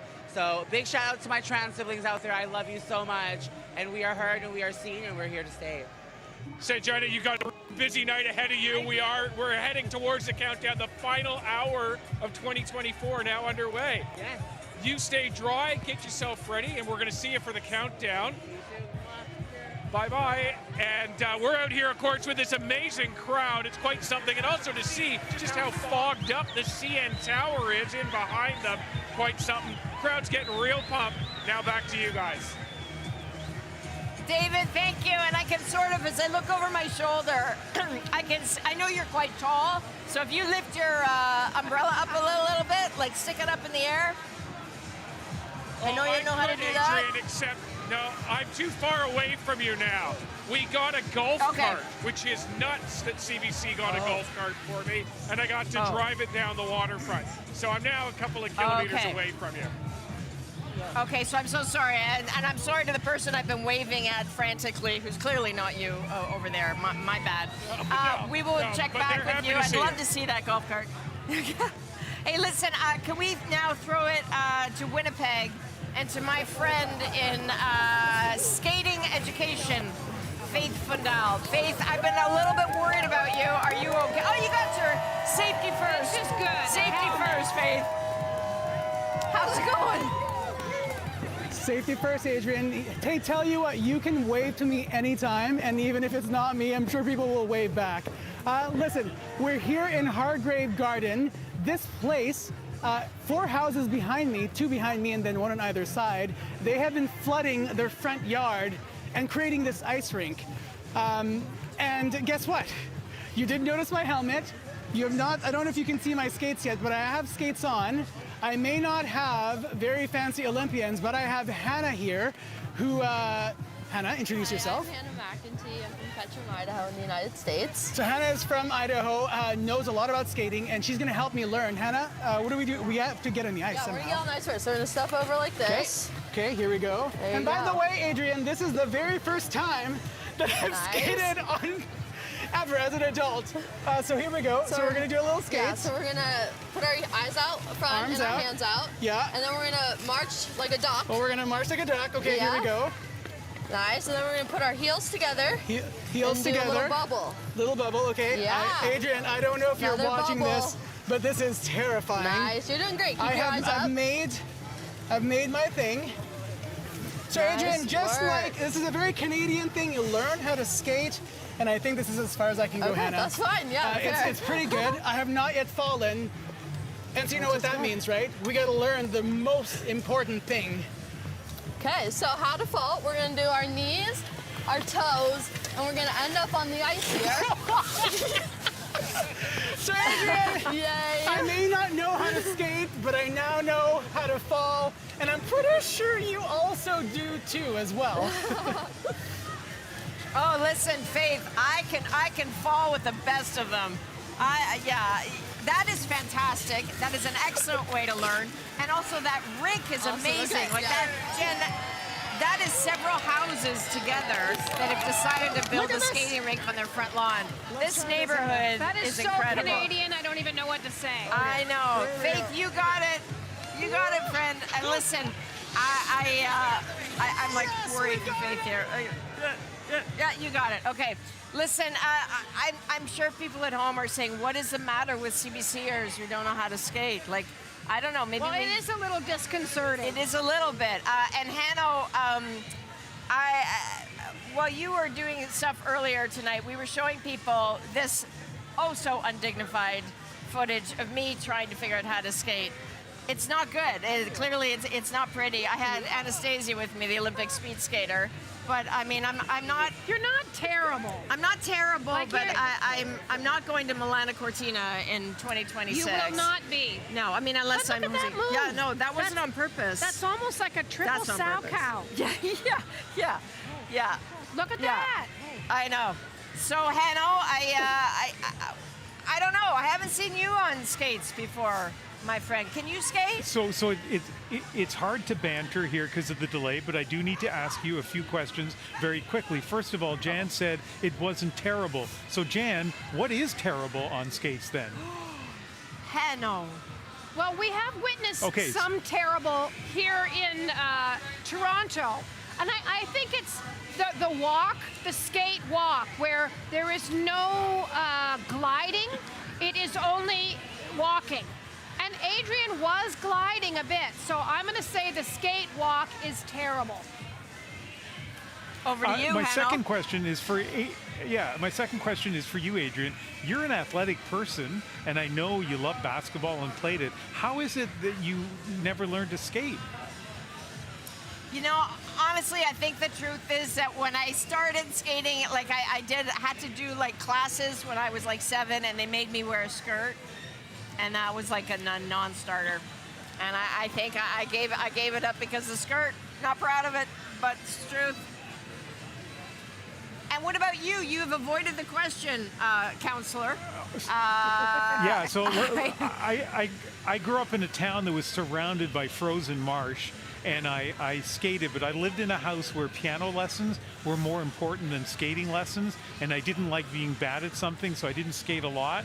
I can skate at a rink if I only turn left. And so I thought I was a bad skater, but then I saw your video, so I'm feeling a little bit better about myself. Wow. Anyway, wow. Let's leave all that aside now. I say that with love, of course, Adrienne.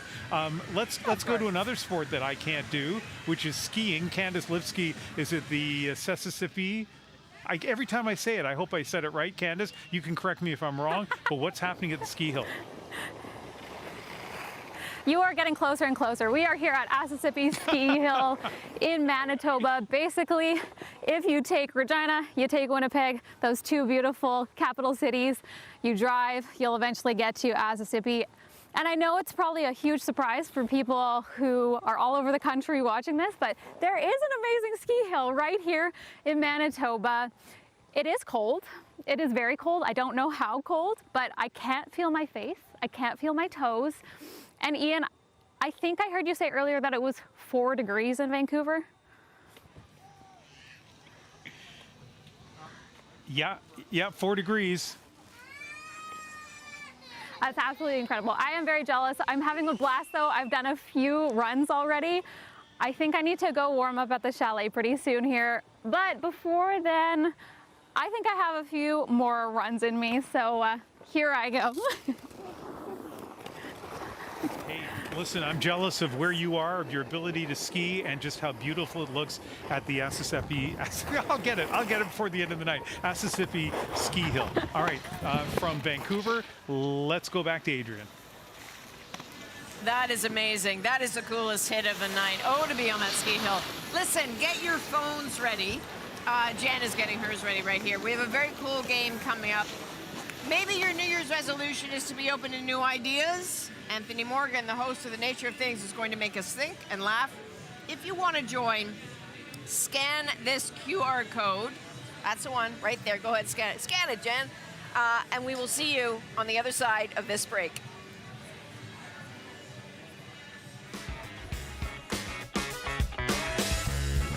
Hi, my name is Russ Clark. I'm from Regina. My New Year's tradition is to sit down with my daughter and to essentially document our year in our sketchbooks. My name is Bridget, and my New Year's resolution is to travel more. I'm recently retired, so I'm going to save and try and see the world. Stay healthy, keep exercising, give back when I can. I'm ringing in the new year, going to a show at the Palomino. I'm going to Civic Tavern and partying it up. Yeah, going out. That's the vibe. Hi, I'm Barbara Jo Starr in Edmonton, and I'm wishing you a happy, successful 2025.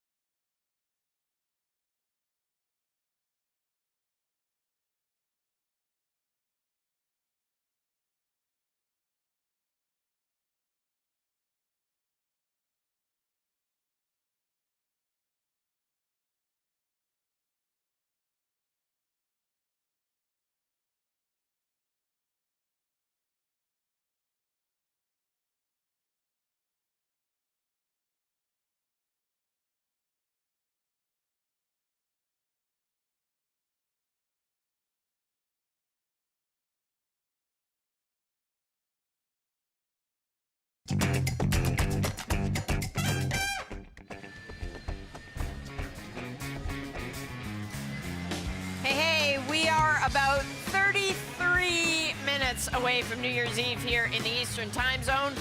Lots of people watching that count clock down here.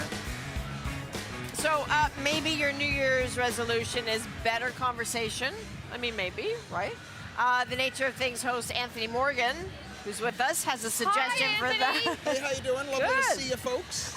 So we're going to have a little fun, as I understand it, and that involves me checking this QR code, so I'm going to do that right now. We're going to play a game. Yeah, that's right. We're going to play a game. So I've spent a lot of my time thinking about how we can have better conversations. We're actually doing an episode of the show around the science of democracy, which I'm really excited about. Very cool. And so we're looking at, what are the ingredients to a healthy democracy? And one of the most important ingredients, of course, is good conversations around our disagreements. Okay. And right now, we're having kind of a tough time with that. Yep. And so I invented a game to kind of help. And so it's really easy. Basically, the first step is I ask a two-sided question. Okay, but first everybody has to get this QR code, right? That's right. So you can scan this QR code if you're at home. You can see the QR code on the bottom of your screen. We're going to give you a second to get the code. So get the code, get it on your phone. And all you need is like one person in the room to get the code. And if you are seeing Give Up Potatoes, you are actually on the right spot. screen. That's right. And yeah, Hano, you guys can show them actually. Yeah, yeah. Ali and Hano, are you scanning this code? No, Hano. I know you know how. We've been through this, hon. Come on. I know. Ali, Ali's doing it. We're there. Yeah. Okay. I ran out of data, so. Makes sense. Okay. He doesn't have free evenings and weekends anymore. So we can scan this QR code, and then I ask one of these two-sided questions. Things like, should we erase bad memories? Should we design our kids' DNA? Should we pee in the shower?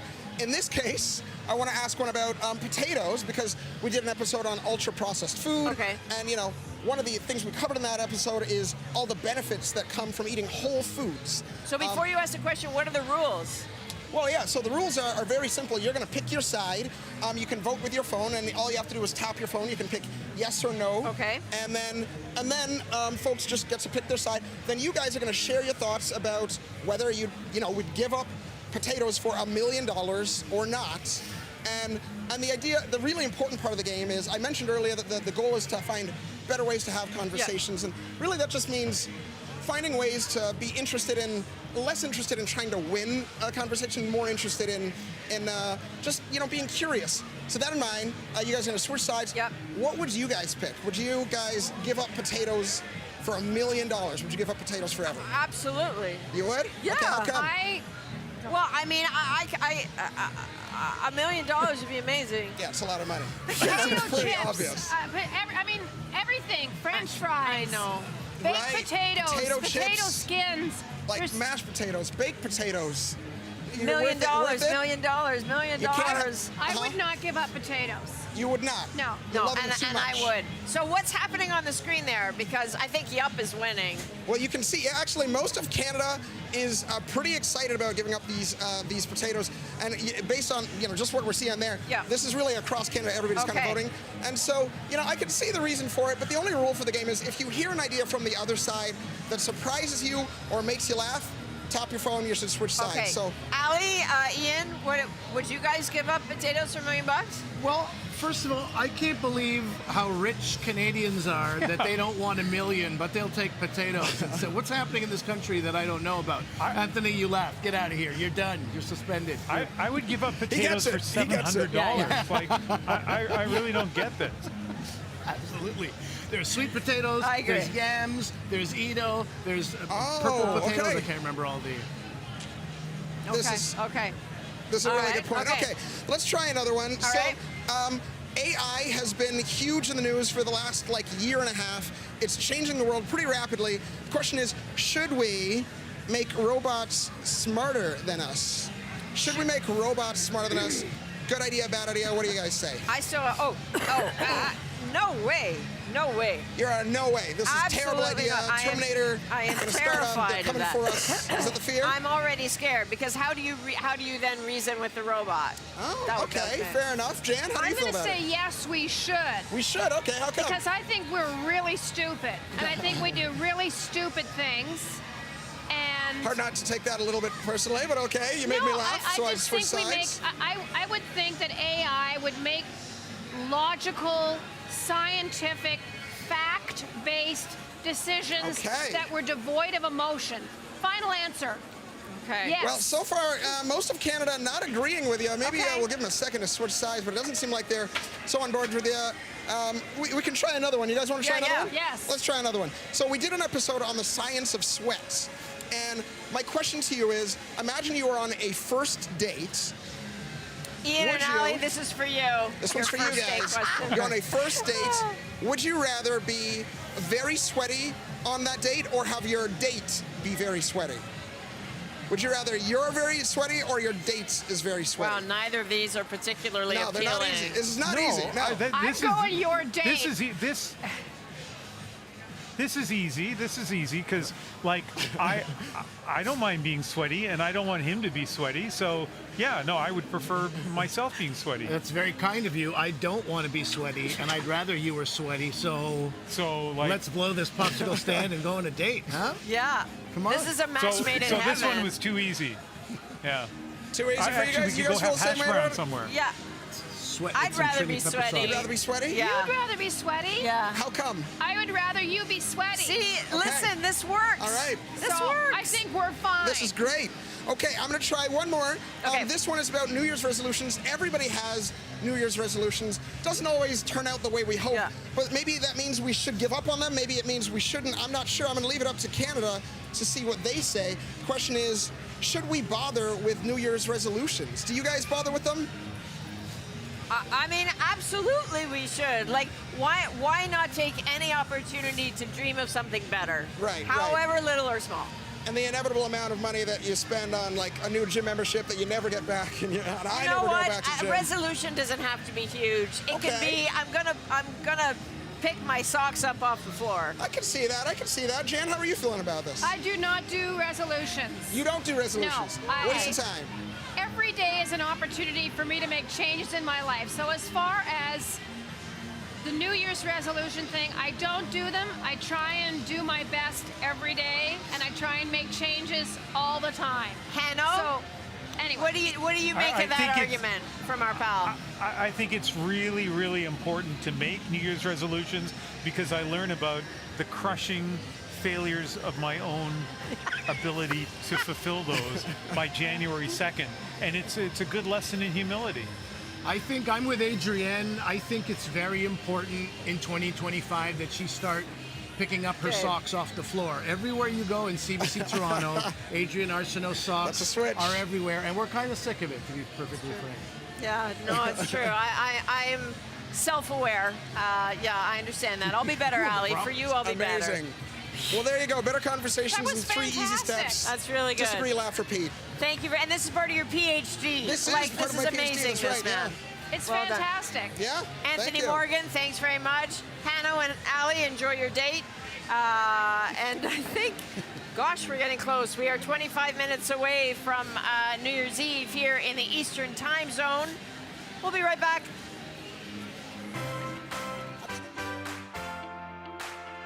Hi everybody, it's Melissa Jimena Paredes, and as I've gotten older, my favorite way to spend New Year's Eve is by the fire with good family and friends, delicious foods, maybe a couple board games, and get a solid 8 to 9 hours of sleep to start the new year right. Happy New Year's!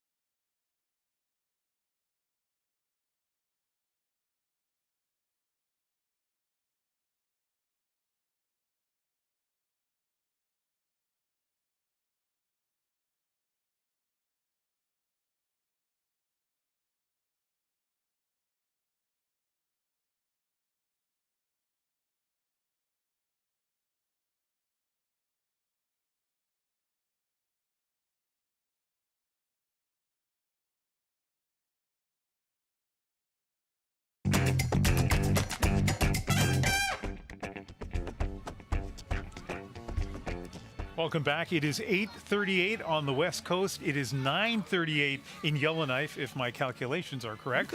And that is where Shannon Scott is. Hey, Shannon. Your calculations are exactly correct, Ian. It's just after 9:30 here. And I'm sure you can tell by looking at me, it's cold here. It's minus 20 degrees, which is not as cold as it could be, but I'm wearing no less than 3 different kinds of fur in order to stay warm out here on this lake. But the temperatures have not stopped some Yellowknifers from deciding that the best way to spend their New Year's is by jumping into frozen Great Slave Lake. So right now I am standing on Great Slave Lake where Jake Olson has set up this sauna and polar plunge facility and area. And Jake's actually going to jump into Great Slave Lake for us right now. He's in the sauna. Let's get him. Jake, are you in there? Out there. All right. Hey, how's it going? Happy New Year. Oh, when do you guys get here? Happy New Year. How's it going? I am well. So you're gonna polar plunge on New Year's Eve. Yeah. What makes you want to do that? I think it's the best way to end a year and best way to start a new year. So with a nice cold dip. Why is it the best way? You have to be a little crazy, but it also feels really good. So like after you do it, it's like that release of jumping in the water, and when you get out, you feel like $1 million. So. All right. Well, let's see you do it here, Jake. Right. Let's go. I will point out, Ian, I'm sure you can, gosh, like there's actual ice on the surface of this water here. It's not as cold as it looks. So it's totally fine. What is the temperature? Dude, it's like 0 degrees. Do you want a full dip? Sure. Full dip. Okay, it's cold. Okay, all right, come on out. Jake, thanks so much for that. We're going to let Jake get back in the sauna. That was Jake Olson here on Yellowknife Bay. And again, I'd like to point out that the water's frozen. He broke through ice in order to jump into that water. So happy New Year. That's one way to spend a New Year's, I guess. Oh my God! I feel colder, honestly, just watching that. I have hypothermia. I have the early hyperthermia. Right, that's the craziest thing I've seen. Like watching that live, Shannon. What was it like for you? So I'm actually a little jealous that I didn't get to do it. I really wanted to jump in the water. I do like a polar plunge, but once I saw that there was ice on it, I was kind of happy that I'm standing here in my parka. I'm not going to lie, but he's a brave soul. He's a brave soul. Fantastic piece of live television, and my favorite part actually was that when he got out, he put his toque back on. Yeah, so everything's good. Thank you for that. That was great. All right, thanks so much. Listen, that was fantastic. I'm also freezing watching it. We have a very special resolution to share with you all now. Hano, pay attention. This one is for you.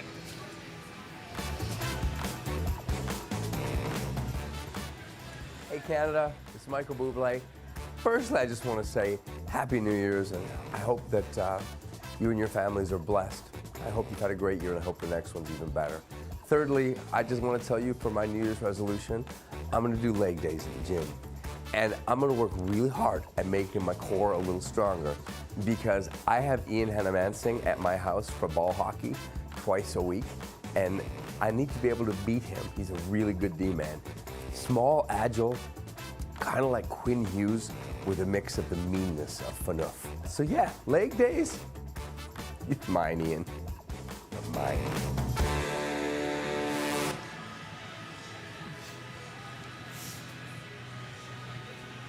OMG, goals achieved, and we're not even to the new year. You know, listen, let me tell you something. We do lots of interviews, Adrienne, and I don't know how you feel, but lots of times when I do an interview, I think to myself, I feel like I made a connection with that person. I wonder if we'll ever, see each other again.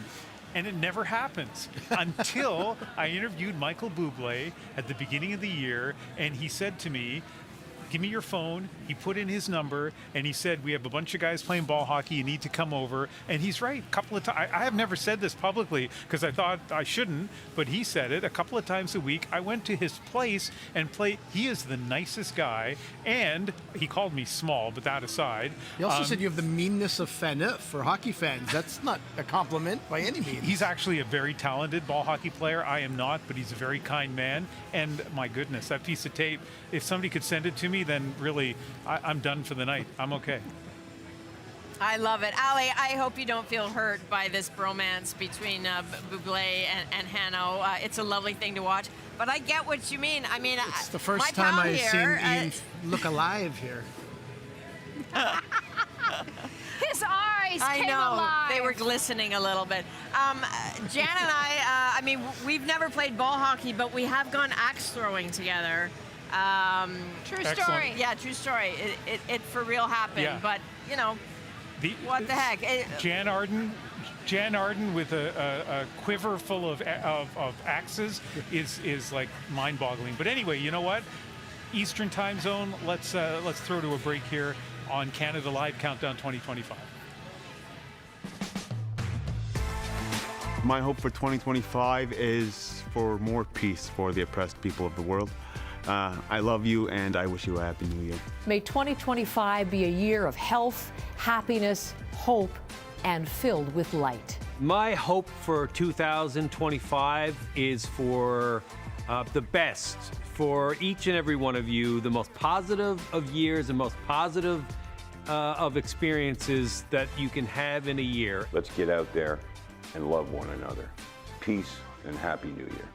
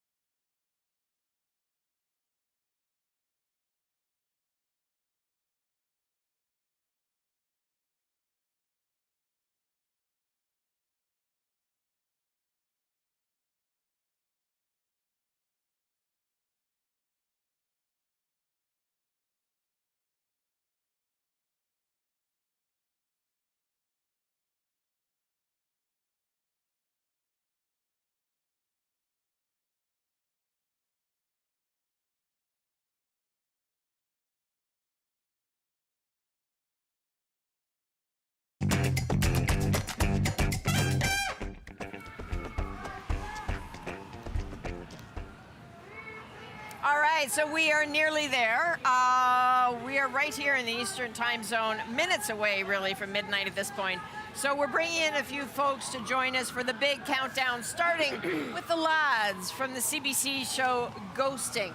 Hi. You are so tall. I know, crouching in squat. Matthew You know what? It Finland, helps I when know. you're hunting ghosts I'll to just be able jump. to look in all the different places. So can you explain this show to me, like Ghosting? Yes, okay. So ghosting is where we take actors, we step off the script into a real-life thriller, and we check out some of the most haunted places in Canada with familiar faces in unfamiliar spaces. In season 2, we went cross-country. Yeah. So season 1, we had people from Scream, Yellow Jackets, Ginny and Georgia, Frankie and Hill Grande were on it. Yeah. And season 2, we go all across Canada to over 5 provinces and territories, and we put our limits to the test and Canadian talent to the test. Okay, can you help me understand what you think the spookiest place in Canada is? See, okay, that's a great question, Adrienne, because we're always at odds. I'm the believer. I'm willing to believe any place is haunted if you use the right tool.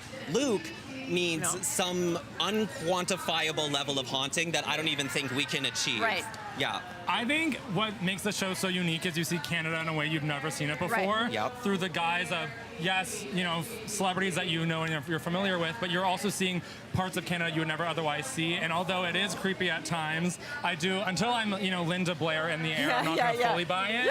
But in season 2, we definitely go to some places that did send shivers down my spine. Yes. And it'll be really exciting for people to see it. Excellent. You know, I happen to think that 24 Sussex Drive might be haunted, and I say that in part because we can't get a look at it. Like this was, you know, the Prime Minister's residence that he hasn't lived in for a very long time. It's full of asbestos. It's got to be repaired, and no one is allowed to go in and look at it. Like we would jump at an opportunity to investigate. I was there yesterday. Yes. What? I would come with you. Do you have resolutions for New Year's Eve? I think, okay, definitely spending more time with family and friends. I think that's always top of the list. And I have a few trips on the horizon, so I'm really looking forward to that. Yeah.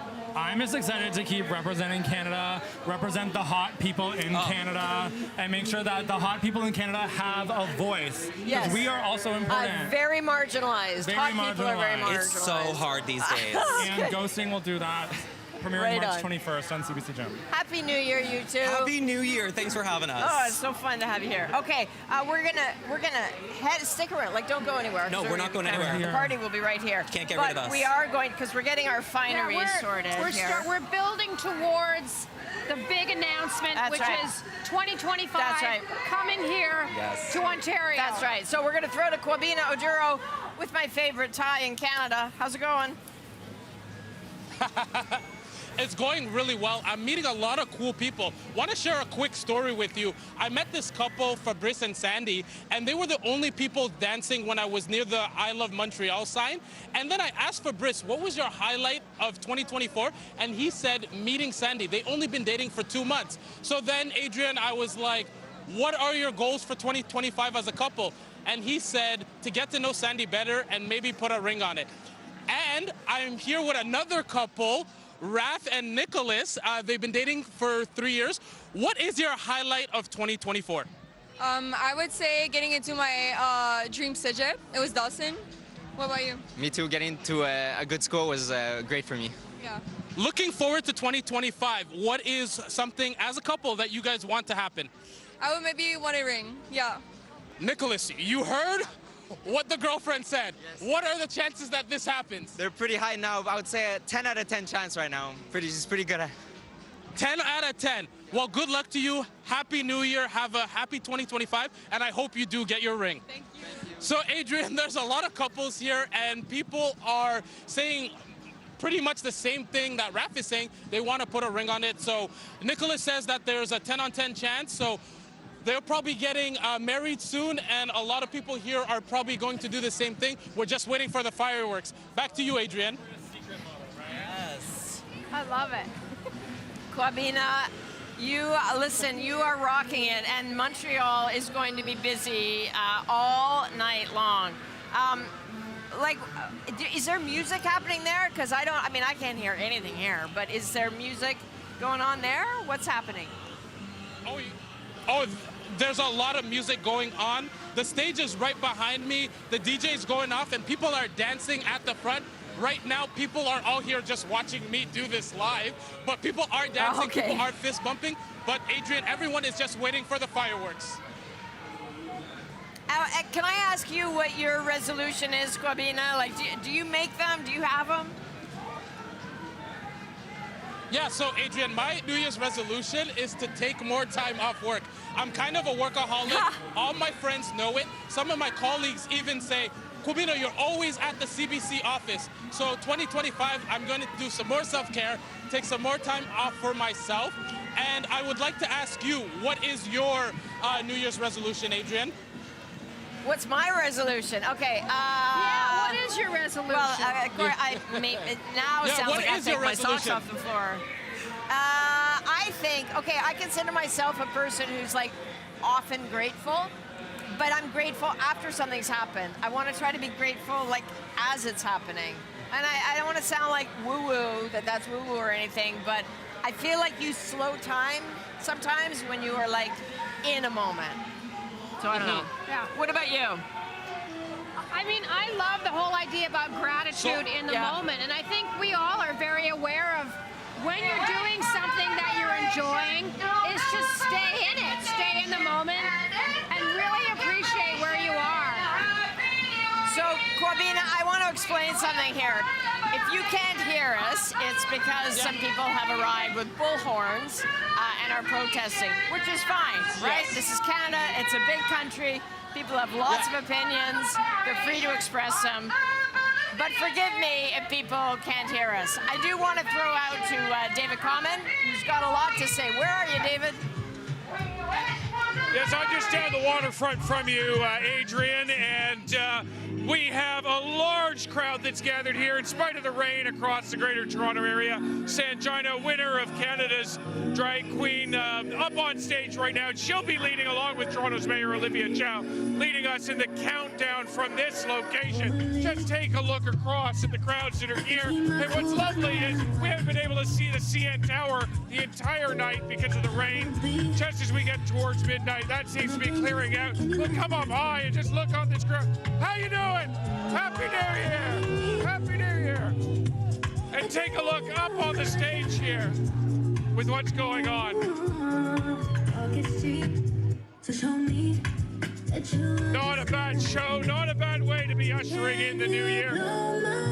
Great scenes here and lots of excitement as we move towards things. You know, there've been predictions that we'd have somewhere in the area of 250,000 people coming down to Toronto's waterfront. Frankly, probably not that many, but I am surprised at just how many have indeed come out in spite of all the rain. Back to you guys. All right. David Common, thank you very much. Let's head over to Ottawa and Rochelle El Suifi. How you doing, Rochelle? I'm good. As you can tell, it's raining right now, but the rain isn't going to keep all the people here down from celebrating the new year. We can even pan the camera around. There's a lot of people here. They're waiting for the fireworks. They've been waiting all night. That's what they tell me. Some people over here kind of sheltering from some of that rain, but looks like they're having a good time. Are you guys having a good time? Yes, you are. Still a vibe out here. There's a lot of music. We have the Christmas market that's still open. So people are just out here waiting in this rain for the fireworks. Back to you, Adrienne. Rochelle, thank you. I quite love that Rochelle has been in a skating rink. She's been at the World Juniors. She's been out on the streets there. It's kind of lovely. I don't know if you guys have caught any of the show, but we have seen everything of this country. We saw a little bit. We were getting really excited, and it reminded us a little bit about our season when we were shooting, traveling the country. And there's so much to love about Canada, and tonight is such a celebration of that. I really learned how big everything is in this country. No kidding. It's a really big country. Yeah. Well, you've found that certainly traveling for like touring. I mean, the fact that we're dealing with 6 time zones is really, really amazing. I know. I remember driving in like Saskatchewan several years ago, and there's a sign that said gas up now because there's nothing for like 250 kilometers. And they're not kidding. Yeah. You need to gas up at that station because you are a straight shot north with nothing. Fields, beautiful fields. Yeah. We filmed in the Yukon for this season, and it was the same thing. It was gorgeous. I've never seen anything like that, but it would be for an hour. There was not one thing anywhere ever. Although I will say, when our car broke down on the side of the road, a dirt bike came out of the woods so fast to help.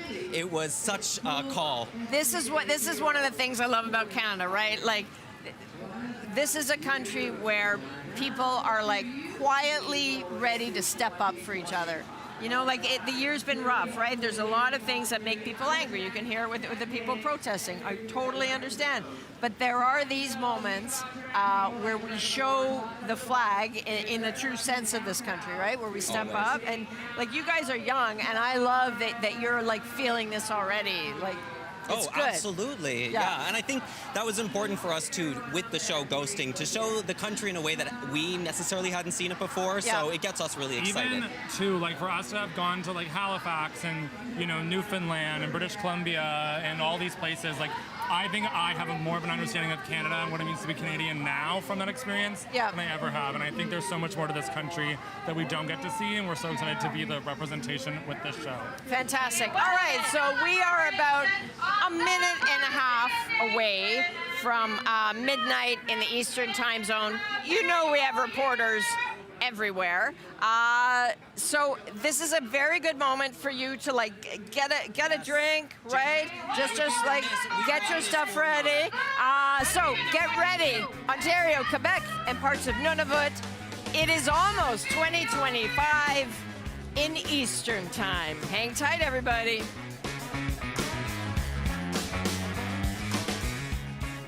All right, we're live at the Harbourfront Centre in Toronto, right here on CBC's Canada Live Countdown 2025, and it is almost 2025 here.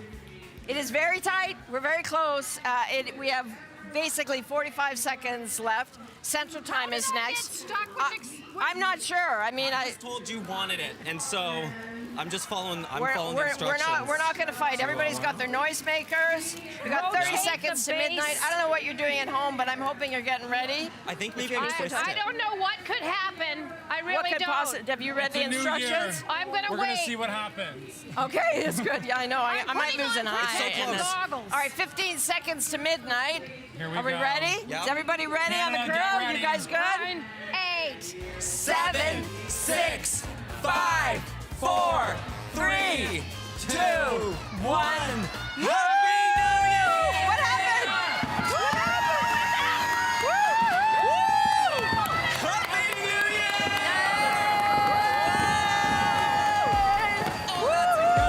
Look at those. We're good. Wow! Yay! Cheers! Happy New Year. Happy New Year, guys. Cheers, everybody.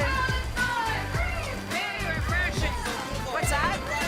Very refreshing. Yeah, very good. So I did this thing. I don't know. Where'd they go? Oh. They're candy. Yay, cheers. That's good. That's good. Everyone at home is having the best time right now. You look great. Shout out to all my family watching. Thank you.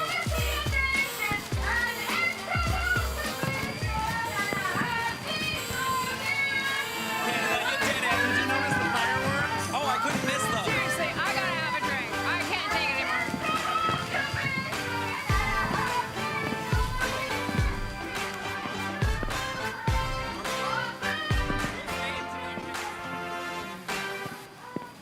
Just bear with me.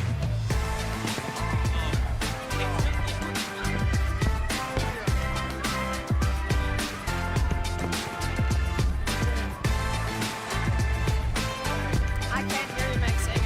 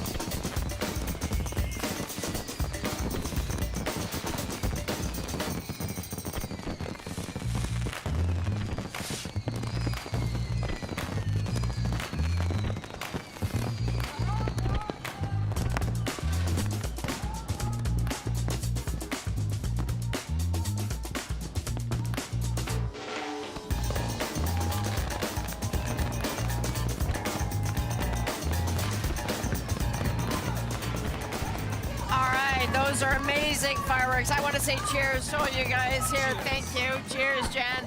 And listen, a big cheers to the drone operator. I don't know if you were watching those fireworks carefully, but at one point we flew a drone into the fireworks, and that's how you got that amazing perspective on there. So I think we're gonna, yeah, there you go. This is the shot here. This is from a drone that we got permission to fly into the fireworks. Oh my word. I hope it made it out. I hope so too. The paperwork on that would be terrible. Yeah, I've never seen fireworks like that. That is very cool. That is really incredible. Katy Perry has nothing on that. No, exactly. Amazing. All right. Toronto, you are putting on a good show. Yeah. You We really are are. official. You know, you can't spell best 2025. without EST. You know, Oh, am I right? exactly. That's clever. I love that. Right. Listen, Luke and Matthew, thank you very, very much for being with us tonight. You are good sports to hang out with us. Jen, always are a good sport. Don't go anywhere, gal, because No. we're not done. We're not done. I know it sounds We've got like 19,000 time zones to go. it's a big old world. Yes. And guess what? Central Time, get ready. We're coming. Because you're next. Yeah. You're next. We'll be right You're here. up. Yeah, your turn.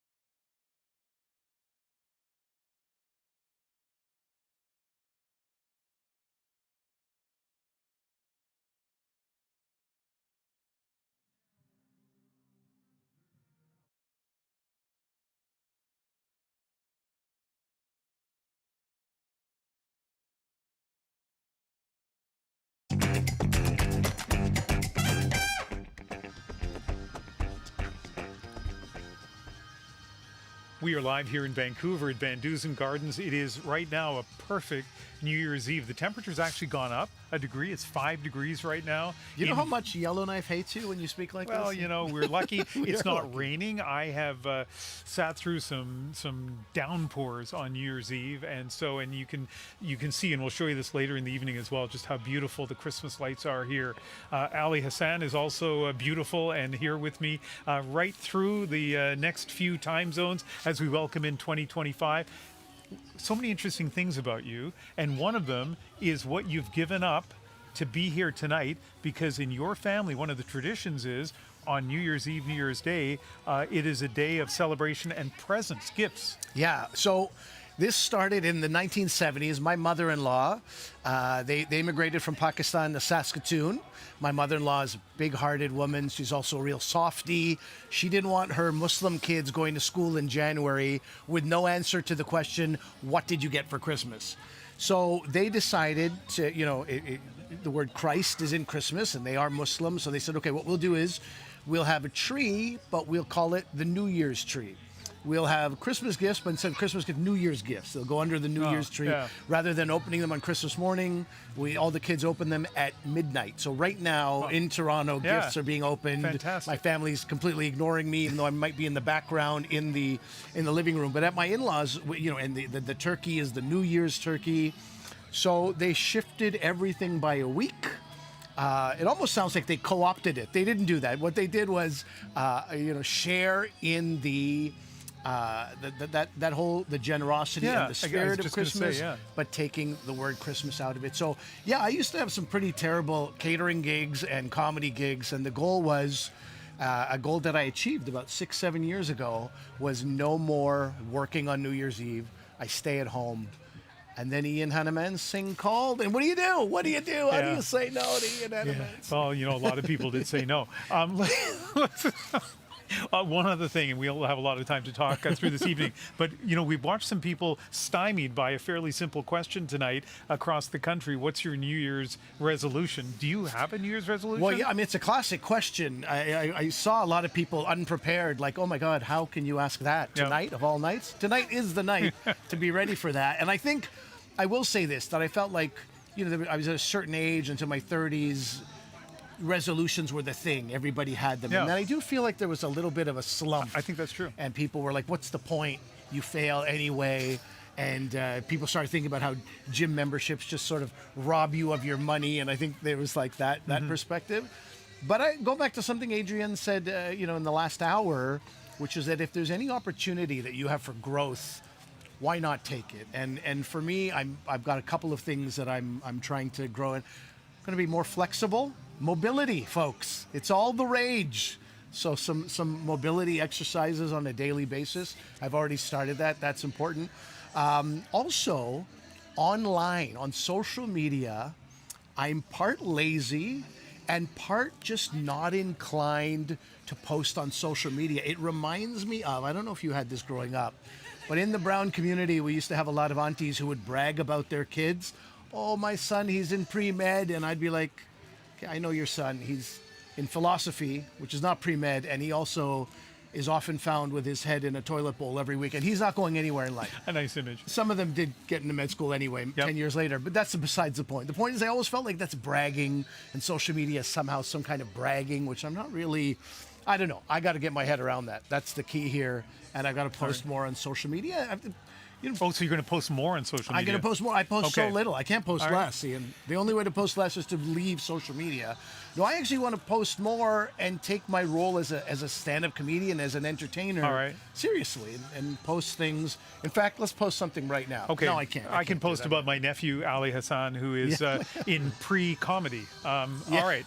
Western Canada, this is your time. We are live for 3 more midnights that are coming up. And so we are really excited about what is about to happen here. You can see our reporters standing by, and some of them you've already seen in some unbelievable scenes. And so much more to come here on your live New Year's Eve special on CBC. There is still plenty of party left, Canada. Keep an eye on that countdown clock on your screen, always counting down to the next midnight. And no matter where in the world you are, we want to hear from you. Email us. Tell us where you're celebrating from. Text, photos, videos, ask@cbc.ca.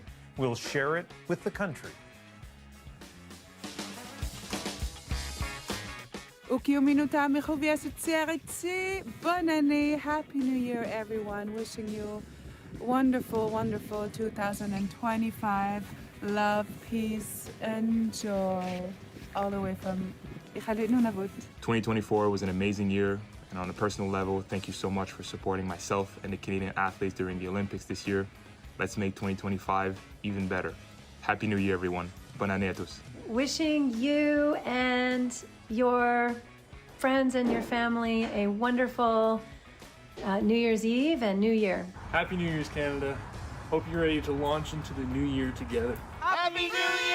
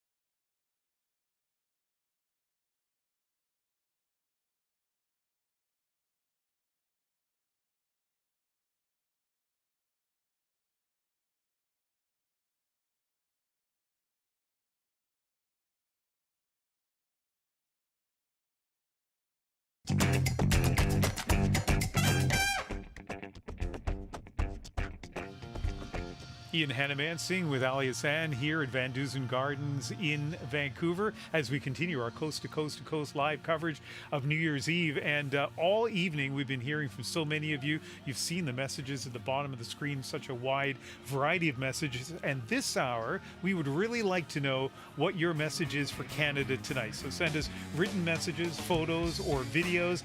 And if you send us a video that we show you, you could get your hands on a pair of mittens. And these mittens are actually fantastic. So we do our little Vanna White thing. So yeah, shoot a video, show it to us. We've already had some incredible videos on the show that we've generated, like the fireworks from the drone, as you'll remember, and the guy who jumped into that cold pool, just absolutely we will never forget fantastic. You, sir. And then people like Faith Fundal, who have been learning how to skate. Adrienne did it too, but just a fantastic thing to watch live. And Faith joins us again from cold Winnipeg. But you know what, Faith? You are not looking cold at all.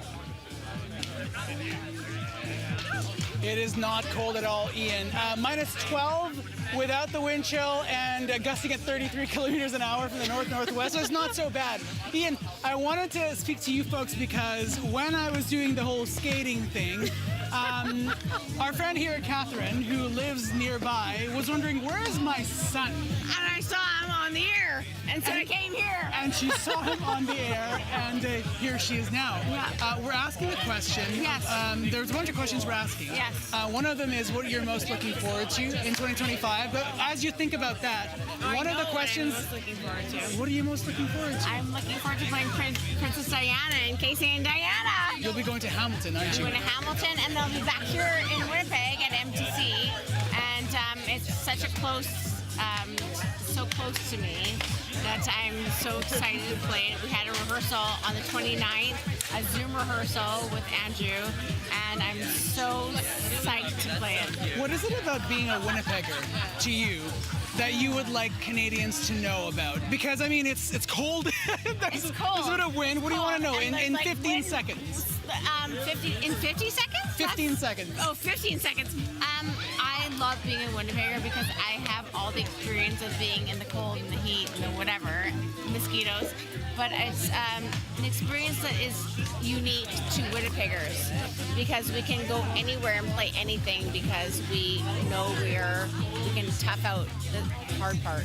And Ian, just like her son, who came over here and got outed as I was trying to learn how to skate. So no, lots, he's not learning how to. He knows how to skate. He knows. So lots to think about as we go across the country to figure out what it means to be Canadian and as we think about 2025. Yeah, and I love that. You know, she hit on some of the Winnipeg stereotypes that you hear from people who aren't from Winnipeg, and she took them, you know, head on. Cold, mosquitoes, and how much she and so many other people from there love Winnipeg and want the rest of the country to know about it. So thank you very much. Let's go to let's go to another location now. Candice Lipsky is at a Saskatchewan ski hill. I feel like with every time I say that, Candice, I get a little closer to getting it right. But again, like, give me some feedback. How's my pronunciation going? You know, Ian, I think that one was a little in the wrong direction. Mississippi, okay, right. That is where we are right now. Just across the border from Saskatchewan into Manitoba. I am here with Carrie Burton. She is one of the amazing bartenders here at O'Lifty's in Mississippi. Yes. Carrie, how are things going today? It's busy. It's very busy. It's wonderful. We're loving the weather. We're loving the vibe. Tonight we had Colby Clunas playing from Inglis for live music. Yeah, we're serving a lot of our house O'Lifty's that's made by Lake of the Woods. It's great. And we wanted to take you inside today, but it's so cold outside. Going inside, it would be immediately foggy, so we couldn't do it.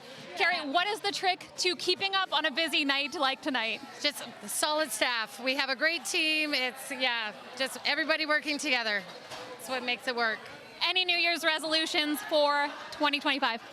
Not overly. Just be kind. Be good to other people. That's it. Yeah. I love it. Carrie, thank you so much. Thanks. And one of my New Year's resolutions for 2024 was to talk to the Ian Hanomansing, and I actually just made it just in the nick of time because in under an hour we are going to be counting down in Central Standard Time. People are going to be skiing down the ski hill here. There's going to be amazing fireworks, so I'm very excited for the real excitement to start. Yeah, we look forward to that, and we are looking forward to 3 New Year's celebrations in Western Canada, Just including. Slip over that her dream was to talk to you, and you made it happen. That's her New Year's resolution. I mean, you're just going to skip right over that. Humble Hanomansing over here. I just assumed I misheard it. That's what I thought. She must not have said that in Mississippi. We'll be back. There's much more coverage to come here on CBC on New Year's Eve.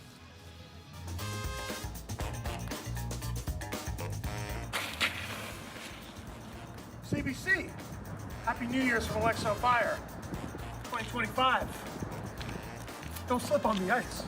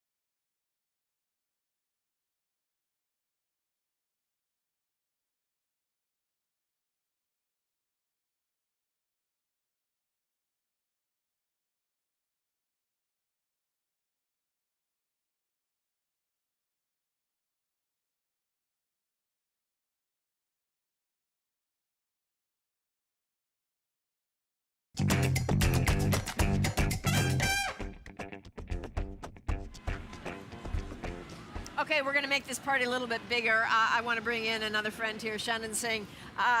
Shannon is you're kind of amazing because you are behind this hit series, Bollywood, right? And it's about your family's store, right? This is a real story in Toronto, on Gerrard, and tell for people who haven't seen it.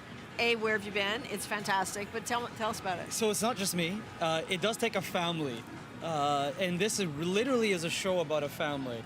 So this is a show that's on CBC. We're actually completing our 3rd season right now, which will be airing hopefully soon, March, I'm hearing. And it's about myself, my sister, my wife, my mom, and then the star of the show, who's my dad. And you drew some interesting parallels just before coming on air.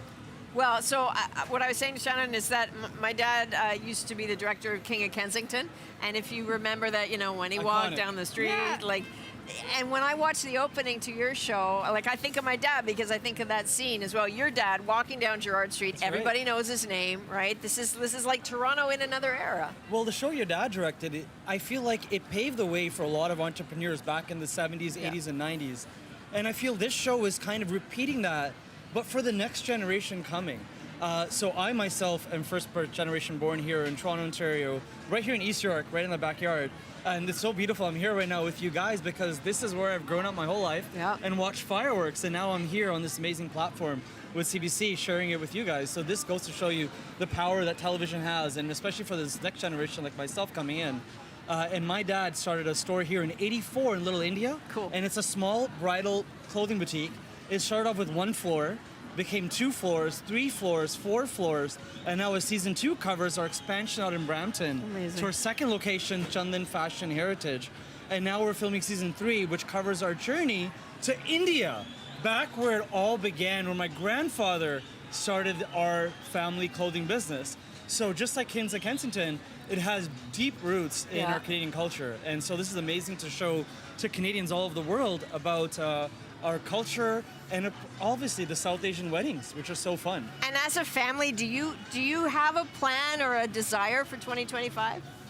We are so grateful that we were able to already complete our big dream, which was to take our CBC family with us, literally with us, fly to India. Cool. And we took our fans to Delhi, to Punjab, to the capital of fashion and Bollywood entertainment, Mumbai.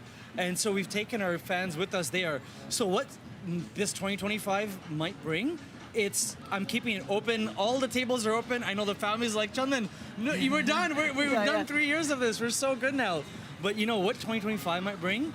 It's open book. We're just going to leave it up into the universe's hands and take whatever comes our way. I love that. Well, Happy New Year to you and the whole family. And Roop, I know she's not quite here. I need to toss it back to our friend Hanno and Ali. Happy New Year, Vancouver. everyone.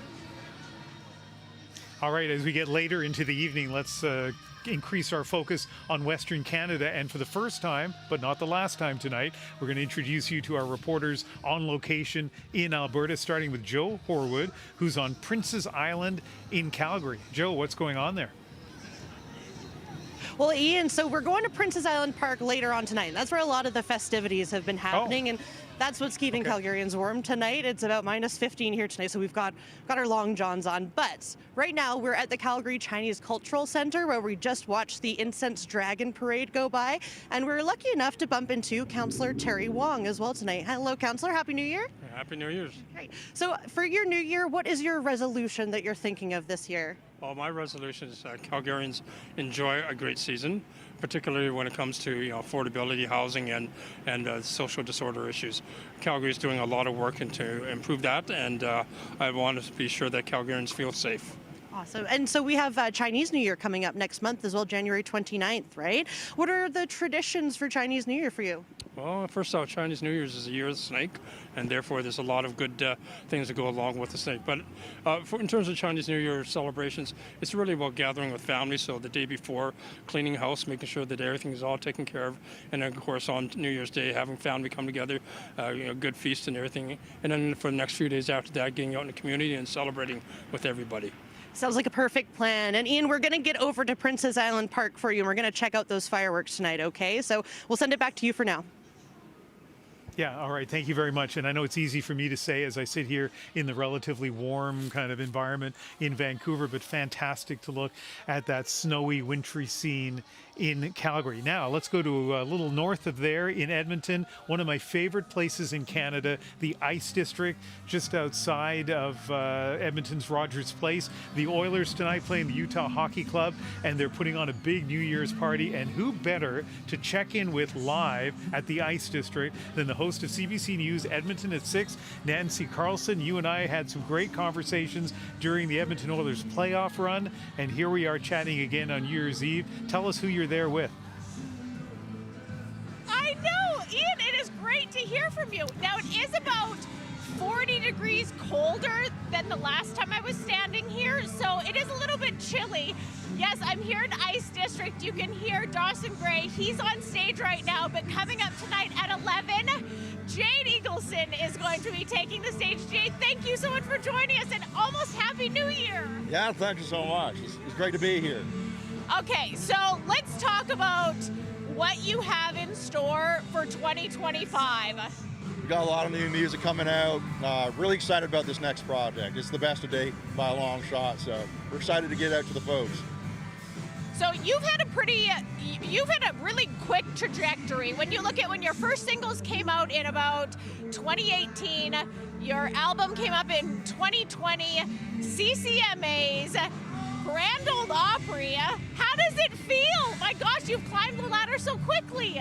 It's definitely living a very blessed life, but yeah, it's still kind of have to pinch yourself every now and again and see that it's real, but really grateful for the path that the big man upstairs has laid out in front of me, and you got to keep doing it as long as there's road to run. Okay, and that leads me to, again, it's New Year's. A lot of people have resolutions.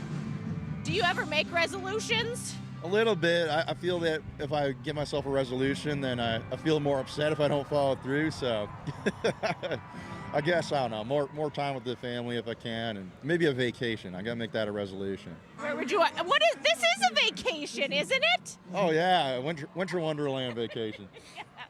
And what message do you have for Canadians tonight? Dress warm, maybe have a few wobbly pops before you come out, because it's pretty cold. Yeah, Jade, and you have spent time in Ontario, you've spent time in Alberta, and now you live in the States. And I do see that you have an Oilers jersey on. How does it feel to be in Edmonton right now and be in Canada and to be bringing in the new year in Canada? I think it'll be good as long as this doesn't air in Toronto. I mean, but no, it feels really good to be here back in Alberta. You know, Alberta's my second home to me. I've spent a lot of years here. And it's always great coming back. I'm not as adjusted to the climate as I used to be. I will admit Nashville's a lot warmer, but really happy to be here. Jade, thank you so much. I'll let you warm up. You are going to be taking the stage very soon. I have gloves on and this big jacket, and you have the jersey. So thank you so much, Jade, and Happy New Year to you. Thank you very much. Have a great show. Yeah, so Ian, we're going to be here in Ice District, and then tonight at 11, midnight, I'm in the wrong time zone.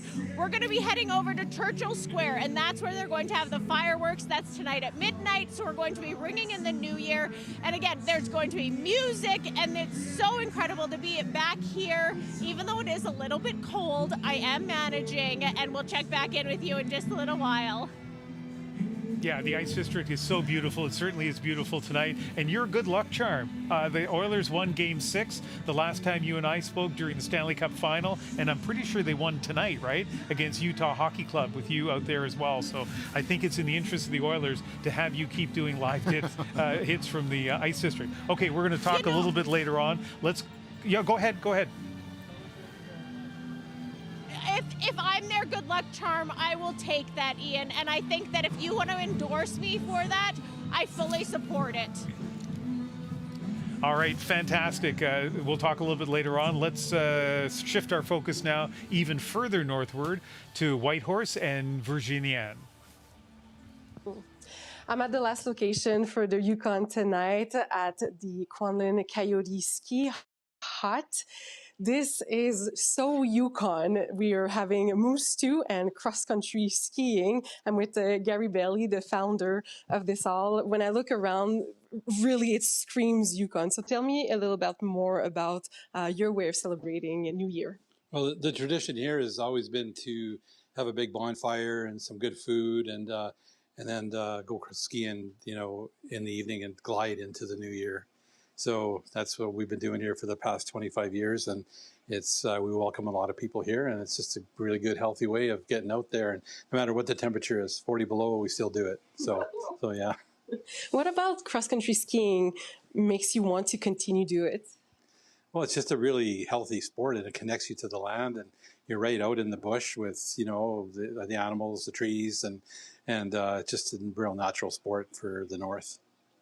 If there's one wish that you can send for the Yukon for 2025, what would it be?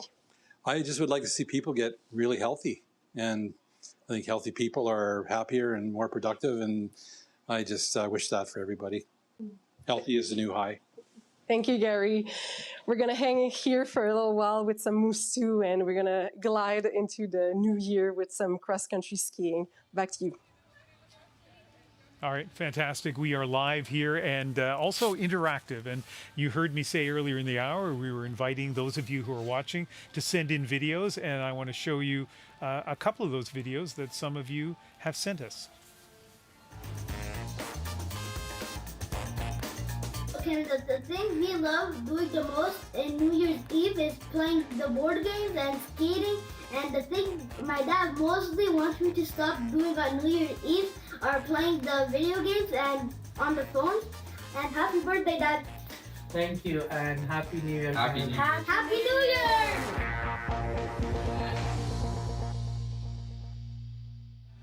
That is fantastic. That kid's got a good attitude, huh? My dad wants me to stop playing video games with a massive smile on his face. That kid is never stopping playing video games. I know that energy.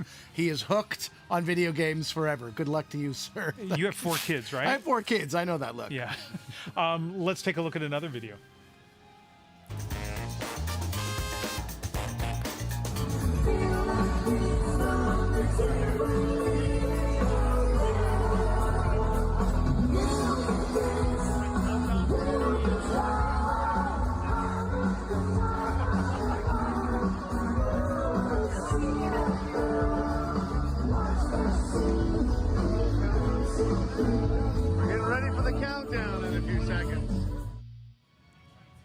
Hey, the videos can be as simple as that. All you have to do is take your phone, and if you're at a party, whether it's in Moncton or Timmins or Prince Rupert, or you're sitting on the couch with your family claiming wrongly that you're not going to play video games anymore, just send us in a video, and if we play it on the air, Ali, what do our viewers get? This right here. You saw that video from Moncton? All 850 people are getting mittens, and actually I don't know who's getting mittens in that video. I think they all do, but they only get 1 mitten each. They only get 1 mitten each, and then they have to find somebody who will share a mitten. We're creating love. We're creating love stories here on New Year's Eve, Ian. All right. Yeah, Moncton, New Brunswick, one of my favorite cities, by the way. Yeah, love that I place. was just there the other day, so yes, send in a video, and we will send you, if we play the video, the mittens. Let's go to Shannon Scott now. Shannon, tell us where you are and what's going on. Well, I'm in a very different location than I was last time we spoke, Ian. We have driven across the Great Slave Lake, so across the frozen lake here to Deda, Northwest Territories, the home of the Yellowknives Dene First Nation. And there are some games happening behind me here. We're at the Chief Dry Geese Community Center. Right now they're doing moose calling. I'm here with Jennifer Dry Geese. Jennifer, tell us a bit about what is happening behind us here. What's happening in Deda today? Today we're hosting a New Year's Eve celebration that we've been doing for about 8 years now. And our goal is just to unite all our family and friends for a sober and fun night of celebration of the new year. And we're really, really pleased with the attendance. We have a lot of people, our youth come out, our elders, all our young children, and we just have fun events where everyone just has fun and they laugh and just have a fun time. So we mentioned that there are some games happening right now. You've already done a jigging contest. There's a dancing contest and a singing contest coming up. But right now we're doing the animal calls. So we've done goose calling. Now we're doing moose calling. And you were going to share with me your moose call. Sure. I don't know. Oh, you got this. Yeah. Ooh, ooh, ooh.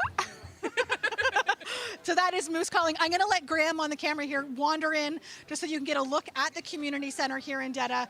But they have the rest of the evening going on here. We've got there they are. They're all waving. So this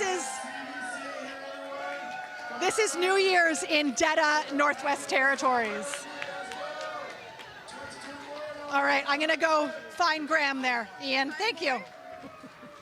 Just another fantastic example of the breadth of what we're seeing tonight. And there's a moose right there. There's a moose right there in the Botanical Gardens. There's a live scene from across Canada.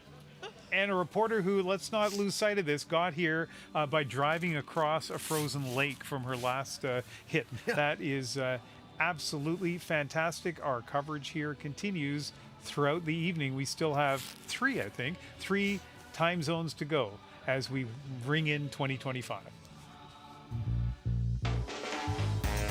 My hope for 2025 is for a more conscious and considerate world where everyone takes care of each other. One of the things I'm looking forward to most in 2025 is having the opportunity to defend our World Championship gold and therefore punching our ticket to the 2026 Milano Cortina Paralympic Games. As we move into the new year, I want you to leave everything in the past and bring your best self forward.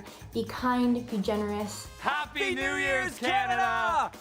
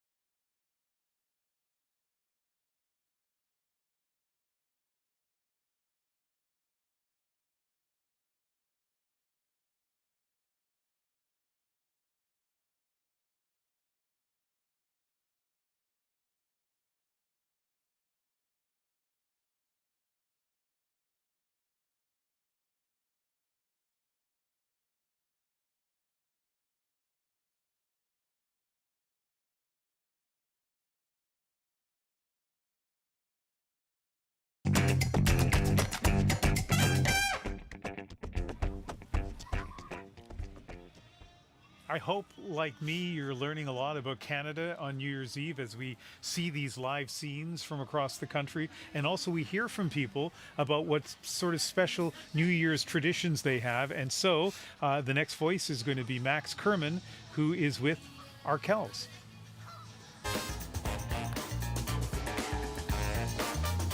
Max from Markel's here. My New Year's tradition is I insist that everybody at the party make a heartfelt toast. So before you have that next drink, you have to say something that has been on your mind about the people in the room. And hopefully it's a nice thing.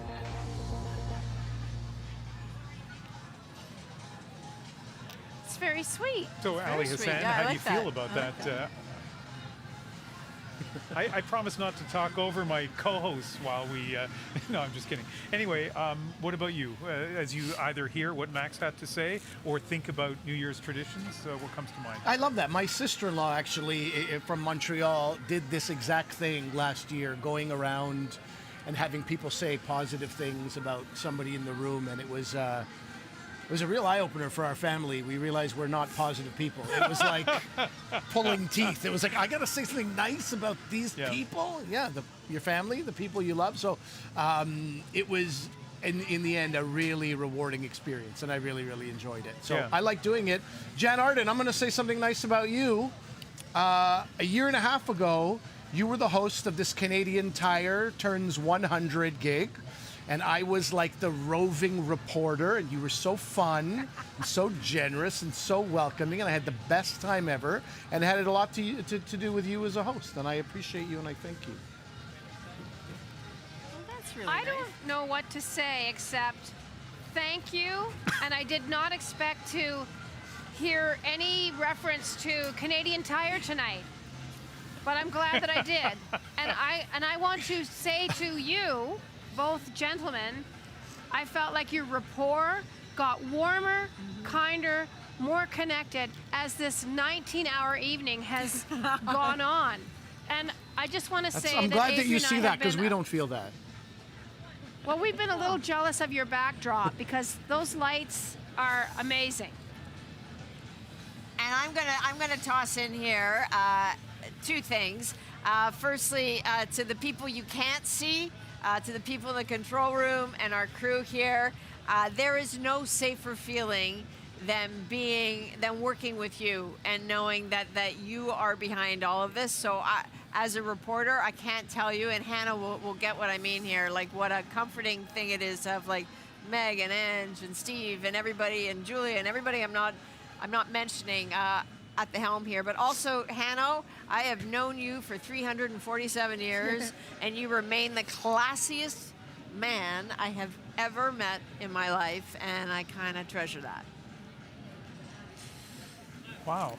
She's not wrong, man. It is difficult for me to be around this level of class. It has been quite a chore, to be honest, for me. It is an interesting thing, that when we create, like we say, you know what? I'm just kind of overwhelmed by all of this. So I'm just going to take a pause right now and welcome in a colleague of mine, Dan Burrett, fighting to keep it together here, host of CBC News Vancouver at 11, and he is not far from where we are. He's at the H.R. McMillan Space Center in Vancouver, Dan, and tell us what's going on there. Ian, Ali, everyone watching, welcome. Happy New Year's Eve, almost here on the West Coast. We are in yesteryear as we await the new year. As you said, this is the H.R. McMillan Space Center, the planetarium, this big, beautiful building in Vanier Park, right on the water in Vancouver, just across from downtown. Where we are now, amongst this sea of neon, is the Museum of Vancouver, and everything from old White Spot stuff. Anybody who grew up on the West Coast, you go to White Spot, and you know, if you're driving an old Ford Fairlane, you make sure that you get the drive-in tray. I mean, look at this place. We've got the Silver Grill Cafe. We've got doled up for downtown, all sorts of things that people used to do. As you can see, I have doled up in the finest Canadian tuxedo I could find. I heard it was a formal affair. The other tux is in the shop, so we're going with the three-piece, naturally, and turtleneck, of course, for safety, as you appreciate, Ian. Over here, old televisions, old TVs, stuff showing the British Empire games in 1954 at Empire Stadium in Vancouver, where Bannister and Landy broke the Miracle Mile, 1954. Over here, electric photos from Fonzie Pulis on Granville Street. You'd walk by, he'd snap a photo, he would give you a ticket, and you would go be able to see it. Wonderful streetscape, history, Both my grandpa and my dad have photos just like that. In here, we have the DJ being set up along with the fiddle. We're going to give you a whole big tour of this place, and it's a space gala, so expect a lot of sequins. Back to you, Ian and Ali. Man, Dan, I love everything you showed us there. You are, as you pointed out, a multi-generational Vancouver family, and the things that you showed us in there are so classically Vancouver. And so thank you very much. We'll talk to you a little bit later on. Have you ever been in there before? I haven't, but Dan's energy was so palpable. If he's not, I'll be damned if he's not an ambassador for that place and should be getting some kind of a cut for what he just did, because I'm all of a sudden very interested in knowing more about the place. And there's just iconic things about Vancouver. For example, the White Spot restaurant chain that everyone who's lived here knows about and has lots of memories about, and the street photography he talked about. So yeah, look, you're probably jetting off after this show, but the next time you're in town, I'm a jet setter, Ian. Yeah, what can I do? Let's go to that museum. I'm going to look at the clock now. 7 minutes and just under 20 seconds before the next time zone, the Central Time Zone, welcomes in 2025. We will take you to that countdown in a moment and square in the Central Time Zone. Let's check back with Faith Fundal once again. What's up, Faith? Whose dog is that? Ian, you probably heard Zeus doing a little woof woof woof. I'm here with Mel Funky, one of the folks who put together this big party since 2018. Yes. What's that been like? It's been magic. It kept us going through the pandemic when we were so isolated from everyone else. We were all able to be outside and together. We've built community. We have kids who have taken up a sport because they first played it on this rink. And they're all here. They're standing beside us. We've got ringette players, we've got figure skaters, we have it all. And it's just, as you can see, it's the magic of community. Everyone's here, including our canine community members too. And that's Zeus, Ian. What is your message, Mel, to Canadians as we head to 2025 in 5 or so minutes? Yeah, community matters. Get out here. What do you mean? What do you mean by community matters? Well, meet your neighbors. Get to know the people around you. Canada is full of wonderful communities. We're blessed across the country in that way. And the best thing you can do is make a connection to the people around you. You know, and magic will happen. A lot of folks have been asking about New Year's resolutions. Oh. Have you thought about that? Well, you know what, I was thinking actually about connection, about getting outside a little bit more, getting on the rink a little bit more, spending more time with some of these people right here. Yeah. And when you think about what next year, I mean, I know some folks have already started putting the fireworks out. We will have fireworks, Ian, soon. But what sort of stands out for you when you think about the past year that you think will propel you to 2025? Oh, I've been surrounded by question. great people, by awesome kids that I coach, by my neighbors, by my colleagues, and it's the people around me that are going to propel me to great things this year. You were one of the folks who really helped me figure out how to skate for the real first time. You just got to bend your knees, Faith. Before the broadcast. Thank you for that. It was pretty good. A greeting for folks? Sure. Do you have a greeting for folks? Oh, Happy New Year, and I just wish everyone across Canada the best in 2025. Health, all the good things, and community. Thank you for the work that you've done. So Ian, as we get to 2025, that's the message that comes from right here in the heart of the country, right here in Winnipeg. Think of community and think of all the bridges that we've built to make this country what we are, and to see how things are from east to west. Yeah, terrific message, Faith. Thank you so much. Just over 4 minutes before you get to welcome in 2025 in Winnipeg, and I got an email from my wife telling me that I knew we were going to our niece's Kate's wedding this summer, and she pointed out to me it's a short drive from Assisipi, so I need to make sure I pronounce it correctly before we go to that wedding. Candace Lipsky is there. She's going to count us down to midnight and help me with my pronunciation. I think I'm getting closer again.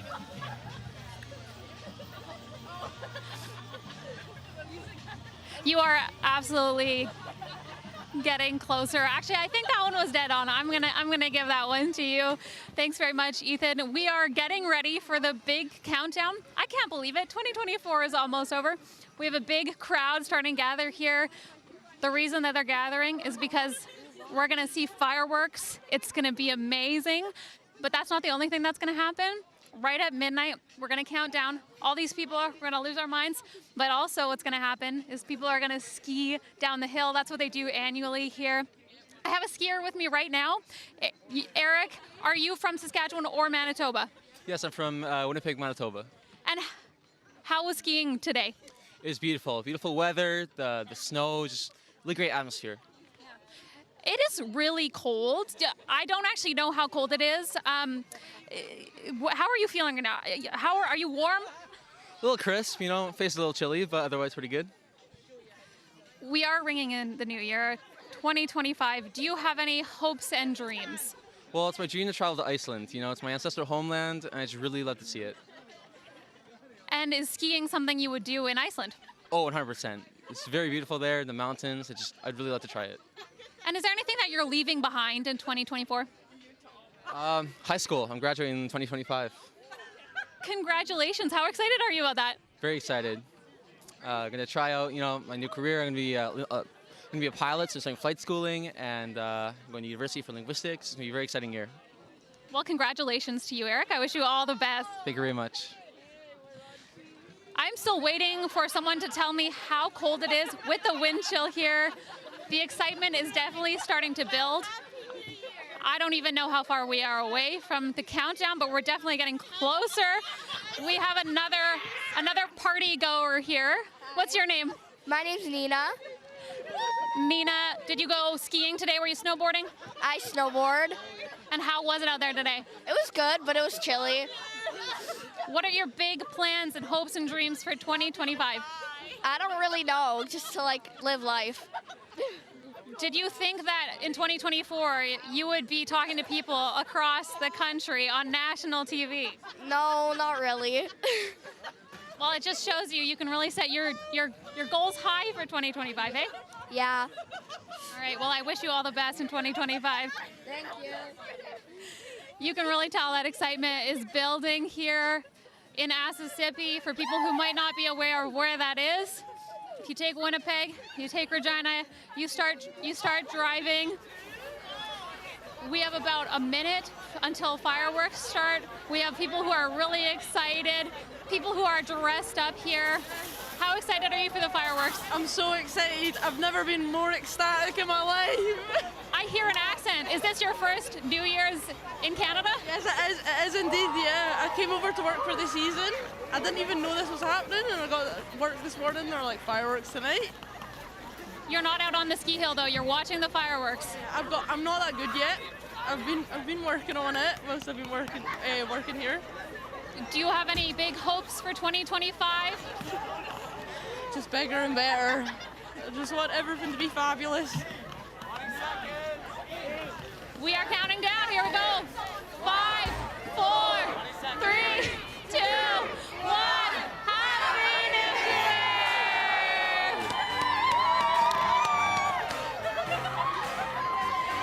Things are looking great for 2025 here at Mississippi.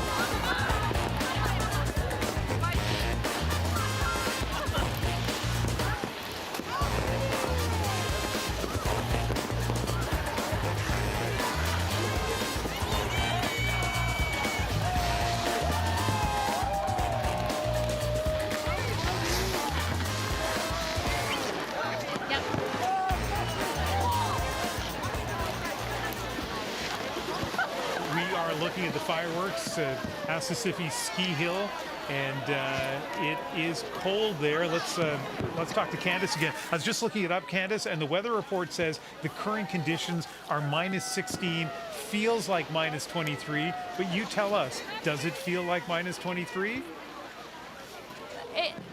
It feels colder than that to me because I'm a BC girl at heart. I'm not used to this kind of cold. My toes are still freezing, my face is still freezing, but I'm just having the best time. This was such a wonderful way to ring in 2025. I was given a sparkler. I was told it was a Scottish New Year's tradition, so I'm learning things in 2025, and I'm just really looking forward to all that 2025 has to offer. I mentioned earlier that my 2024 New Year's resolution was getting to talk to the Ian Hanomansing. I'm thinking 2025, I set my sights on Michael Bublé, and I hear you might have a contact, so. Well, you have done a fantastic job, and leading up to that countdown, it was cold. You weren't sure how much time there was until 2025, and you just kept talking to people at random. It was a beautiful bit of live television, so thank you very much. It's been great working with you. Where in BC are you from? I am from Vernon, British Columbia, so I grew up skiing. That's how I knew how to ski, but it has been a decade. So today was the first time in 10 years that I've strapped on skis. And I think I nailed it. Oh, you looked really comfortable on those skis. Thank you very much. Happy New Year. And let's go to Winnipeg, where they are also celebrating. And they did have fireworks. I'm not sure if there's still the fireworks in the sky. But Faith, what's happening in Winnipeg right now? Ian, manigong bagong taon. Happy New Year in Winnipeg time, in the Central Time Zone. And I should note, and I was told this specifically, that those fireworks were permitted. So the first fireworks that you saw, permitted, and the rest of them that were up on the ice bar that they took about a week and a half to making, were also permitted. So we're here, people are having fun, the skating continues. I don't have my skates on. I might put them back on, but stay tuned because later this half hour, I'll show you a warmer spot that folks have been using because it is cold out here. Not as cold as it usually is. It's not -30, but there is a respite for all of this cold in the backyard, which I'd love to show you later. Ian. All right, Faith, thank you very much. So you have lived in different parts of the country. Have you ever celebrated New Year's in Manitoba? Not New Year's, no. My big takeaways there. These are the big takeaways. Number one, Faith was talking to a woman. Her resolution in -30 degrees, she said out loud, "I want to get out more." I mean, the fiber of people, and then in at the ski hill, Assisipi Ski Hill. Assisipi Ski Hill. Now you're confident with it. We were talking to somebody in a hoodie. Yeah. She was in a hoodie in -23. So in every time zone, I continue to be impressed by the constitution of various Canadians. I don't know if I have it inside me. I was in Winnipeg filming something many years ago, the movie Goon. I had one overnight scene, and every hour we would go outside. We were filming in this small restaurant, and every hour it would get colder and colder. And that was just November. December is a whole other thing. That is good for you, Manitoba. Yeah. Good for you. Well, let me tell you, Canada, 5 degrees here, 5 degrees plus.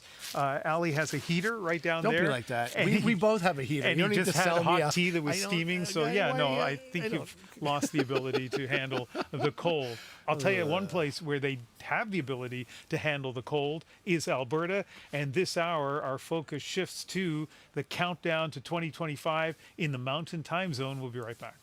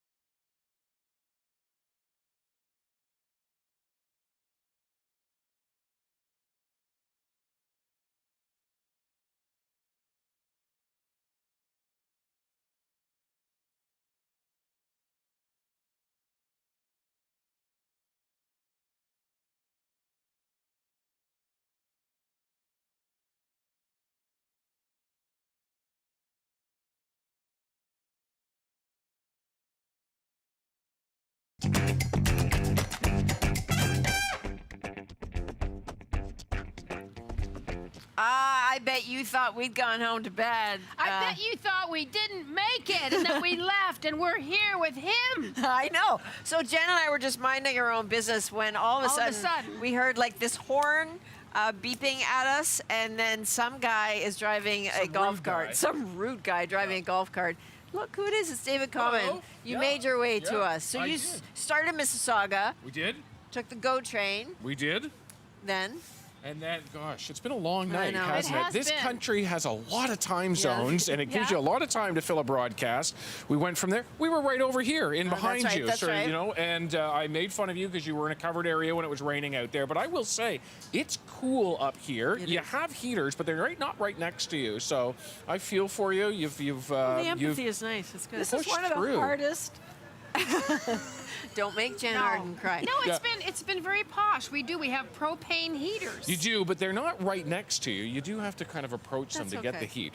Don't knock it. Yeah. Have you had a good night? We have, but what about you? Riot. It's been a thrill. It's amazing. You know, this is a city where we looked at these forecasts, 100% chance of rain getting into 8 and 9 p.m. And we were just thinking, oh, everybody's just going to go and hang out with friends inside. But no, it was tens of thousands of people came out. And it's just always like that. The last 20 minutes before the countdown, everything swells. On my way in the golf cart over here, you saw people crushing back into the streetcars, walking up to the GO trains to head back home. Yeah. There was a bit of a melee last year. They think that the transit authorities have got it a bit more straightened away.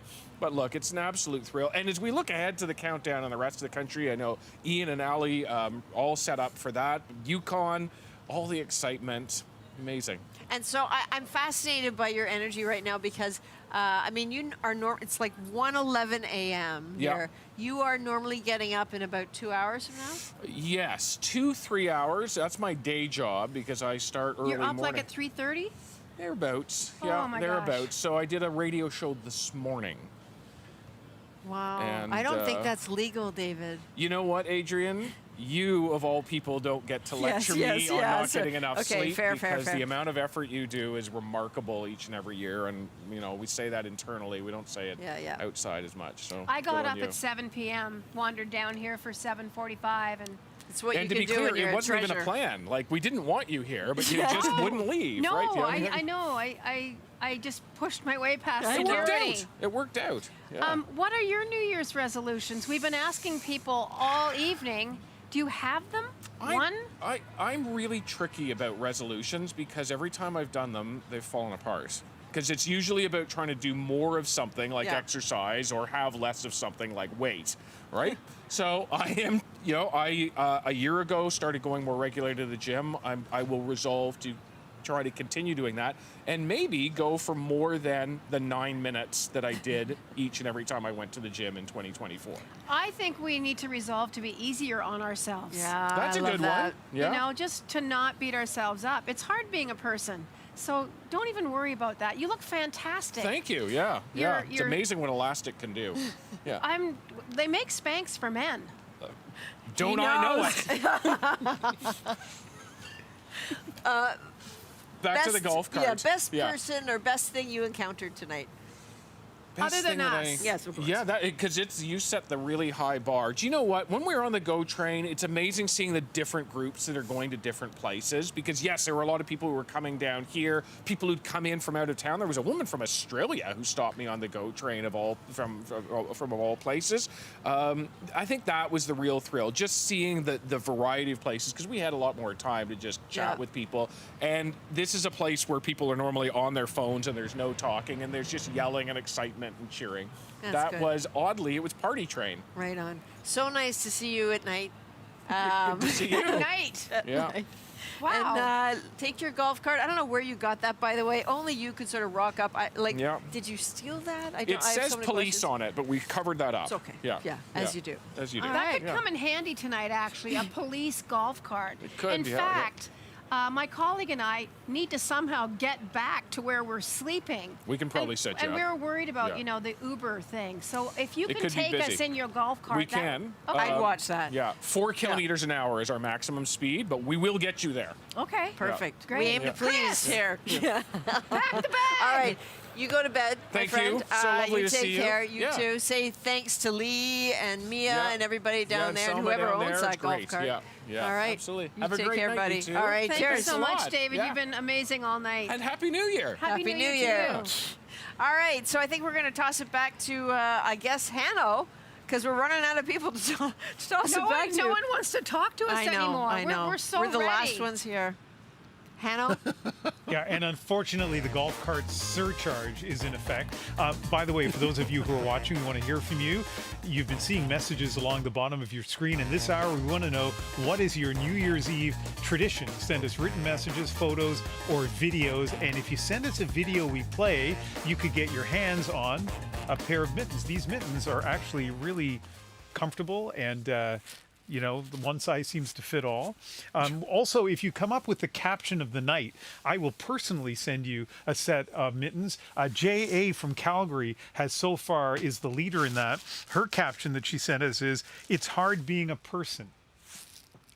J.A. J.A. did a good job. Yeah. It was nice to watch J.A. and A.A. fall in love with David Common In real time. In real time. That's right. I was sort of right on that journey with them. You imagine David in a cowboy hat? Woof. Okay. Sexy cowboy. All right, let me process that. But let's go to J.H., who's in Calgary, Joe Horwood. And where are you this hour, Joe? Ian, we made it over to Princess Island Park, and we've got everyone out skating. Nice. You can see that snow's coming down a bit heavier, but it's not dampening anyone's spirits. Everyone's still excited. We've got the countdown coming up soon. And we've got someone who's especially excited for this New Year's. We've got Vihan joining us right now. So Vihan, I forgot to ask, how old are you? I'm 11 years old. You're 11 years old, right? And it's your first New Year's Eve in Calgary, right? Tell me a bit about what you're excited for. So I'm excited to see the fireworks. I saw something like the skating, and it's pretty fun. It's looking very fun by far. And so what is your New Year's resolution? Do you have one picked out already? So yeah, I was just looking to get it better than 2024. Like, I want it to be good, and I want it to be like pretty fun with it, and like, yeah. And so you moved from Regina, right? What's your favorite thing about Calgary so far? So the events here, like Stampede and stuff, because I didn't saw it in my old city, so I really liked it, the Stampede, the stuff. Awesome, awesome. All right, guys, we're going to throw it back to you. We've got the fireworks coming up later on, but before we throw it back to you, I think we've got a few people who want to get in here for a special message, right? We've still got some time before our countdown comes in, of course. But come on in, guys, and we'll do a little quick count, and then you know what we've got to say, right? We've got to say Happy New Year, right? So we'll do a 3, 2, 1. Happy New Year! All right, guys, we'll send it back to you. All right, Joe, thank you very much. Got them warming up their voices, I guess, huh? Yeah. Well, they're still a ways All away right, from the so- countdown. But anyway, go ahead. Yeah, Adrienne. Yeah, no worries. I just thought it's like almost 1:20 in the morning, and we thought this would be a good time to check in on our party guy, Kwabena Duro, in the Party City of Montreal. Kwabena, you okay? Yes, I'm okay. We had some technical difficulties, cell phone issues. There's just so many people who want to party in Montreal. Adrienne, look at this. People are partying, jumping up and down, fist bumping. It is live in Montreal. First time in 5 years that the event's happening. Oh, yeah. We had police on horses here in Montreal. The streets are closed. It doesn't get much more Montreal than this. People are happy. I'm also here with a birthday boy. So you just turned 19. Happy birthday. Thank you so much. What's the feeling like spending your birthday on New Year's Day? Incredible. Look at all these people. It's like they're doing it for my birthday in some kind of way. It's wonderful. Everyone's so happy. Everyone's so, like, as you can see, so many people having fun, and I'm having fun with them. What is your New Year's resolution? For Palestine to be free and to be peace upon my siblings in Palestine. And how did you celebrate today? Like everybody else, just having fun, seeing the beautiful fireworks, the DJs, talking to people. It's just wonderful here. Thank you very much and happy birthday. Thank you. So there were people here dancing in the streets, Adrienne. I wanted to show you that, but I was having some mic difficulties. I'm having a great time. I'm going to try and get closer to this party because it just looks like the place to be. Like, Adrienne, wouldn't you want to be there with these people jumping up and down when the weather is not even in the negatives right now? It's so lively. It's so Montreal. There were even more fireworks that happened after the original fireworks here in Montreal. And people are just excited to be partying in the streets of Montreal. I spoke to many people, and a lot of people's New Year's resolutions are just little goals that they have for themselves. Some people say that they want to lose weight. Some people say that they want to go out more. So many people are just happy. Back to you, Adrienne. Guabina, I think in the name of journalistic due diligence, you have no choice but to wade headlong into that party and check it out. I mean, part of me thinks that the technical difficulties is that you were doing just that. I will take your word for it that they were technical difficulties, but now is the moment to go have some fun. You are such a good sport. Thank you very much. Happy New Year, and we're in the second. New Year. I mean, yeah, what am I saying? Well, we're going into our 5th time zone. Yes, We've done 4. We've celebrated 4 time zones. Yep. We're going into time zone 5. Then we got one more on the west coast. We'll get there. We've done central. We're doing mountain, and then we're going to go out to the west coast. And if I get on a plane right now, yes, I can probably be there in time to celebrate it in real time. As you do. You know? Listen, go refresh your snacks, your drinks. Yes. Get cuddled back on the couch, and we'll see you back here in a few moments. Hello everyone, this is Marc-André Fleury. I just want to wish you all a happy 2025. Be safe, be healthy, wish you all lots of love. And also, une bonne année, grande année, puis au petit nez aussi.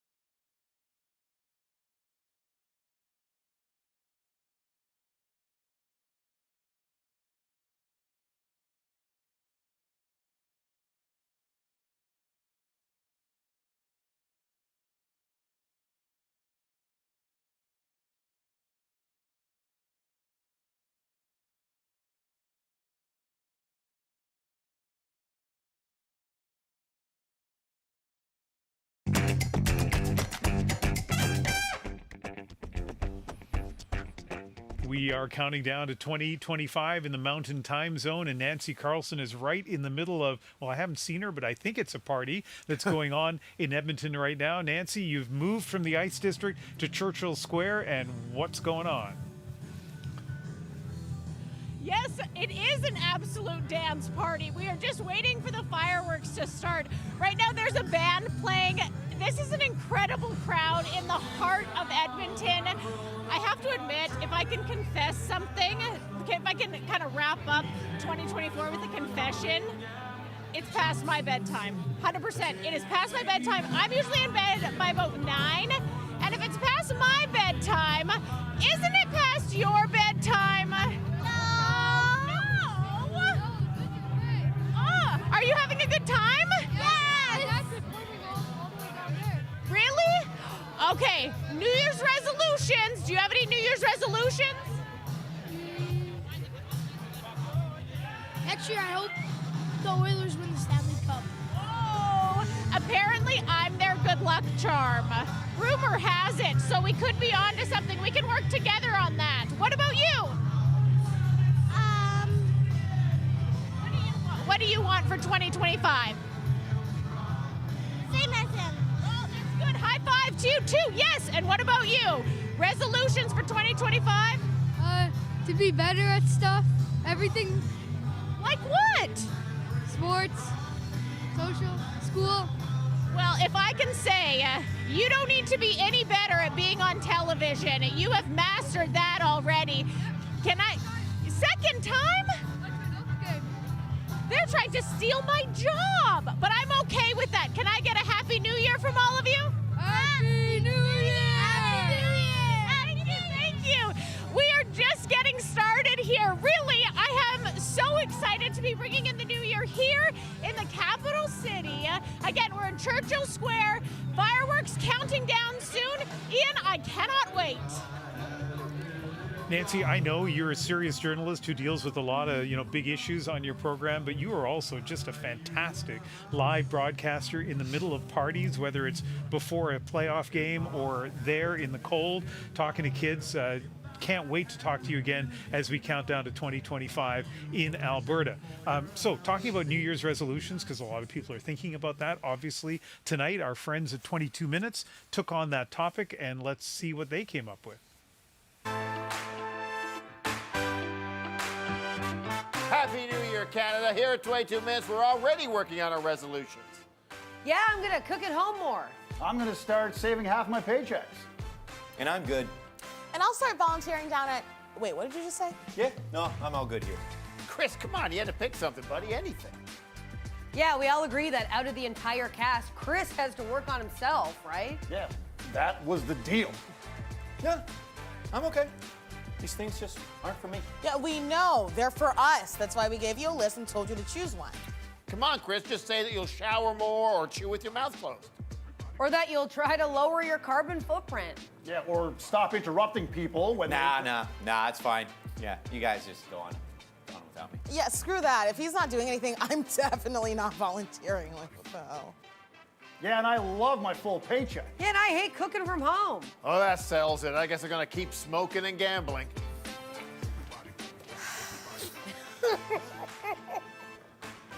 Happy New Year, everybody! This year, we're not changing for anyone. Who didn't shower? That was me. Oh, Chris. I'm not showering.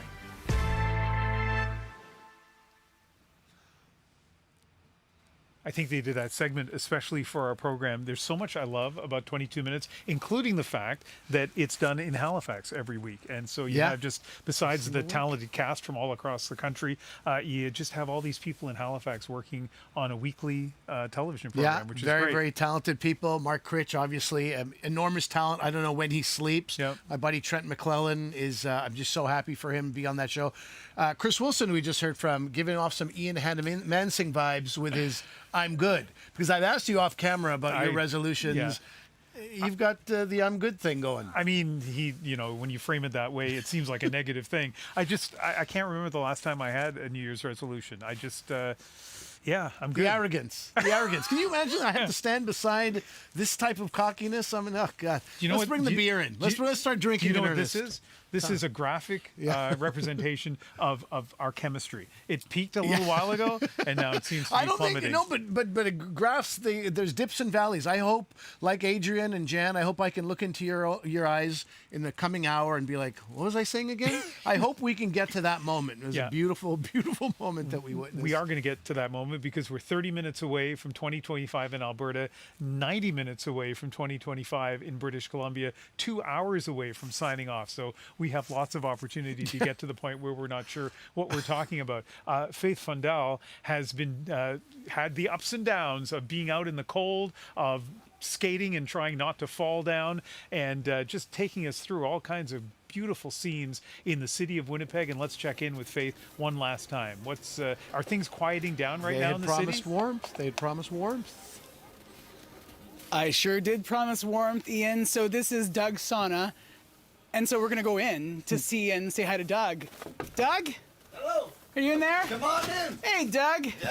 How you doing, Faith? Oh, yeah, it's warm in here for sure. Oh, hopefully the microphones still work. Yeah, nice and warm. Doug, we're going to talk about 2025 in a minute here. I know we're already in 2025, but I want you to close your eyes for a minute. Okay. Take you back to 2020, in the heart of the pandemic. Yeah. Well, listen, this is part of what we designed here. Like this whole rink and the sauna, just part of being, I guess, the mental health of being outside, and we've gathered this community together. It's been a great night. I'm asking you about this because earlier, and that's of course Zeus. Zeus. Yeah, this is there to say hello. I'm asking you about this because earlier you said creating this sauna, this space, but also creating the rink in front of the four houses. Yeah. I think you said it helped save you. What did you mean by that when you said it earlier? Well, I just feel like for my kids, like I got 5 kids, and I just feel like them getting outside and just a time that was tough for everybody. And I feel like that this kind of, we've created this and then we've continued it. Like, so now tonight what you see is this New Year's Eve special. This is great. And it literally brings the light to us. I know, it's amazing. What is your message to Canadians for 2025? Well, I feel like I'm a bit nostalgic. Like I feel like Canada needs something for 2025, and I feel like a positive message, like going forward. Let's do this. So Ian, take that. That is what Doug is saying for Canadians to take as we continue on to 2025. Yeah, that was a really nice scene, a really nice interview, and I don't blame you for deciding to have your last interview done inside a sauna in 2025 in Winnipeg. Thanks very much, Faith. Let's go to Assisipi Ski Hill, and Candice Lipsky has been braving the cold for us all night, and again, 2025 where you are, and how about one final chat about your reflections and what you're up to right now, Candice? I am so jealous of that sauna moment. We thought it would be fun to find the biggest chair that we possibly could find, grab a hot chocolate. I grabbed my lovely colleague, Ethan Williams. He is a weather specialist at CBC in Saskatchewan. Ethan, how did today feel for you? You know, today, I think we had a really good day. We actually got to do some skiing ourselves. You're a real pro, as we found out. Shucks. I'm not so much. You know, I think I'm trying to French fry. Is that what they call it when you go straight? Less pizza, more French fry. Less pizza, more French fry. Good life motto to go with. I think you did a great job. What is your goal for 2025, Ethan? My goal for 2025, I think, well, first of all, it's to get a nice, good sleep. I think that's important. Be well rested, and I think just in general, get more sleep. I don't know. I felt like this year was a whirlwind. We had so much to do, and I think just being a little more well rested is important. I agree with you 100%. And you know what I'm taking away from today, Ethan, is that I think we should probably go on a ski trip together in 2025. That is a great idea, and you can teach me how to be a better skier too, right? I 100% can. Ethan, while we have you here, it has been really cold today. Neither of us can feel any parts of our body anymore. What's the rest of the week looking like? Yeah, well, it's a good thing that New Year's Eve here was tonight because, if it was a couple of nights from now, it would actually be even colder. I think we're looking at some temperatures on the prairies here into the -20s. I know some of our friends across the country have already been dealing with some those kind of temperatures tonight. So, we don't envy that. But, yeah. thank goodness it was warm today, I guess, then. And thank goodness it's warm on the West Coast where you're eventually going to be counting down here. And I guess a toast to all of you who still have to count down. Indeed. Yeah, a toast with hot chocolate is perfect. Candace, enjoy 2025. We certainly enjoyed speaking with you tonight, and we still have lots of time to celebrate the new year in Alberta and British Columbia.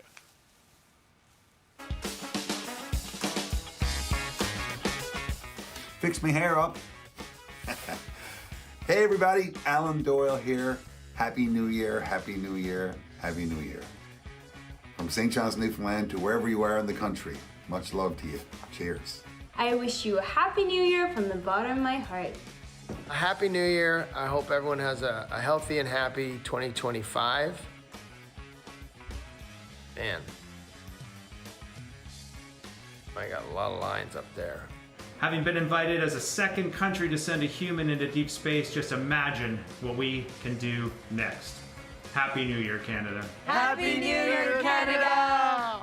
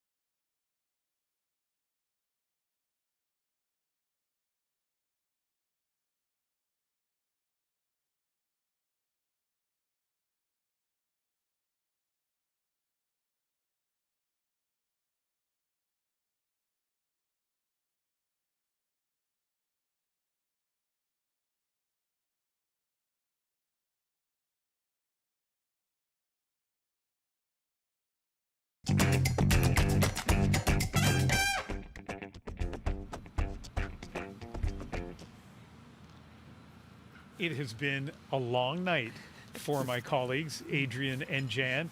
It has been a spectacular night. I was listening to you guys at the first hour in my ear, and I was saying to Ali, we got to make sure that we have our act together because they are on fire right from the very beginning. You guys continue to be good, although I will say, Adrienne, I think I heard you say about half an hour ago, what am I trying to say? Anyway, and that's why we're asking you to stay for another hour and a half to get your second wind. That's all that we're asking. That's kind of you, Ali. That's kind. That's kind. It's been fun hanging out with you guys. I would like to say I wish we could spend more time doing it, but I'm okay with eventually going back to bed soon. I think. We have full faith in you that you'll carry the ball across the finish line to. Yeah, do my hometown proud, will you? Calgary for the win. It's going to be fantastic. And speaking of fantastic, what a pinch me moment for me to be able to hang out with you tonight. You're a good pal. You're a very good sport.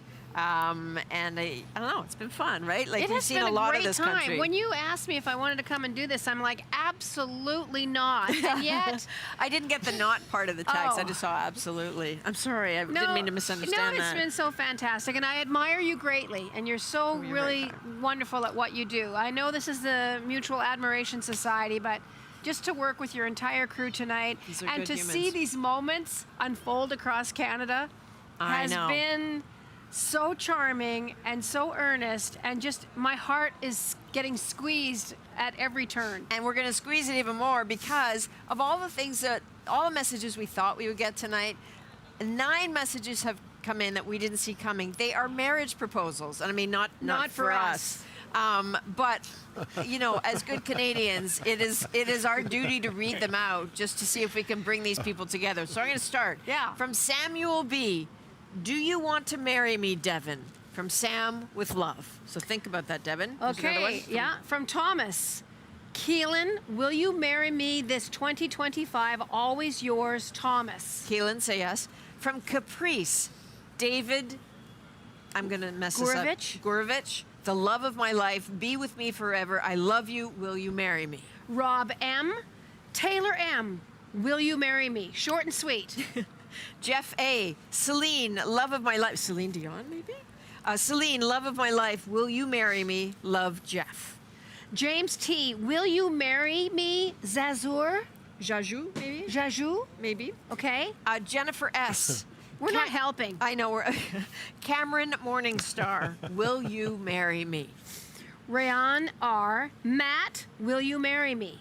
And Arik C. Happy New Year, Molly. Will you marry me? Yes, yes, yes, yes, yes. And a few more yeses. 9 marriage proposals. We are doing our job here, bringing this country together. Everybody say yes. Thanks to all of you for saying yes to hanging out with us tonight. This has been like a huge thrill, and it's been absolutely. It's been fun. And Hanno, we love you tons. And Ali, you guys, I think the chemistry is coming along. You might have peaked a little early. Work on the little things, because in a relationship, when you take care of the little things, the big things take care of themselves. So nice. All right, you guys have done a terrific job. Oh, no, go ahead. Go ahead, Jen. No, I really wasn't going to say anything except I think you guys are both terrific. And it's amazing that, what you guys have pulled together tonight. And just coordinating your outfits, I think, meant a lot to this whole country. I am looking forward to your new album, Jan. I resent a little bit that songs from the 1990s are seen as like nostalgic, that some of those songs are going to be 34 years old. But I do look forward to that. And your version of I Will Survive is going to be gold, absolute gold. It's not on there. It's not on there. No, and I believe that was the 80s. Yeah, no, not even the 80s. It was actually the late 70s. But you talked about, that you might be able to throw that into a New Year's Eve Making special. everybody feel old. Yeah. Anyway, listen, you guys did a fantastic job. Anywho. It's time to go home. Please go home. Okay. Please go home, and thank you, Canada. Thank you, Canada. Good night, you guys. Enjoy the rest of your night. Happy New Year, everybody. You got time. You got time. Patience. Count us down here, Joe. Count us down. 5.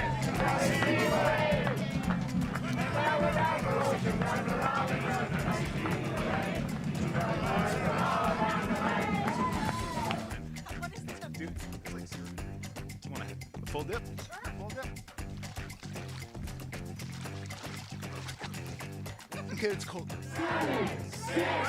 5, 4, 3, 2, 1. Happy New Year!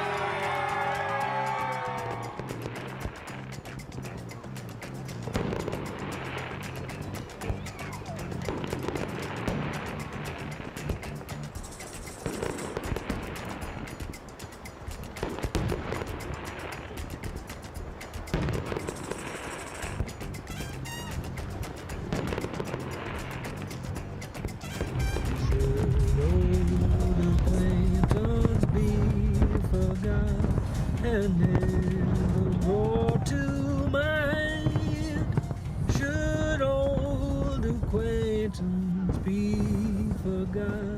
An old lang syne. Happy New Year, Canada. Happy New Year.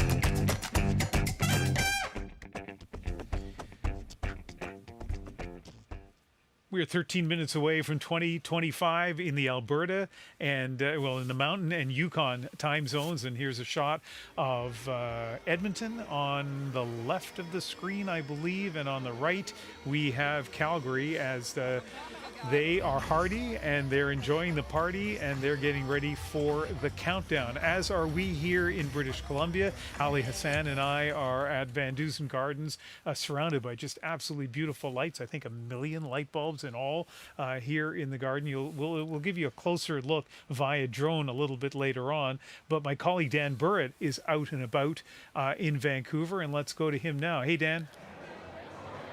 Hello, Ian. Hello, Ali. Hello, everybody. Nice to see you. I'm here at the H.R. MacMillan Space Center. Again, very loud party ramping up as we approach midnight here on the West Coast. And I am here with a man who knows his architecture and the only person who wore a more formal tuxedo than either. This is Nima Amiri. Nima, thank you very much for joining us. Thank you very much for having me.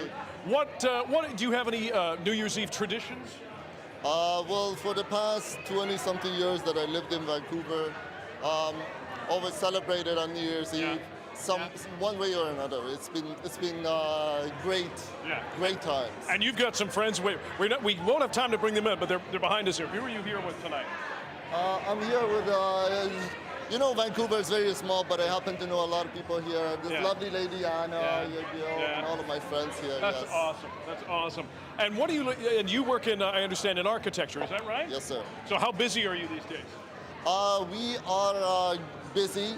We're always busy. Architecture is always needed. Our goal is life safety in a building, so we're working towards improving that in the industry, in the building industry as a whole. And lastly, appreciate your time. What are your hopes for 2025? I'm hoping to see more happiness, more joy across the planet. In Canada, I want everybody to love each other and bring peace to the world. This is what Canada is all about. Canada has always been the peaceful country, and this is our goal, and we would love to spread that joy and love to everybody around the world. Nima, Miri, Happy New Year. Thanks for joining us. Thank you very much for having me. Ian, Ali, back to you. Hey, Dan, I have a question for you. You always dress so well, and you look great. And I'm just curious about tonight, your choice of the jean tuxedo. What was the kind of artistic plan with that? Well, had I known it was going to be this much fancy with the schmancy inside this building, I may have dressed into the black tuxedo. But as you heard me earlier, that one's in the shop. And since I didn't see, outside of my wonderful colleague Quibini Oduro going super fancy with his light-up tie, no one else was rocking the denim. And if it's a Canadian New Year's Eve, you got to have a Canadian tuxedo. So there we are. But don't worry, we're represented well by our wonderful Gem logo, Hawkins Cheesies, and of course, my home province, BC. Nice. Excellent. All right, Dan, and we're counting down to midnight next hour in your home province, so we'll be talking to you lots before we get there. But right now, just under 10 minutes before 2025 hits in the Mountain and Yukon time zones. But let's stay in British Columbia for a moment and check in for the first time this evening with Benit Brach. And Benit, tell us where you're at and what's going on.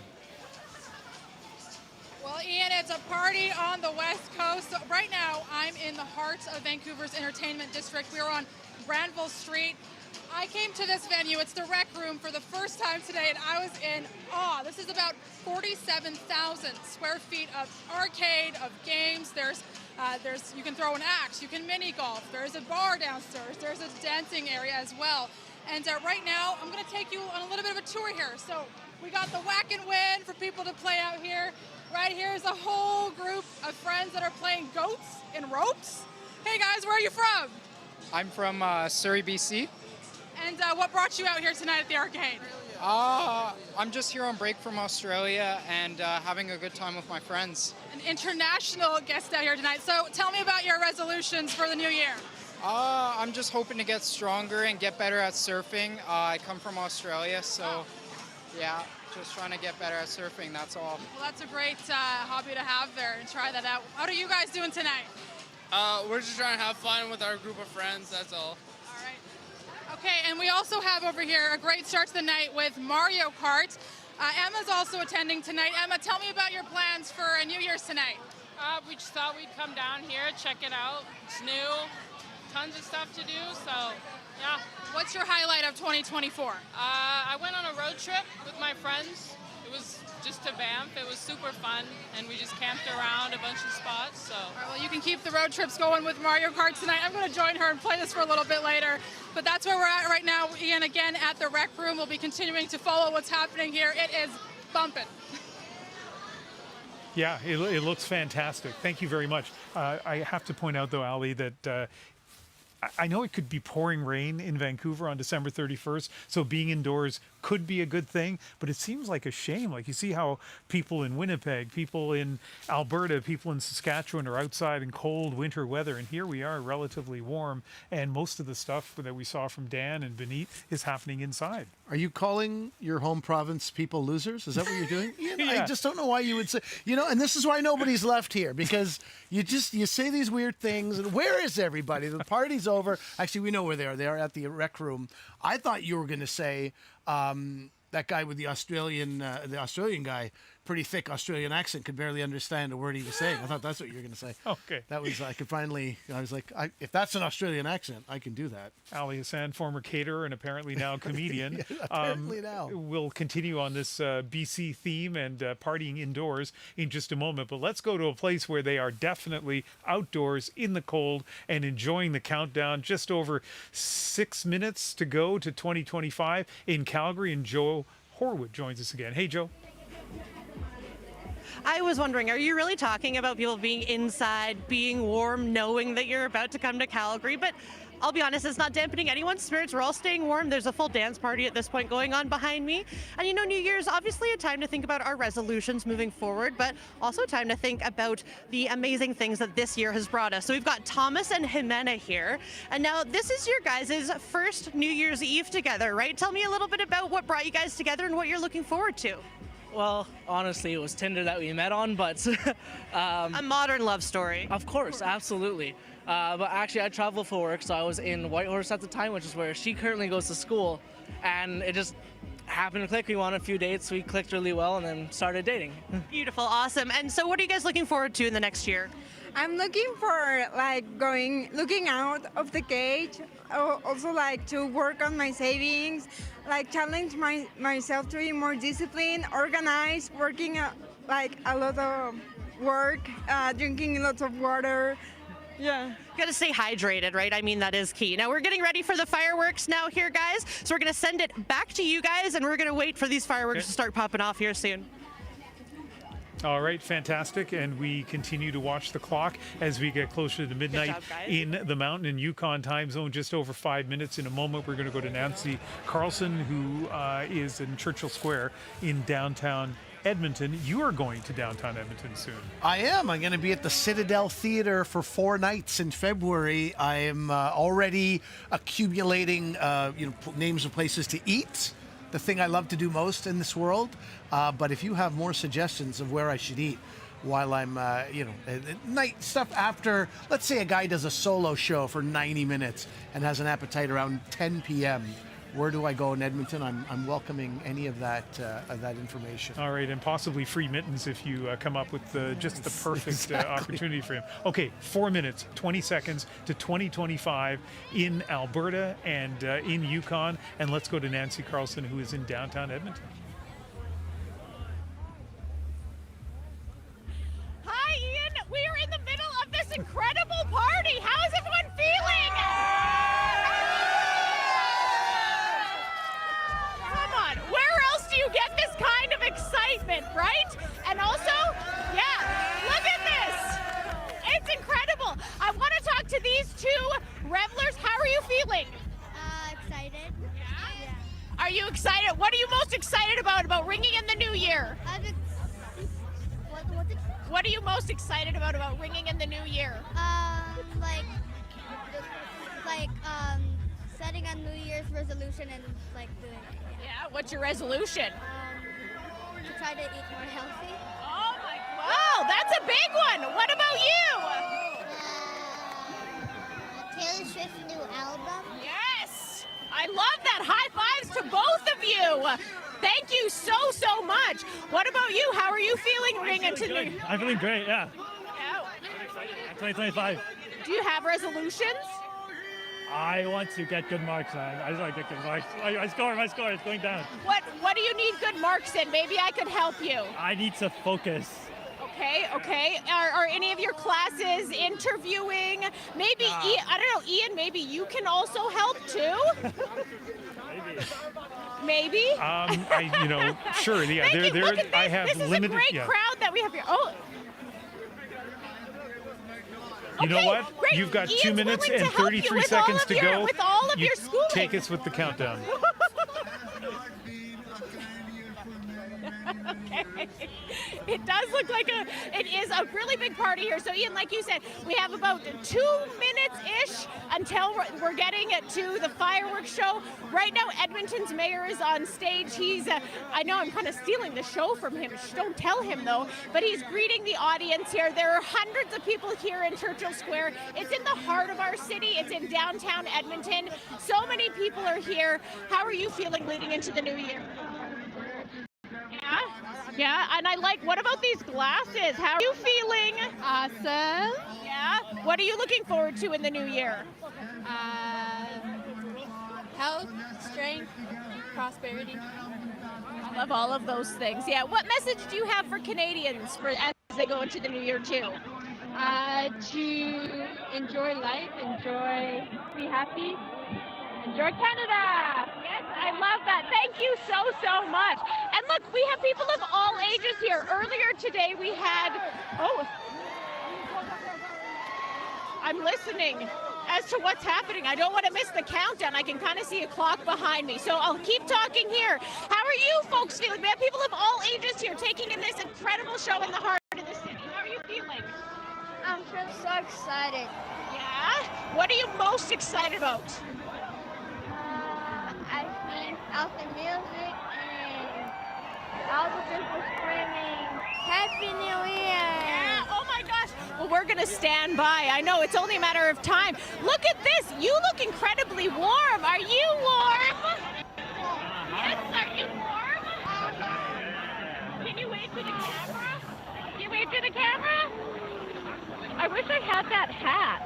I know, isn't that incredible? So yeah, so we're just waiting to count down. They are going to be announcing the countdown in just a few minutes here, and then we are going to have the fireworks show. They did have a fireworks show earlier here for families, but as you can see, there are still a lot of people here. Oh, here we go! 7, 6, 5, 4, 3, 2, 1.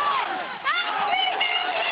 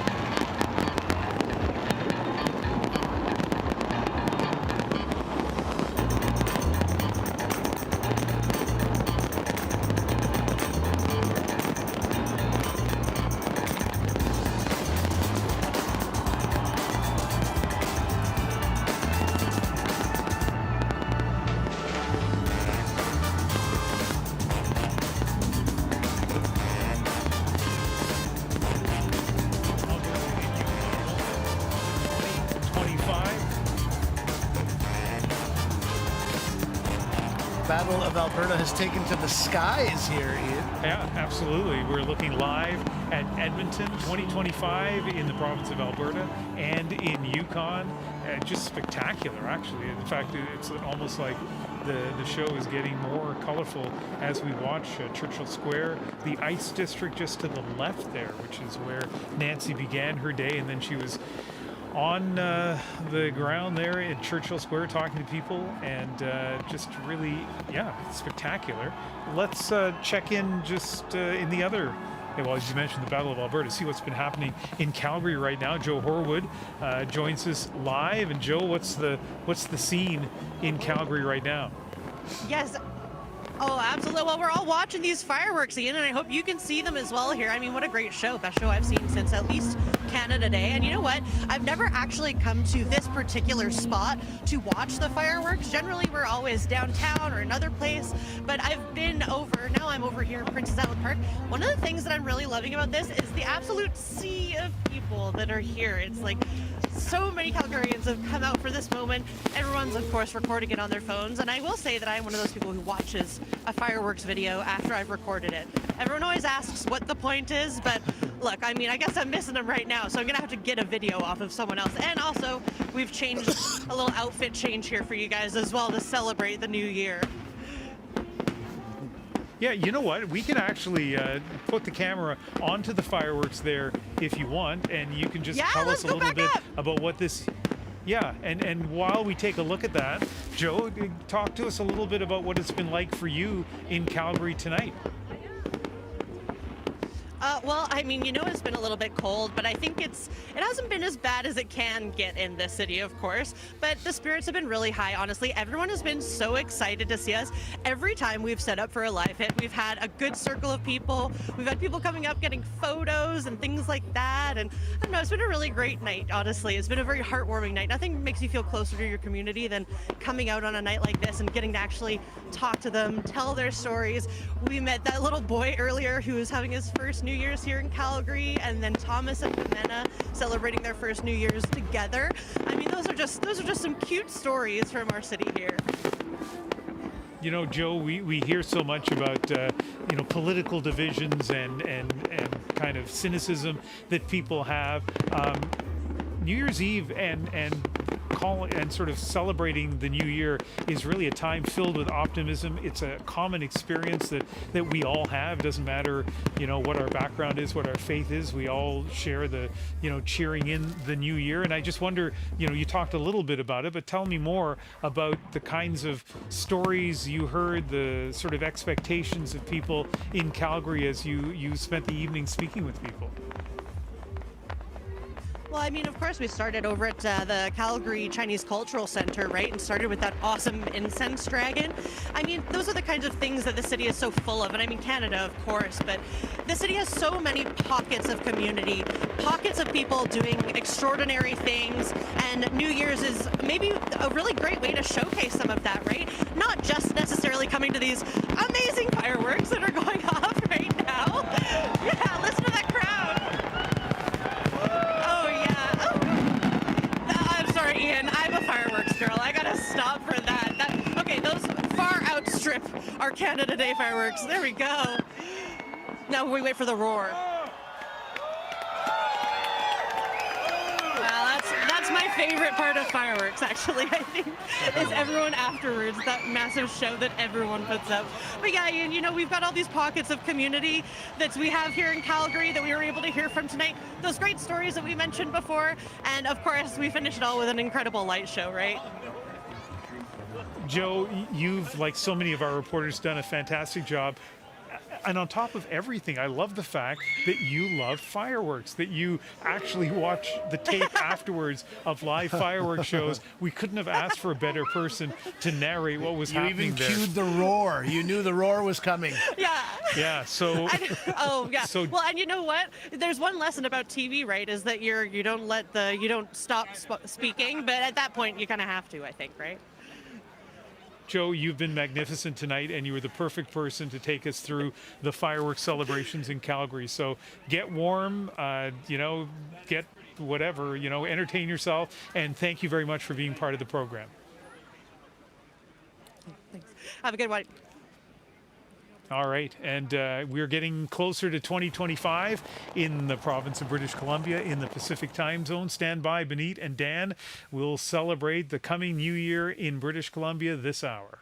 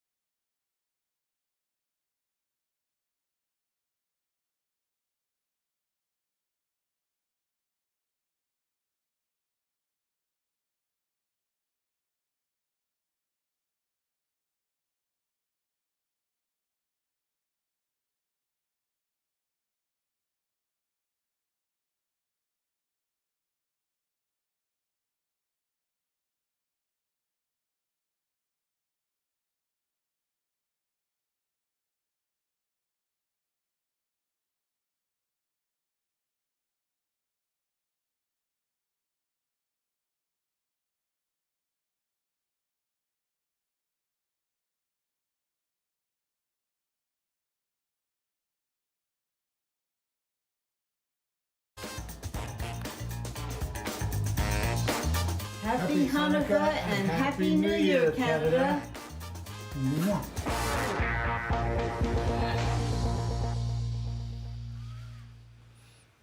I'm Ian Hanomansing along with Ali Hassan. We're at VanDusen Gardens in Vancouver. And how you doing so far?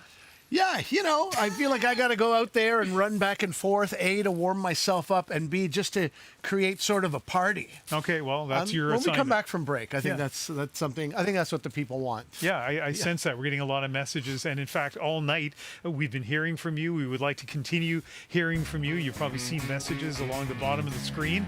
And we'd like to know about your resolution. Send us written messages, photos, or videos. And if we play a video that you send, all you have to do is shoot it right now on your phone and send it to us to ask@cbc.ca. So ask@cbc.ca. If we use the video, we will mail you a set of these mittens, which are actually like really good. They're warm and they're soft and they work really well. Let's go back to Dan Burritt, who's at the H.R. MacMillan Space Centre in Vancouver. And it's been hopping, Dan, and I assume as we get closer to midnight Pacific time, what I was going to say, the excitement grows. Is it the sense of celebration grows? What's happening? We've got people packed into the Museum of Vancouver behind us, Ian. We've got people in the dance floor and people preparing to go into the Space Center to really take in when we get to that countdown. And as we are in the Space Center, we're going to the head interpreter now, Matthew Simone with the H.R. MacMillan Space Center. Thanks for being here. Yeah, thanks for being here as well. 2024, some big stories in the galaxy. What were some of the big ones for you? We launched a probe this year. It's actually the biggest one we've ever created, called the Europa Clipper. So we launched it in October. It's on its way to Europa, which is one of the moons of Jupiter. It's one of the places in our solar system that we think might have microbial life, so life outside of planet Earth. So we're going to arrive there in a couple of years. It's going to take to get there, but this is one of these big missions where we might actually find life locally in our own solar system. And of course, the other big event for 2024 that was shared across the country, or at least parts of it, we didn't get too much of it here in BC, was the lunar eclipse. What do you remember most about that? Yeah, I mean, the eclipse, and also we had solar eclipses. That's right. We had partial one here, we had a full one over on the East Coast. These events are great because they're always telling us that we live in space that's moving. We're moving about the universe, and we're a part of all this clockwork, all these celestial mechanics, and that we're a part of that big universe. And for 2025, what are the big space stories that you're watching? So we've got a brand new observatory that's going to be opening in 2025 in the Southern Hemisphere in Chile. It's called the Vera C. Rubin Observatory. It is the largest digital camera ever created. It's going to be scanning the night sky every day for a series of years to help find objects that we haven't seen before. One of them might be a 9th planet in our own solar system. So we can get back to 9. Get back to 9. We lost one in 2006. It might be coming back. But rip, Pluto. We have to leave it there, Matthew Simone. Thank you so much. You're welcome, yeah. And Happy New Year. Happy New Year. Yeah, of course. Ian, Ali, back to you. All right, Dan, and we will be coming back to you as we count down to 2025 here in British Columbia. So we were asking people to send in videos. We are getting lots of videos like this one.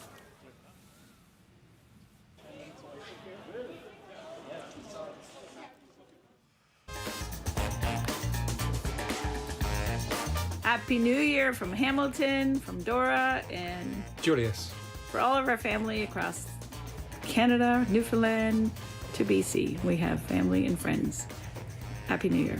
God bless you all.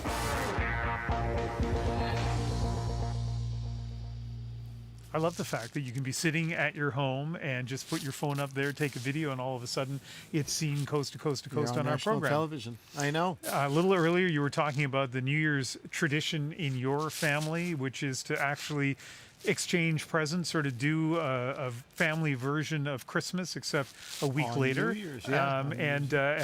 I've noticed you've been going to your phone a bit. Any updates of what's been happening at I home? didn't get any gifts, is what the main update is. I kept all I got was pictures of myself on camera beside you. Right. And I think it was Which more is like for a you gift, really. than is it a gift? More for you than me.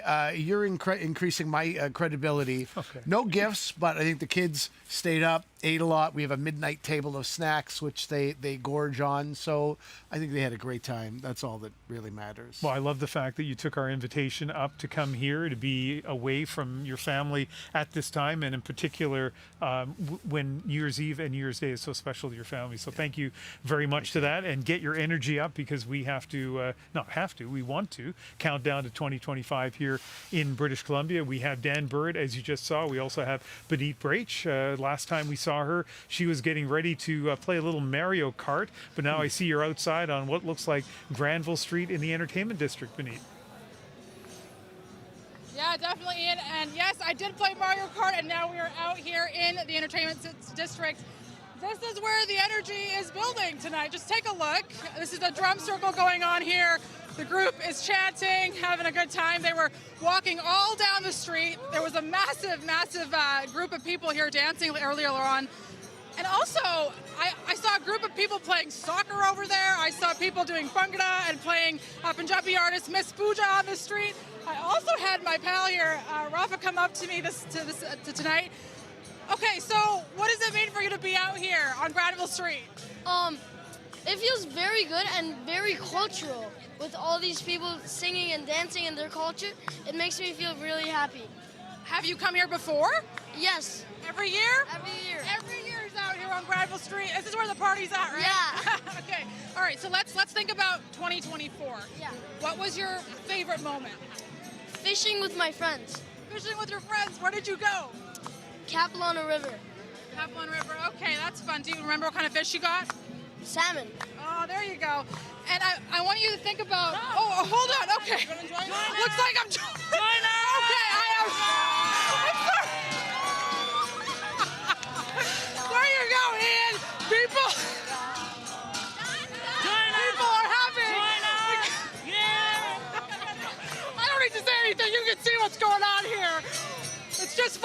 It's good vibes in Granville Street here.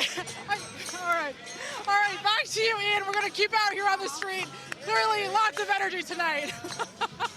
Sorry, Yeah, buddy. you know, for a moment, I was worried about what was happening, but it all seems to be a fairly... That's why she was saying it's just vibes. Nobody needs to call production or the police. Yeah. Just vibes. Yeah, no. Enjoy your vibes. You must be happy she's outside, right? Yeah, you were well- worried that out west people are staying inside. She's outside enjoying herself, Absolutely, dancing in the street. This is a beautiful night to be outside here in Vancouver, and like one of the things I like about it was, I'm trying to think who it was. Was it Nancy, I think, who said normally she would be in bed asleep by this time? Right. Kind of my situation too, even on New Year's Eve. And so I'd be somebody who'd be kind of sitting on the couch and kind of going, oh, that's what people are doing downtown. So it's nice I had no idea. You heard that kid say that on Granville Street each year there's a party like that. That on kid's New got a Year's good Eve. life. Yeah. Salmon fishing, partying on the streets at night. I don't even know if he has parents. It's I think he just lives in the streets. That's amazing. Yeah. I respect that kid. Speaking of respect, let me bring this thing in here. If you're watching this, you likely like Ian Hanomansing. You appreciate Ian Hanomansing. You might even respect Ian Hanomansing, but you also might be amazed by this guy. I have a game here that I'm just going to put up. This game is called Big League Manager, the NHL General Manager game. Who created this game, Ian Hanomansing? So a friend of mine, Greg, and I kind of put it together a long time ago. Let me think, 19 years ago. Yeah. And it became kind of a hobby. We didn't really make any money on it. We didn't lose any money, but it was really fun. And I actually had a contract signed with the NHL, licensing agreement. It's as close as I would ever have to having a contract with the NHL. And it was just a lot of fun to do. Big League Manager, the NHL General Manager game. So this is like fantasy hockey, but at the management level. Yeah. And you know, we would have killed to have this kind of publicity when we were actually selling the game, but we haven't manufactured in years. In fact, if you look at this, I think you'll see the Atlanta, there it is, the Atlanta Thrashers. That's how old this game was. But yeah, it was a lot of fun. It was a lot of fun to do. I bet it is. Not so bad, though. Most of these teams are here. Yeah. Anyway, look at you. I mean, it feels like the guy who invented this could have been sort of a corporate overlord, and instead you've lowered yourself to be a man of the people here on CBC. Yeah, I appreciate you even more. Are you a board game guy? Is that part of the... I used to be. Yeah. I mean, I don't know why. This is who we want to be as a family. We want to be people who play board games. Yeah. Maybe once a year we'll dust off a board game, find out we're missing Scrabble pieces, and it's an embarrassment. Okay, listen, just before we go to the next bit of tape, if you were to, because I have an answer for this, if you were to recommend a board game for a family to use as part of the New Year's Eve or any kind of party, what would it be? Well, if you want your family to completely split apart and never speak to anybody again, Monopoly. Right. If you want something a little bit more collaborative, maybe Clue. So we started playing a game called, I think it's called Code Breakers. So if you don't know the game, look it up. It's fantastic. It's very easy to learn quickly, and it's become a bit of a family tradition for us. Code Breakers. Code Breakers. All right, and I had nothing to do with it. All right, we are looking at the countdown for 2025 in British Columbia, just around the corner. We're 36 minutes away from 2025. We'll be right back. My resolution for 2025 is to get a resolution for 2025 that I'll stick to. I think I still have till March. My New Year's resolution, the same I have for 2024. Continue to spread love, to let everybody know that they matter and that they are enough. And no matter what you're going through, there will always be support out there for you. My resolution for 2025 is to be a little bit kinder to myself. I think we all deserve to give ourselves a little bit more grace than we do sometimes. Happy New Year.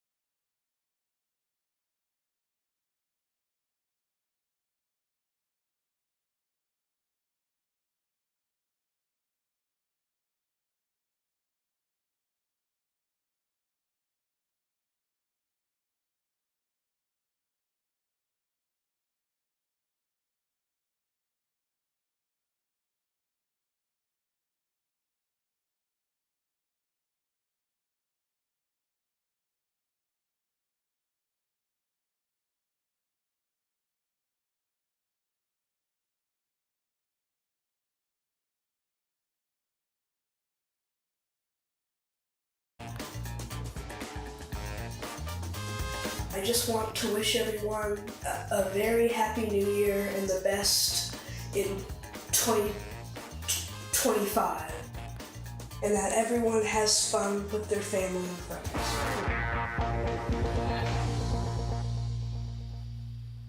We appreciate all the videos that those of you who are watching are sending in, and if we use your video, you get a pair of our CBC mittens, which are, you know, we are very impressed by them. I hope you will be too.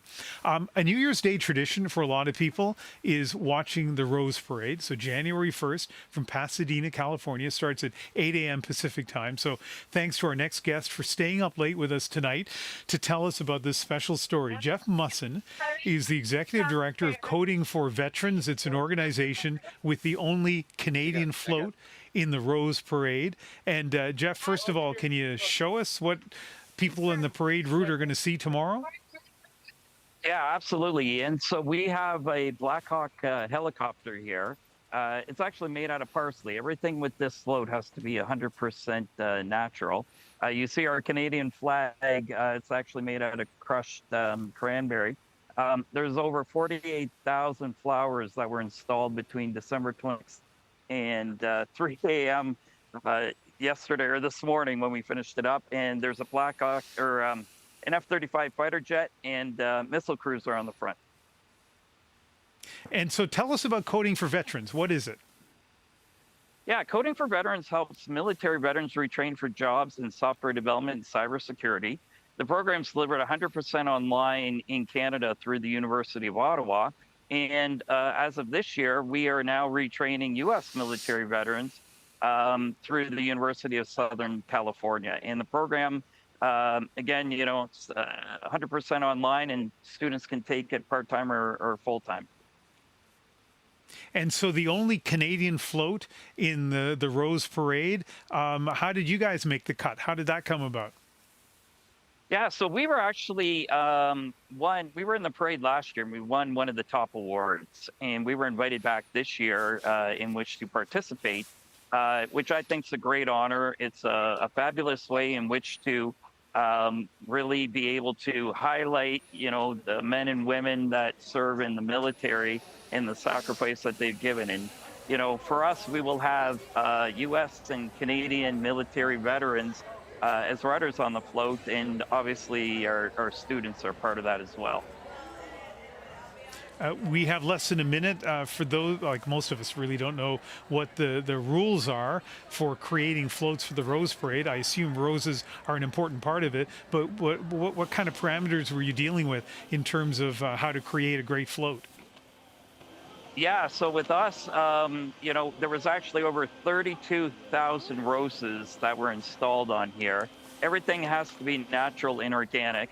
What was really great is we have a laptop on both sides of this float, which are made out of QR code, or which have QR codes. So as the float's going down Colorado Boulevard, people in the grandstands can take out their phones, scan the QR code, and find out about our program.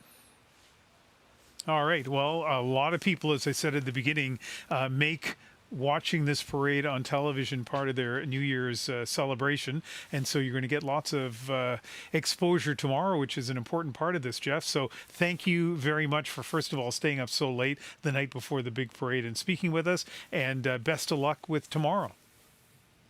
Sounds good. Happy New Year, Ian.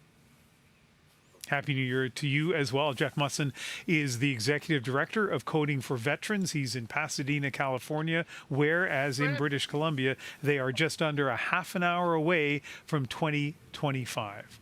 Now, for some people, the new year will be about new beginnings. Last summer, wildfire destroyed about a third of the town of Jasper, Alberta. Debris is still being cleared. Acton Clarkin is there tonight to show us the town and how it's looking to this new year with hope and determination. Ian, hundreds of people are here at the Jasper Park Lodge Hotel for dinner and a masquerade party on the shores of Lac Beauvert. Postcard Rocky Mountain views outside. It's the first New Year's celebration since 1/3 of the town of Jasper burned in a July wildfire. Over 800 homes and businesses were destroyed. This property, though, mostly spared. It's an important one for the town's economy, which relies heavily on tourism and visitor spending. I think it's important. I think it's important for Jasper to rebound and show that the excitement through an event like this, and bring the community together, bring our guests back. I think it's really important. Jasper's wildfire recovery is about more than just the economy. There is a widespread social and emotional recovery happening here too. Residents say everyone who didn't lose their home knows a friend or relative who did. But through it all, there is a willingness by many locals to look ahead in 2025. I'm a person who can only do so much navel gazing and reflecting, and then the time comes and you think, okay, pull up your socks, move on. And I see that happening in Jasper, and I hope it continues, multiplies. Ian, this community is just so resilient. I've been living in the area for the past few months, and I'm constantly struck by people's kindness, positivity, and strength to lift up their neighbors, even though they're going through their own wildfire recovery. Back to you. All right, Acton, thank you very much. And fantastic that CBC has set up what we call a pocket bureau in Jasper. So much interest from across the country, as there should have been, about the enduring impact of that wildfire. And as Acton pointed out, the resilience of people in that town. So what will 2025 bring? You know where they have the answer to that? London. Sarah Levitt is there, and they're well into January the 1st, the city getting ready for its annual parade. Tell us about it. Ian, I haven't slept. Just kidding. I went to bed early. I missed midnight here in London, but it is around 7:30 in the morning, and we're at the staging ground for the London New Year's Day parade. It's Waterloo Place, and we're getting a bit of a preview here from one group that is participating in the parade. This is the Esperanza Flores dance group. They hail from California. We just heard from someone from Pasadena. These are their people, so this is just one of the groups that is going to be performing later today. The parade goes around the centre of London, and it starts at around noon, but we got them to come in a little bit early for this, and I'm with the man who has really conceived this all, Bob Bone. Thank you so much for being here this morning. Tell me a bit about what got you to get this parade going here in London. Well, it all began in 1986, really. I was in London, in the middle of London, with a young daughter and my wife at that time. There was nothing. It was dead as a dodo, London, on the 1st of January 86. And we thought, tell you what, we need to do something to liven this place up a bit. And so I went to the Lord Mayor of Westminster at the time, Roger Bramble, and I said, I've got this idea. I've seen a few parades in the United States of America, and I reckon London could do with something like that to cheer it up. And he said, well, is it going to cost us anything? And I said, no, I think we can fund it. And he said, okay, go for it. And so we did. And ever since the 1st of January 1987, which is the first parade, London has been the place to be on January the 1st. It really has been, and when we see these participants, we get a sense of what's to come. Oh, we absolutely do. I mean, now we've grown so much, it's fantastic. There'll be 8,000 performers on the streets today, 26 different countries represented, 74 different acts. I mean, it's just going to be fantastic. Lots of music, dance, and solid sound right through the afternoon. I like that very much. Thank you very much, Bob. All right, Ian, so that's to come here in London, and a little prescient for what's to come in Canada, perhaps, for this new year. Well, exactly. Good to know that London will not be dead as a dodo as the rest of January the 1st continues. It's 7:35 in the morning there, and give me a sense of what it's like in London this morning. Cold, rainy. Are people obviously excited with the parade, but sort of give us, besides what we've seen in your description and in the parade setting, what it's like this morning in the city of London? Well, Ian, it depends who you ask, right? You're asking me, a Montrealer, so I'm used to pretty cold weather. I'm actually appreciative that I'm in London. The weather, not too bad. I'm sure this group from California, they have their jackets on the side, and I'm sure they're a little bit cold, so they're happy to be dancing. But no, it's great weather here. But in fact, it's going to be bad weather. It's quite windy, but throughout the UK, there's going to be quite a bit of rain, and some places have had their New Year's Eve and New Year's Day events canceled. So, I mean, it's typical of UK weather, I would say, cold. Cold and rainy. Yeah, all right, well, as you say, as a Montrealer, you're certainly ready for tough weather. No gloves. Covino Duro, your colleague, was out partying before, and in Montreal, great scenes there tonight. I hope you get to enjoy July. I keep saying July. What is wrong with me? I hope you get to enjoy January the 1st in London. Thank you very much. Thank you. We are now just over 22 minutes away from 2025 here in British Columbia, and so we're going to start our countdown very soon to midnight. Stay with us here on CBC.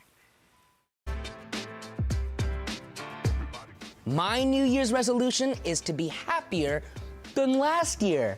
My New Year's resolution is to spend more time with my family. My resolution for 2025, to buy fewer pairs of shoes.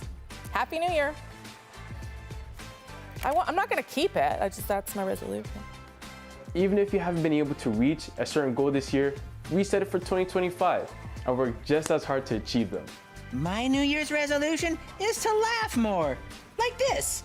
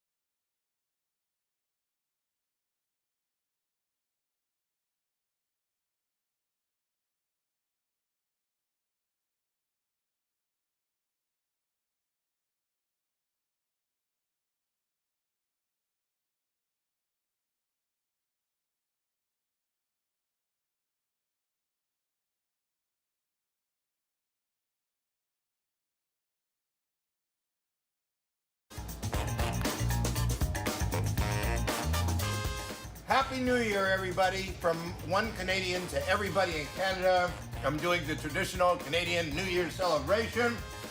Deviled eggs, tractors, scratch and sniff stickers, and smoothies. Happy New Year. I've always been very traditional when it comes to Canadian celebrations. There you go. All right.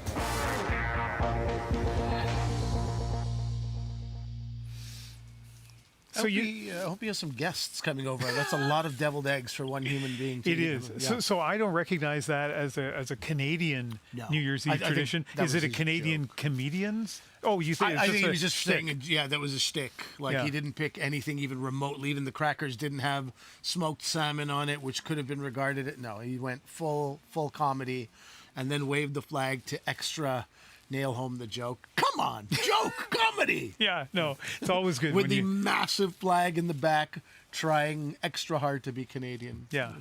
I need to take you to movies so that when I don't get the joke, you can explain to them. Yeah, absolutely. You've talked about your family's New Year's tradition. Any family New Year's food traditions? Turkey was a big one, but turkey is such that the memory of turkey from Thanksgiving is still too strong. Yeah. And most of the family goes, not yet. We need time. Time heals all wounds. It's not all wounds, but turkey, it's just, there's so much turkey. Yes. You know, we get into a Forrest Gump space of like turkey gumbo, turkey this, turkey that, turkey casserole, turkey sandwiches. So you just need some time after a week and a half of turkey in October. So it used to be that it's become more sort of like Pakistani things are around, or roast lamb. That's my favorite. I'll take the lamb over turkey. That might be a contentious opinion. Please direct your emails directly to Ian Hanomansing, but I will take lamb over turkey any day. All right. So in just a moment, I want to ask you about your experiences in the city that was, you spent your formative years, which is the city that Quibino Oduro is in tonight, Montreal, where I guess, Quibino, the party continues. Well, yeah, the party kind of continues. It's kind of dead. People left here to go party elsewhere. But I did find one couple that's dressed up in cow outfits. Thais and Leo, cow 1 and cow 2. Leo, what was it like spending New Year's Eve in Montreal here in the old port? Oh, it was amazing. This was so full. The energy was so high. DJs, live music, everyone was just having such a blast, such high energy.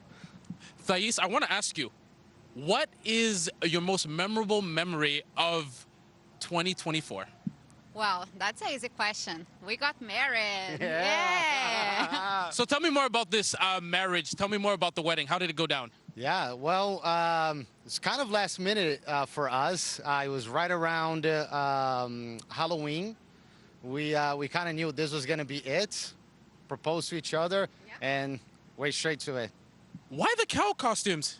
Yeah, so we picked this out in Halloween. We were in Toronto at a friend's party, and it was such a huge success that now we kept it a tradition. So every major event now, New Year's Eve and next, and so on and so forth, this is now our cow tradition. So if I do this special next year, I will be looking out for you guys in your cow costume. Yes, 100%. We'll be here. We are the Montreal Cows. Happy New Year. Happy New Year. Thank you. Ian, Montreal is still alive. It's still well, but people have gone home, but people are still partying. Happy New Year to you guys in Vancouver, because I won't talk to you guys beforehand. And shout out to my friend Dan, who is doing a great job tonight. Yeah, all right, Quibino, thank you very much. You've done a great job as well. Happy New Year to you. And let's go to another city now where they are already celebrating 2025 as well. Nancy Carlson in Edmonton. Nancy, what's going on now? Well, Happy New Year, Ian. Yeah, just like in Montreal, people cleared out pretty quickly once those fireworks ended and we hit midnight. But you do still have some people out here having a good time. Yes! Happy New Year, everyone! Happy New Year! See, I'm really glad we've got to go across the country and bring people to Edmonton, because this is the kind of energy that we bring. Yes, this city has been incredible as we bring in 2025, and it's been such a great part to be a part of it. So again, you have people here out. Yes! Happy New Year! What are you hoping for the new year? Yeah, here actually we are the first. We are come here for the first time in Canada. It's our first snow, and we are enjoying a lot. And it's a great country. It's a great place. So thank you, and Happy New Year to all. Where are you from? I'm from India. How do you feel? Okay, it is. Okay, it's cold out here. I'm born and my raised God, here, it's- and I'm finding it to be cold. How are you doing? It's like minus 35. We have lived in plus 45, so it's too cold. Too cold. But I'm enjoying a lot. It's a great place, and we should embrace winters. So yeah, that's great. I love this attitude. I know exactly. I pretty fresh. I come to Alberta now. It's my first month is Edmonton. As pretty fresh is very good of Canada. Bonjour à tous, c'est Radio Canada. Joyeux Noël à tous et bonne année. Je viens du Cameroun et c'est de la francophonie à Edmonton. Wonderful, thank you. See, we're combining English and French, two languages, obviously, for our wonderful country. It has been an absolutely incredible night to bring in 2025 with all of you, with all of Canada. And Ian, I haven't even talked about my nice hat here. Look at this. I think I'm going to wear this for the rest of the new year. Woo! I know. You're jealous, aren't Nancy, you? as I am so jealous. Fantastic job again, Nancy. And, well, Happy New Year to you. Happy New Year. And we are counting down to 2025 in British Columbia. We will be right back. We are looking forward to ringing in the new year with some friends and some champagne. Hi everyone, it's Stephen Nan from the Great Canadian Baking Show, and a New Year's tradition that we have at our family is just lots and lots of food. My name is Heaven Williams in Edmonton, and I'm wishing you happiness and health in 2025. My name is Linda, and I'm from Toronto. My tradition is sit in my pajamas in front of the TV with my shrimp ring and a glass of wine. Happy New Year!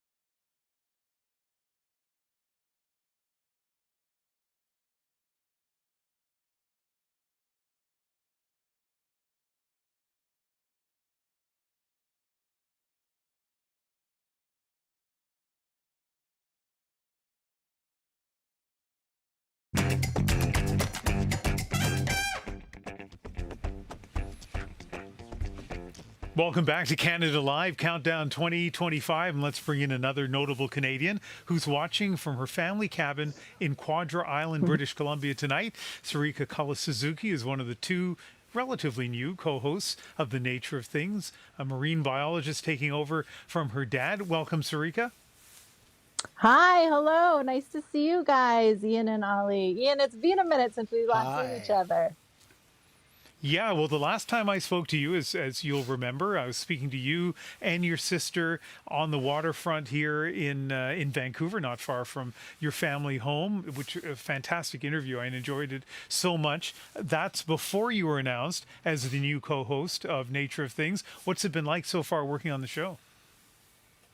Oh, yeah, thank you. And Ian, I just wanted to say I just found out about your father passing, and I'm really sorry. My condolences are with you and your family. But yes, I really had a great time with the interview when we last saw each other. And no, I mean, it's been such an adventure taking on this new role as Nature of Things co-host. We have done some incredible shows, and I'm so looking forward to the new season that premieres this Thursday, 9 p.m. We are kicking off the season, and we are looking at teenagers. So who doesn't want to learn more about why teens make those crazy decisions that they've made? What is the science behind those risky behaviors and decisions? We've got some great shows, and some on microplastics, some on ultra-processed food and sweat. So I'm really hoping people will tune in. All the hot topics. It's a shame, Sarika, that you don't have anybody in your life that could sort of guide you as a mentor as you enter this new role. You know, I don't know if you can ask around any close relatives, maybe they can help. But it's funny. I just told Dad, he's actually up here on Quadra 2. He was babysitting for me tonight. And he said, "What time are you going on air? That's crazy. I'm going to bed." So yeah, no, but he is a fantastic person to talk all things Nature of Things. That is for sure. Sarika, this may sound like an unfairly big question, but I'll put it to you anyway. From your perspective as a journalist doing the program that you do, what are some of your thoughts or hopes or concerns about 2025? Oh, 2025. Well, I'm actually first thinking about 2024. And I mean, I think many of us, you know, when we reflect back on the year, say, okay, you know, there's some things that we're glad to see end. But you know what? There's actually been some wonderful things that have happened in this last year, too. And I'm trying to be more positive. I'm trying to think about those things. And there are a couple of things that come to mind immediately. I don't know if you've already mentioned them on the show tonight, but the first one has to do with the Great Bear Sea. And this comprises about 2/3 of our coast here on British Columbia. 17 nations here have come together and secured over $300 million from federal, provincial government, and also other donors. And the whole goal behind this is stewardship, long-term stewardship of these coasts and sustainable economic development. So this has been such a wonderful win, a huge, great story. And the other one, of course, that we're thinking about so much right now is the Haida Nation and their landmark achievement of getting British Columbia to recognize its title over Haida Gwaii. So this is something that happened recently, just over a month ago, and all of us are rejoicing like crazy. We're thinking about that so much, and the consequences of this achievement will be felt across the nation and beyond. We hadn't thought of either one of those two things, so really nice of you to bring them up. Really nice of you to stay up late and join us from Quadra Island. Sarika, thank you very much. Oh, thank you so much for having me. It's been so much fun to see everybody celebrating from coast to coast, and I'm so proud to be representing the West Coast of Canada. So Happy New Year, everybody. Good to see you. Happy New Year. And Happy New Year to you as well, Sarika Kawasuzuki.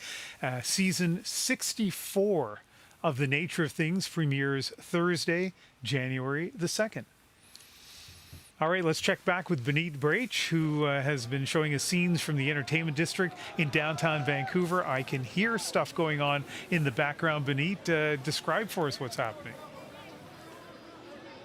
Oh, Ian, it's the hustle and bustle here on Granville Street. Lots going on. I'm going to show you in just a moment what's happening back there. But first, today's a day of many celebrations. I also want to take some time. My colleague Shivani, it's her mom's 56th birthday. Suman Joshi, happy birthday to you today. Wait, I got something else for you. Hold on. I'm just going to reach in my pocket. Here we go. That's for you. Okay. So Vancouver's a city that hasn't had a major celebration, so people have found ways to make their own fun. Check out this soccer tournament here. Watch this. Basically, they're throwing a ball. They're kicking a ball from over there, and their goal is to knock down these two pieces of plywood. So this is how... Happy New Year! It's getting serious. Here he goes. Let's see what he's going to do. Oh. Okay. Clearly lots of excitement. I've also met some more folks out here tonight. So tell me about what it means for you to be here tonight. I think it's pretty exciting to be here. The vibe is amazing, and we're looking forward to celebrating and having more memories in 2025. So you told me this is the first time you're celebrating here. Why is it so special? Because we have been in a long-distance relationship, me and my fiancé, for 4 years, and this is the first time we got to celebrate New Year's together, so pretty special. And I think I want to mention another milestone. So this is my grandmother's 100th birthday. Happy birthday again! Lots of birthdays. Yeah. Well, take care. Happy New Year to both of you. Go back to you, Ian. All right, Beneath, thank you very much. We are less than 3 minutes away from 2025 here on the West Coast. Let's go to Dan Burrett, who is at the H.R. MacMillan Space Centre in Vancouver. What's happening, Dan? Oh, you know, just a nice, quiet, casual evening with 200 of my closest friends in the loudest planetarium space center I've ever been in. You know, typical weekend stuff for you and big shots like Allie. As you can see, we keep getting the countdown, and bless them, they've given a shout out to the CBC, and there's our wonderful colleague Andrew Lee panning over this wonderful dome. If anybody's getting sort of 70s vibes, yes, that's exactly what you should feel. My producer, Liam Britton, is channeling Tron right now. You can feel the excitement right now. It's wonderful. We've been talking with all sorts of people tonight, as we heard from the head interpreter here, how excited they are, featuring space, but featuring Museum of Vancouver stuff, and people going in, posing with that Fort Fairlane, draping themselves over it. You've never seen so many sequins in your life. This is the fun of it. The DJ's just over there. And when he gets to the countdown, we will jump in there and just let the crowd and the music kind of take over body and soul, as they're trying to do here. Yeah, we're about a minute and a half away, Dan. I'm kind of curious, who is there? Like, who makes up the people who go to the Space Center for New Year's Eve?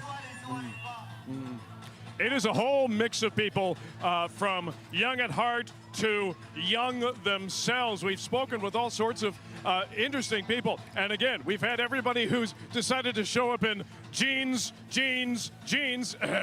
to the glammest of glam. It's been a real cross mix and mix of people, much like Metro Vancouver, much like this country. It's been awesome to see all kinds of languages being spoken, people having fun, enjoying beverages, enjoying snacks. There's a pizza bar downstairs, and that DJ still spinning the wheels of steel. We have 1 minute. There we are, 1 minute.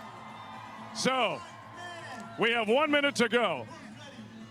And they're preparing themselves. And here we are at the VanDusen Botanical Gardens, and we can hear every once in a while a firework go off. Not part of any kind of official celebration, but I think we're going to have some kind of makeshift fireworks going on. As soon as you start to hear a countdown, Dan, let me just interrupt me, and you'll take the countdown to midnight Pacific time. It is exciting here after celebrating New Year's in 5 other time zones in Canada, from Newfoundland all the way to the Mountain Time Zone. We are really close to what is coming in British Columbia, the start of 2025.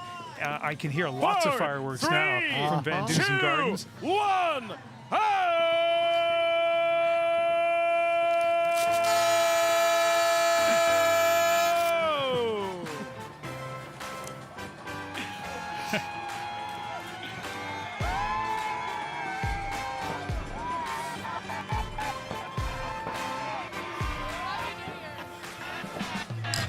Happy New Year. Happy New Year, man.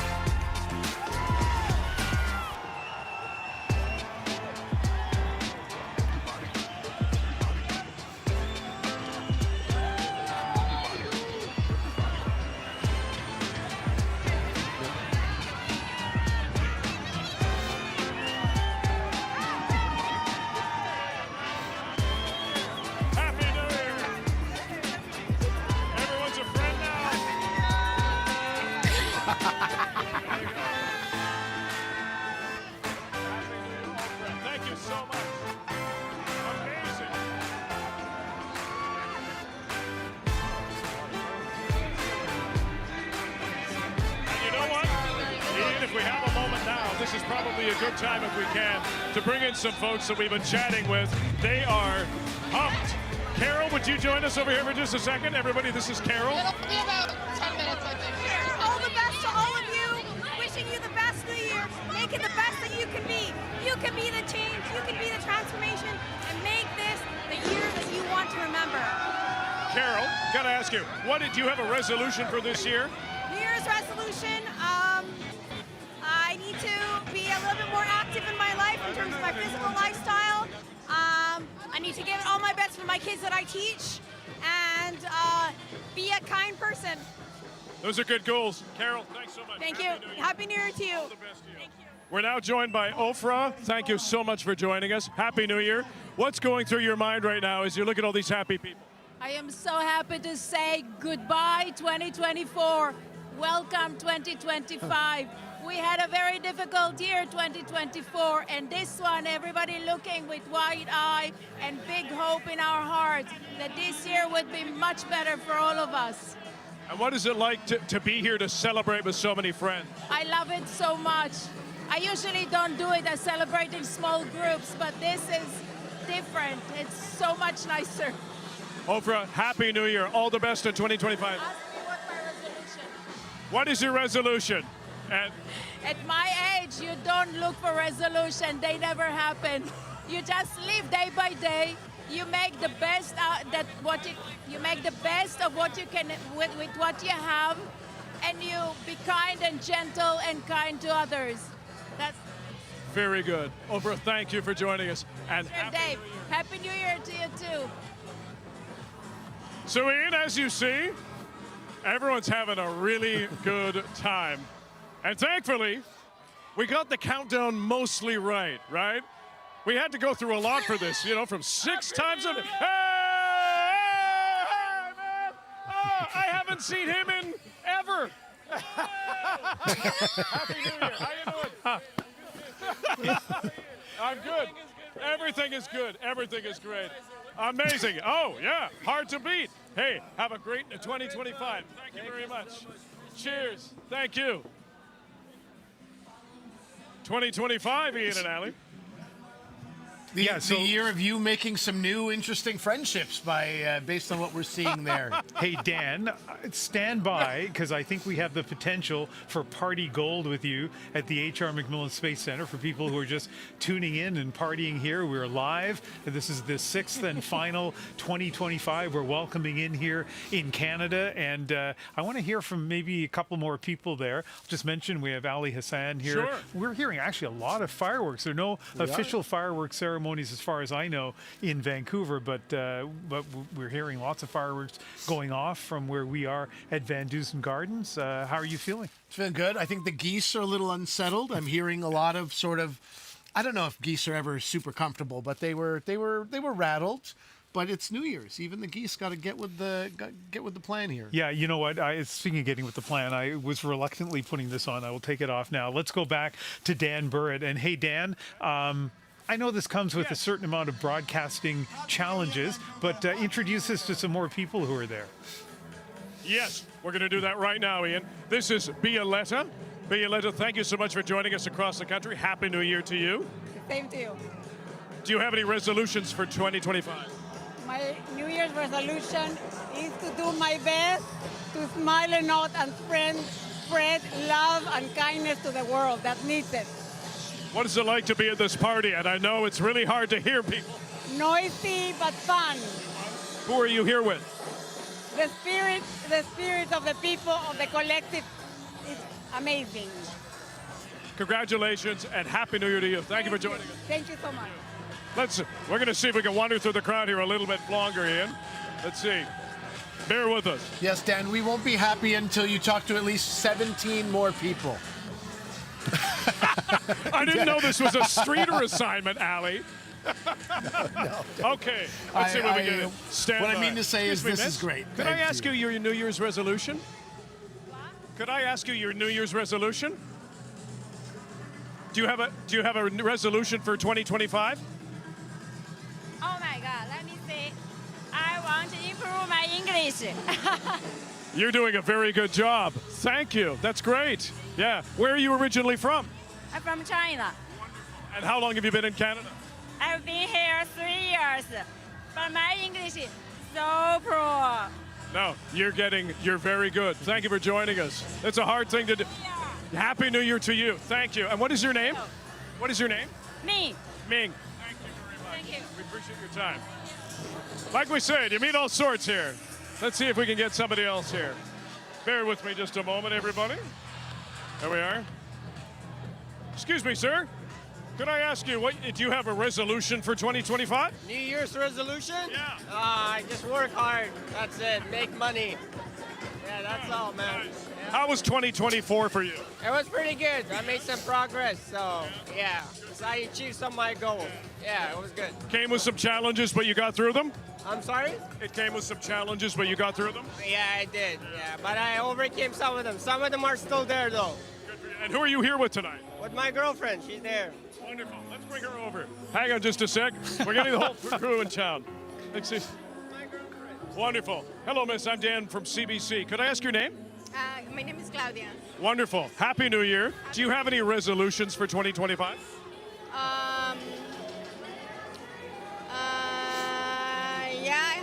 Yeah, I do. But What are they? A lot of mine right now. No? Just to have a good time? Yeah? Yeah. Excellent. That's a good one, too. Wonderful. Thank you, Paul. I appreciate your time. Thank you very much. Dan, I I love think these the impromptu assignment assignments, Ian and as- Ali. Thank you so much. No, I think you're doing such a great job.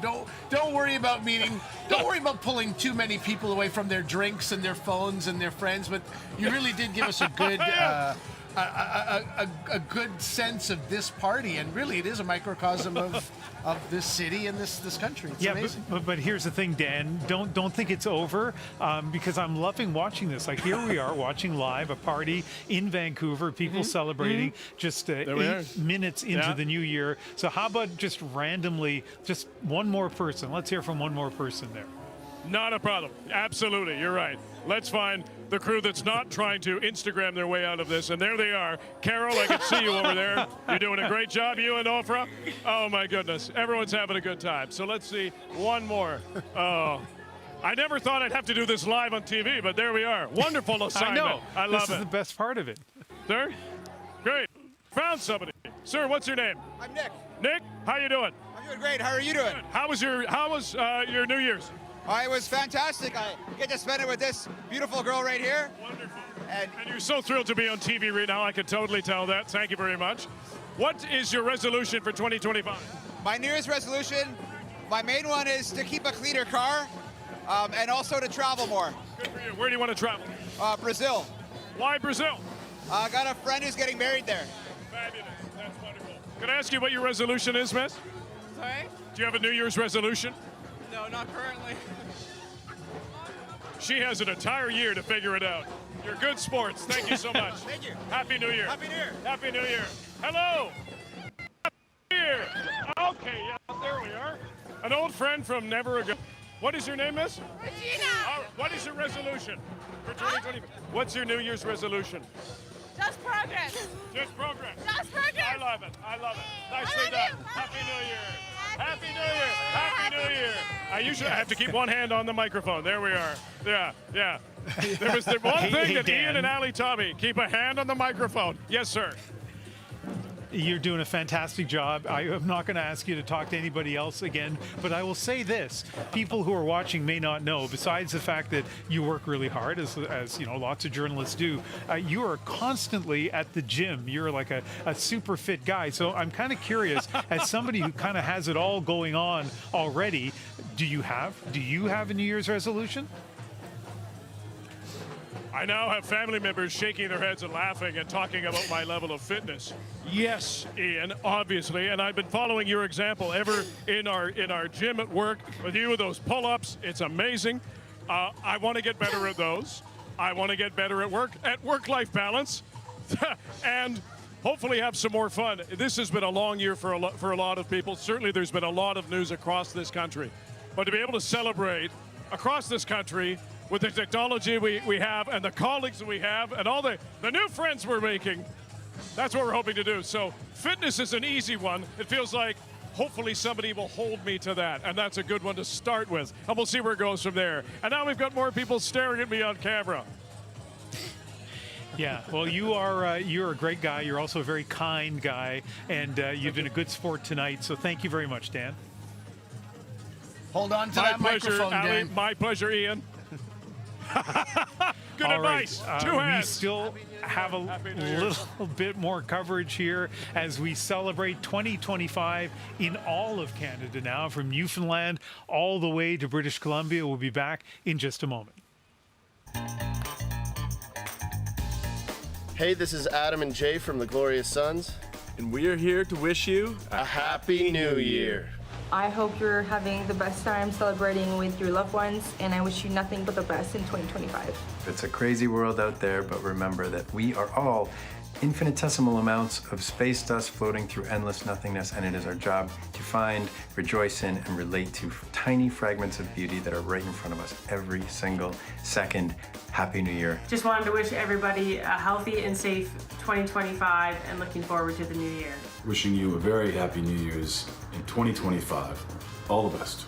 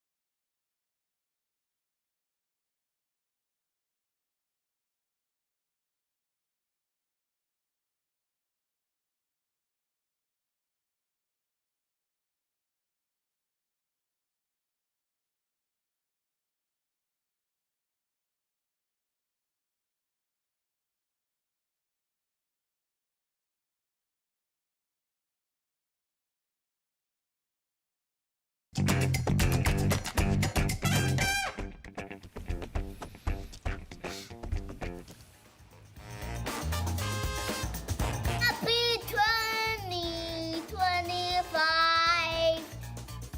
新年快乐！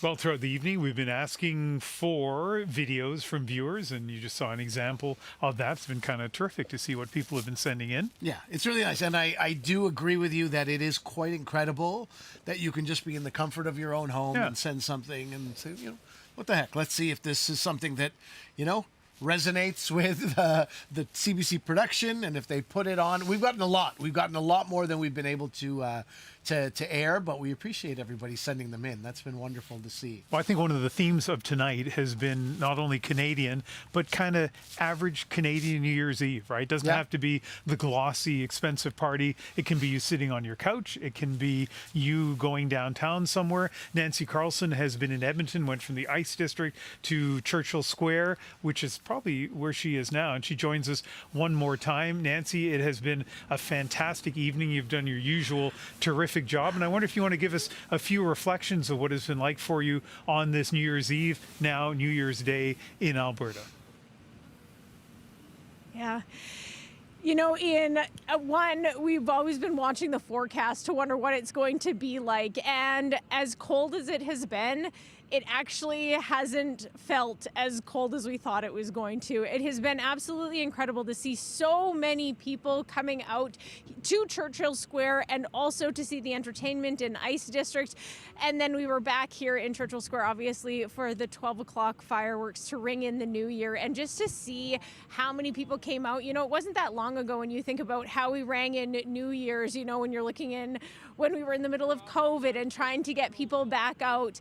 And just to see how many people came out and how excited they are. I think that's the other thing too, is there's such an incredible energy. When I was in the middle of Churchill Square, it was funny because at first people were backing away, like, oh, I need to clear away. And then I was like, no, come be a part of this. And they were so excited. So I'm really excited to be a part of that. And Ian, while I have you, I do want to talk about my New Year's resolution. I don't know how to skate, so I'm on ice right now. So my New Year's resolution is to trade in these boots, I know, for some skates and to learn how to skate. So it's, you know, I'm afraid of falling, but I think I have to get rid of that as I go into 2025. That sounds like a pretty good resolution, doesn't it? Well, you're in a very safe space, as it turns out, Nancy, because our screen here is frozen on our faces. We can't even see you skating. So if you fell, we wouldn't even know it. This is your time to shine. You can pretend like you just glided across that ice like a natural. Yeah. Well, anyway, I mean, Nancy, your usual fantastic job sorry. tonight, and I just want to say I look forward to doing this again in June, back in the Ice District, when the Oilers are back in the playoffs. That I will see you there. Thanks, Ian. Happy New Year, everyone. Happy New Year. Happy New Year. Now, let me just check with our control room. I think we have another viewer video that we want to go to. Is that the case? Okay, let's talk to Benit Brach first, who is down in the Granville Entertainment District. We've seen makeshift soccer games. We have seen makeshift dance parties. Benit, what do you have for us now? It's all the fun, Ian. You know it. All right, everybody ready? Happy New Year! That's what we got right now. Woo! Ian, it's been an incredible night. I have never seen the street so turned up at Granville Street. We started at the arcade today. We started with Mario Kart. Clearly people are just having the time of their life. And then we got out to the street here tonight, meeting so many people, making great memories tonight. Shouting out to her mom. There we go. Happy New Year, and I was Happy New Year. Happy New Year. Woman, life, freedom. And this right here is McKenna tonight. Tell me about what it means for you. How are you going to start off the new year? I'm usually with my sister and my mom, and we always would dress up when we were younger and just get all dressed up and have a nice sparkling apple juice. And yeah. What are your resolutions? We're now in 2025. My resolution's probably reading more books. Me too. Yeah, or learning how to cook some more food. Any particular dish you're eyeing? Not particularly, no. All right. Yeah. Who are you with today? I'm with my sister, I'm with my cousin, and my mom was over there. And there's your mom. Well, it's a family good time together here on Granville Street. And clearly people are still here. Let's take a look around here. So I've noticed some fireworks go off this evening about 10 times. They are very illegal, but people have been doing them here. People still celebrating tonight on the streets and just having a good time, and good vibes overall, a good time. Again, Happy New Year to everybody who came onto Granville Street, and of course overall in BC. Hearing it over and over again, it's good times, good times. Thanks, Ian. May I have something? Right. Happy New Year to you. Let's take a look in our, as we have our countdown to the end of the program, let's take a look at another viewer video message.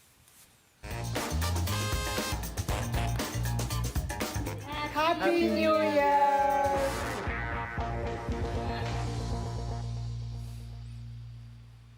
And Happy New Year to all of you. And look, how can we finish this half hour without going back to our friend Dan Burrett at the H.R. McMillan And Space all Center. the friends he must have made in the 15 minutes that we haven't talked to him.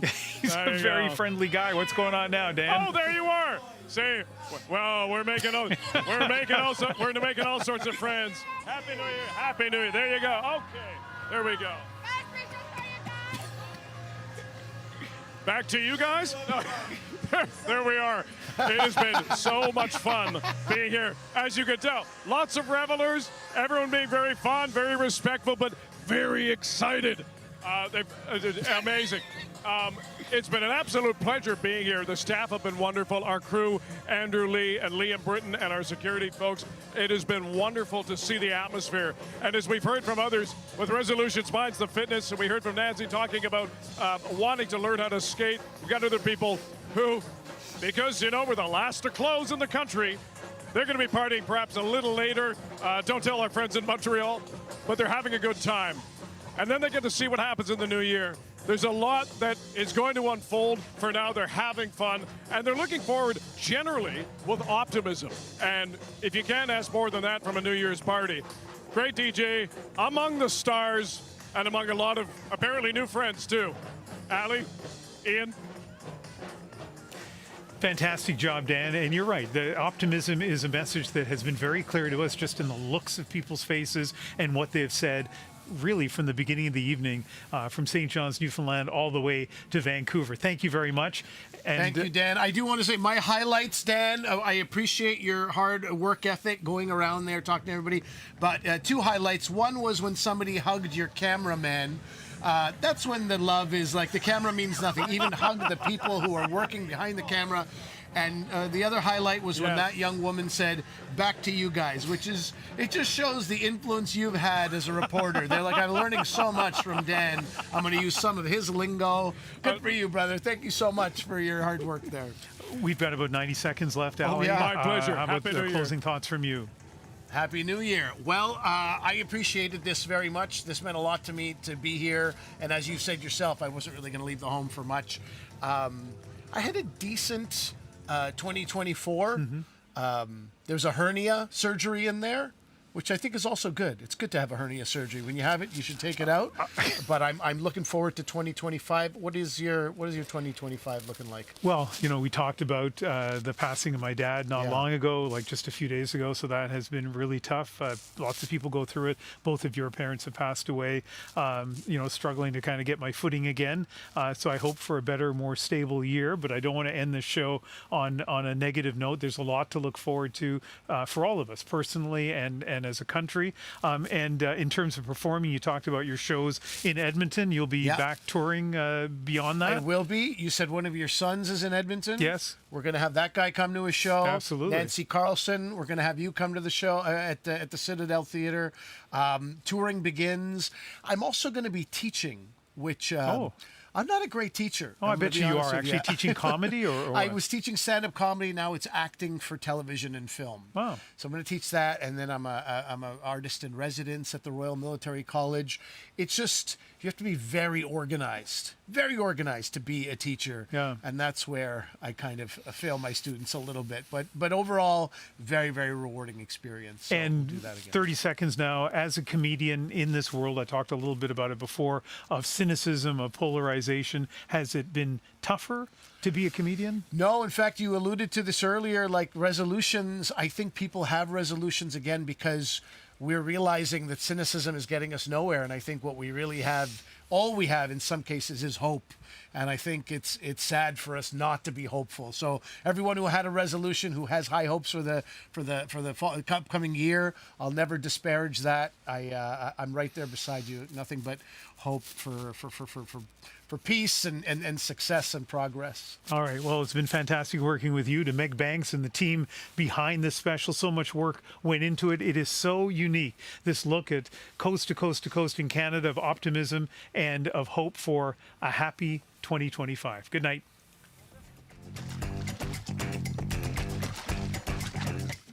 Okay, it's cool. 5, 4, 3, 2,